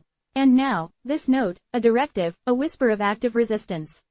It wasn't a grand conspiracy, not yet, but a tentative alliance, forged in the shadows by individuals who, for their own reasons, felt compelled to act against the prevailing tide of injustice. His mind, once consumed by self-recrimination, now began to churn with a different kind of energy. It was the energy of deduction, of strategic thinking. He started to analyze the structure of the church, its hierarchies, its power centers, and the individuals who occupied those positions. He remembered past disagreements, subtle clashes of ideology, moments when certain individuals had expressed reservations about the direction the church was taking, only to be quietly sidelined or absorbed. He recalled the hushed conversations he'd overheard in the vestry, the veiled criticisms of Reverend Peterson's increasingly authoritarian style. He remembered the palpable tension during the elders' meetings, the unspoken disagreements that were always smoothed over with practiced platitudes. These were the moments he'd dismissed as mere office politics, but now, in the stark light of his own predicament, they took on a new significance. They were cracks, small but present, in the foundation of the seemingly unassailable institution. The individual who had left the note remained a mystery, a phantom benefactor. But their actions had injected a crucial element into Anthony's experience, the possibility of agency, not just as a victim, but as a participant in a larger, unfolding drama. The tormentors had sought to isolate him, to convince him of his utter powerlessness. But this anonymous act of defiance, this silent outreach, was a powerful refutation of their narrative. It suggested that even within the most oppressive systems, there were always those who maintained their moral compass, those who refused to be complicit in injustice. He understood that this alliance, if it could be called that, was precarious. The warning to trust no one he knew was a stark reminder of the risks involved. This unknown ally was operating in the shadows, likely under considerable pressure. Any direct contact would be dangerous for both of them. Therefore, the communication would have to remain indirect, subtle, a series of coded messages and carefully observed cues. He began to re-examine his own past interactions within the church, searching for individuals who might have possessed the kind of quiet integrity that the note alluded to. He thought of the various committees he'd served on, the social outreach programs he'd supported, the countless individuals he'd encountered in his former life. Who among them had possessed a genuine, unostentatious faith? Who had exhibited a quiet disapproval of the more flamboyant displays of wealth and power within the leadership? The silence of his confinement was no longer a void but a canvas upon which he began to paint a new narrative. A narrative of quiet resistance, of hidden loyalties, of a nascent hope that was slowly, tentatively, taking root. The seemingly insignificant gestures, the coin, the book, the note, had acted as catalysts, transforming his passive despair into an active, albeit cautious, engagement with his fate. He was no longer merely a prisoner awaiting judgment, he was a player in a game whose rules he was only beginning to understand, a game where the quietest voices might hold the greatest power. The foundation of his faith had cracked, yes, but through those cracks, a sliver of light, however faint, had begun to penetrate the darkness. The dim light of the holding cell, once a symbol of his utter desolation, now served a different purpose. It was a stark, unforgiving spotlight under which Anthony began to scrutinize not his own soul, but the souls of those who had condemned him. The anonymous notes, the cryptic gifts, they had been whispers of a hidden truth, a truth that now demanded a more concrete form. His faith might have been fractured, but his intellect, sharpened by adversity, remained a formidable weapon. He turned his attention inward, not to the labyrinth of his guilt, but to the vast, intricate financial architecture of the institution that had cast him out. He recalled the casual remarks he'd overheard from guards about lavish expenditures, about certain council members' seemingly boundless access to funds.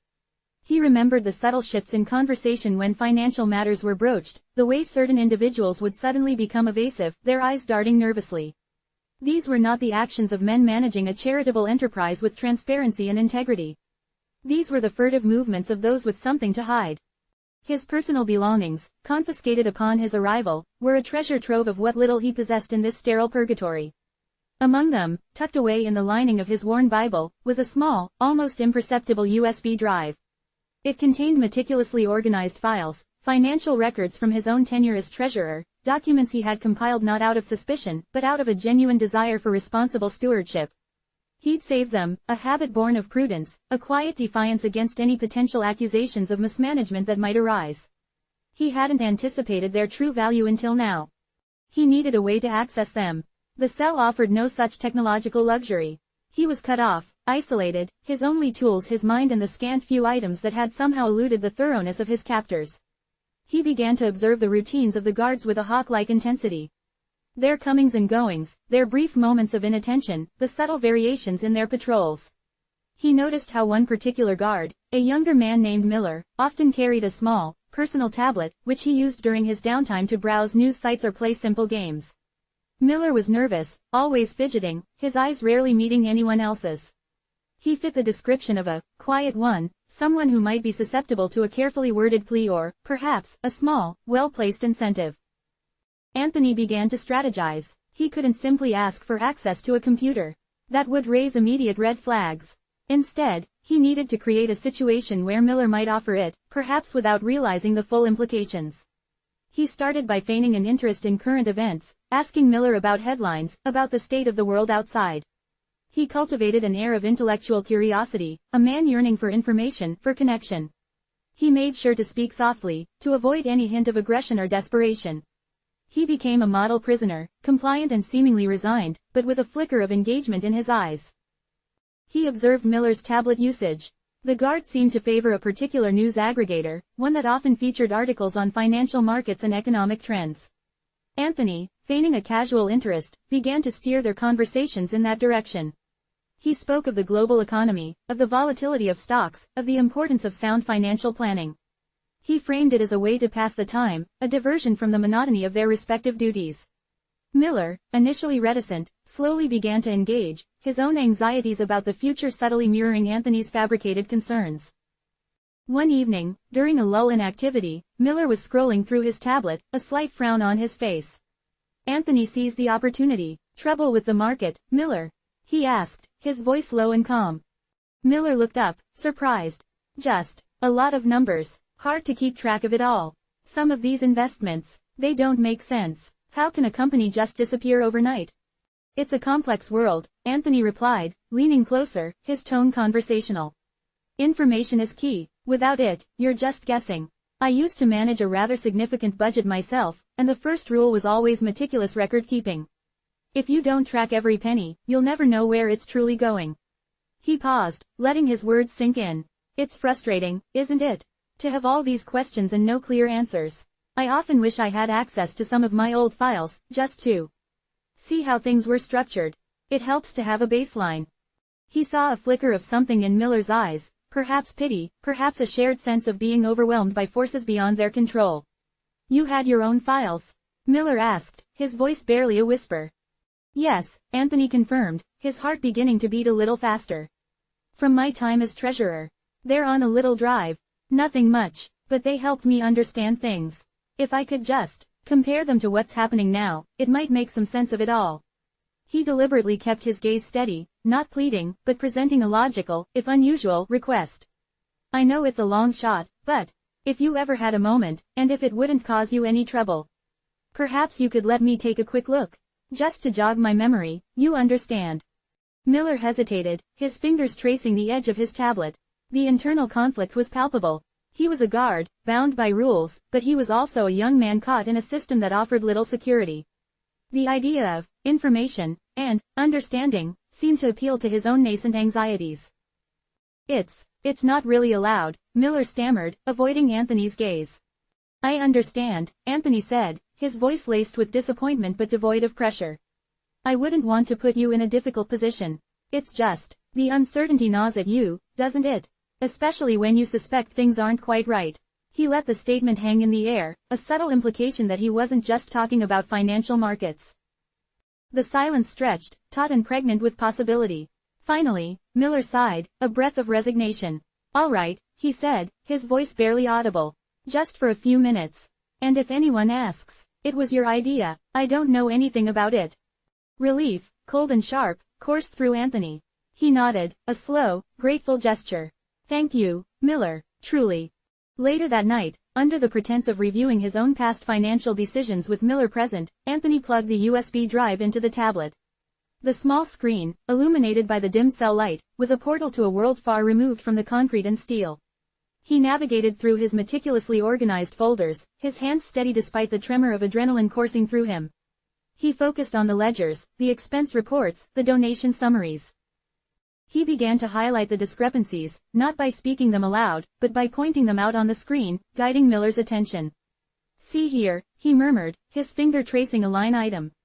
"This expenditure for seminary renovations. It was a one-time project, authorized at $50,000. But look at the subsequent entries. Multiple payments, far exceeding the original estimate, with no new authorization. And the vendor listed, Apex Consulting. I've never heard of them." He moved to another section. "And this, missionary fund. Large sums transferred out regularly, with vague descriptions like, operational support, or, special projects. There are no supporting invoices, no reports detailing what this money was actually used for. It's just gone." Miller's eyes widened as he followed Anthony's pointed finger. The nervousness he usually displayed seemed to morph into a dawning apprehension, a recognition of a darkness he had only vaguely sensed. Anthony continued, his voice growing firmer, more authoritative, the old treasurer re-emerging from the depths of the prisoner. This entry here, for instance. A significant withdrawal marked as Pastoral Discretionary Fund. This fund is meant for immediate, unforeseen needs of the clergy, not for substantial, recurring transfers to shell companies. And look at the dates. They coincide with periods when certain council members were known to be facing personal financial difficulties or making large personal investments. He scrolled through pages of figures, a grim narrative unfolding on the small screen. He showed Miller how a consistent pattern of over-invoicing for church events, followed by reimbursement requests that far exceeded actual costs, had become a routine. He highlighted instances where funds earmarked for outreach programs, for the homeless, for supporting struggling parishes, had been rerouted. This isn't just mismanagement, Miller, Anthony said, his voice low and intense. This is theft. This is systematic embezzlement. They're not just bleeding the church dry, they're stealing from God's work, from the very people they claim to serve. He looked at Miller, his gaze piercing. And the signatures on these authorizations. They all belong to members of the council. The very same men who orchestrated my downfall. Miller was visibly shaken. He had heard whispers, seen the opulent lifestyles of the church leadership, the expensive cars, the extravagant retreats. But to see it laid out in black and white, the sheer scale of the deceit. It was overwhelming. But, why? Miller stammered, his voice trembling. Why would they do this? And why? Why frame you? Anthony's expression hardened. They needed a scapegoat, someone to divert attention, someone to blame for the financial irregularities they themselves were creating. By making me the symbol of corruption, they ensured that no one would look too closely at their own actions. They needed to silence me, to discredit me, before I could uncover what they were so desperate to hide. He continued to meticulously document the trail of illicit funds, using his own stored records as a baseline for comparison. He pointed out how certain contractors, those who were suspiciously awarded lucrative contracts with little to no competitive bidding, seemed to funnel a portion of their earnings back to accounts controlled by the council members.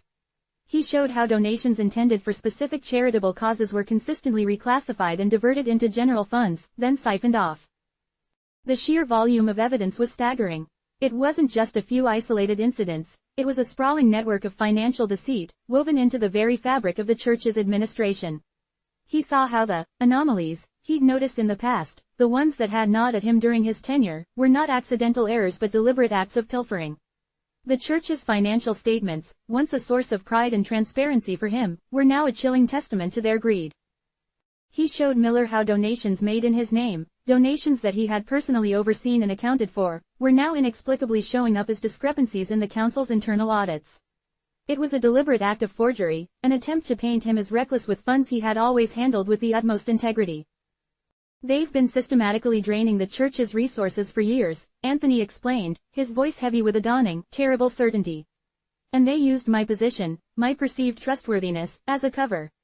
When I started to question the unusual expenditures, when I began to insist on proper documentation for every transaction, they saw me as a threat. So, they fabricated a narrative of my own corruption to eliminate that threat. He traced a specific pattern of transfers, a recurring outflow of funds to an offshore account that he had no record of approving. The sums were substantial, executed with a regularity that suggested a well-oiled machine of illicit financial activity. This account, he said, pointing to a cryptic designation on the screen, I've never seen this in any of our official church records. It's entirely off the books. And yet, money is flowing into it like water. Miller, his face pale, nodded mutely. The guard had seen enough. The illusion of sanctity, of divine purpose, that had cloaked the church in his mind was beginning to crumble, replaced by the cold, hard reality of avarice. Anthony then turned his attention to the specific charges leveled against him. He compared the alleged financial improprieties with the actual financial records he had. It was clear that the charges were a fabrication, a twisted distortion of the truth designed to ensnare him. The amounts he was accused of misappropriating were wildly inflated, and the evidence presented against him was flimsy at best, clearly manufactured. They are accusing me of embezzling $50,000, Anthony stated, his voice resonating with a quiet fury. But based on these records, and their own internal transfers, they have moved millions out of the church. They are not only corrupt, they are hypocrites of the highest order, preying on the faithful while projecting an image of piety. He felt a surge of something akin to grim satisfaction. This wasn't just about his own exoneration anymore. This was about exposing a rot that had infected the very heart of the institution. The evidence was undeniable, a digital trail of greed and deceit that led directly to the highest echelons of the church council.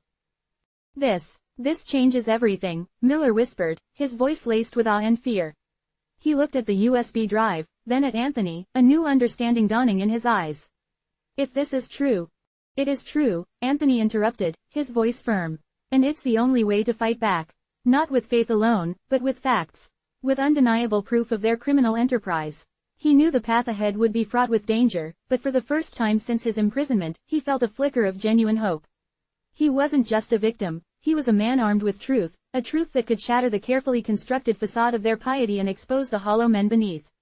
The financial anomaly wasn't just a discrepancy, it was a smoking gun, a tangible piece of evidence that could dismantle the entire edifice of lies built around him.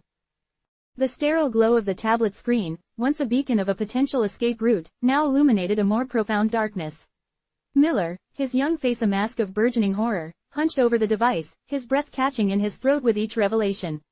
The carefully curated ledgers, the meticulous expense reports, the seemingly innocuous donation summaries, they were not merely records of financial transactions.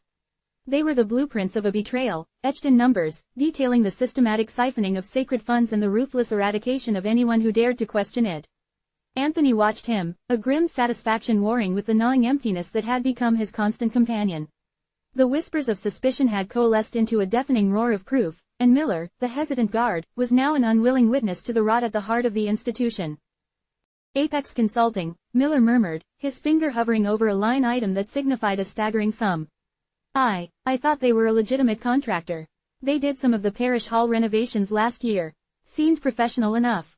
Professional, yes, Anthony replied, his voice a low, gravelly tone honed by days of forced silence.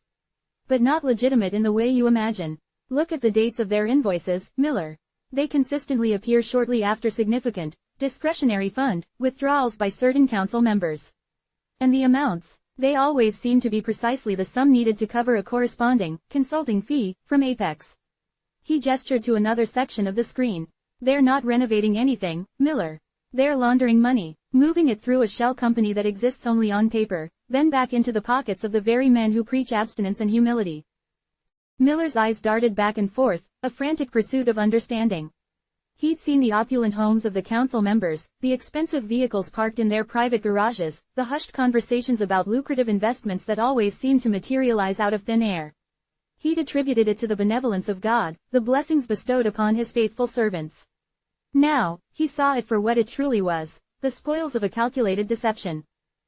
And these missionary funds, Miller swallowed, his voice barely a whisper. They're meant for famine relief, for supporting the destitute and underdeveloped nations. But the reports, they're just placeholders, operational support, logistical expenses. There's nothing concrete, no photographs, no testimonials from the people who supposedly received aid. Precisely, Anthony confirmed, leaning in closer. Because there is no aid. The money is diverted, siphoned off into the same labyrinth of shell companies and offshore accounts. They're not feeding the hungry, they're enriching themselves. They're not building churches, they're building empires of greed. He highlighted a series of transfers, each one a small but significant betrayal.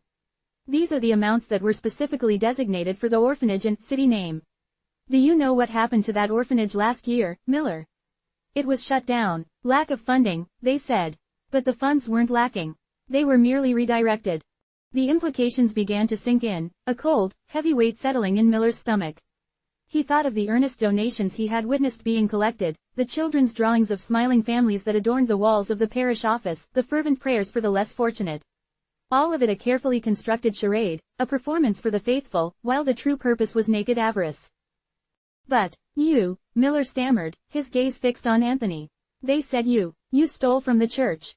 They showed evidence. Evidence manufactured to condemn me, Anthony stated, his voice resonating with a quiet, unwavering conviction. They took my meticulous records, the very proof of my integrity, and twisted them. They fabricated transactions, altered dates, and attributed misappropriations to my name. They needed a fall guy, Miller. Someone to absorb the blame for their own crimes, someone to silence before I could expose the rot that had festered for years. He pointed to a series of entries on the screen. Here, these are the accusations against me. A mere $50,000, they claimed. Look at what they have moved in just the last quarter alone. Millions. And they have the audacity to call themselves men of God. Miller's mind raced, trying to reconcile the saintly facade of the council with the brutal reality laid bare on the tablet. He remembered a hushed conversation he'd overheard between two senior members of the council, just a few weeks prior.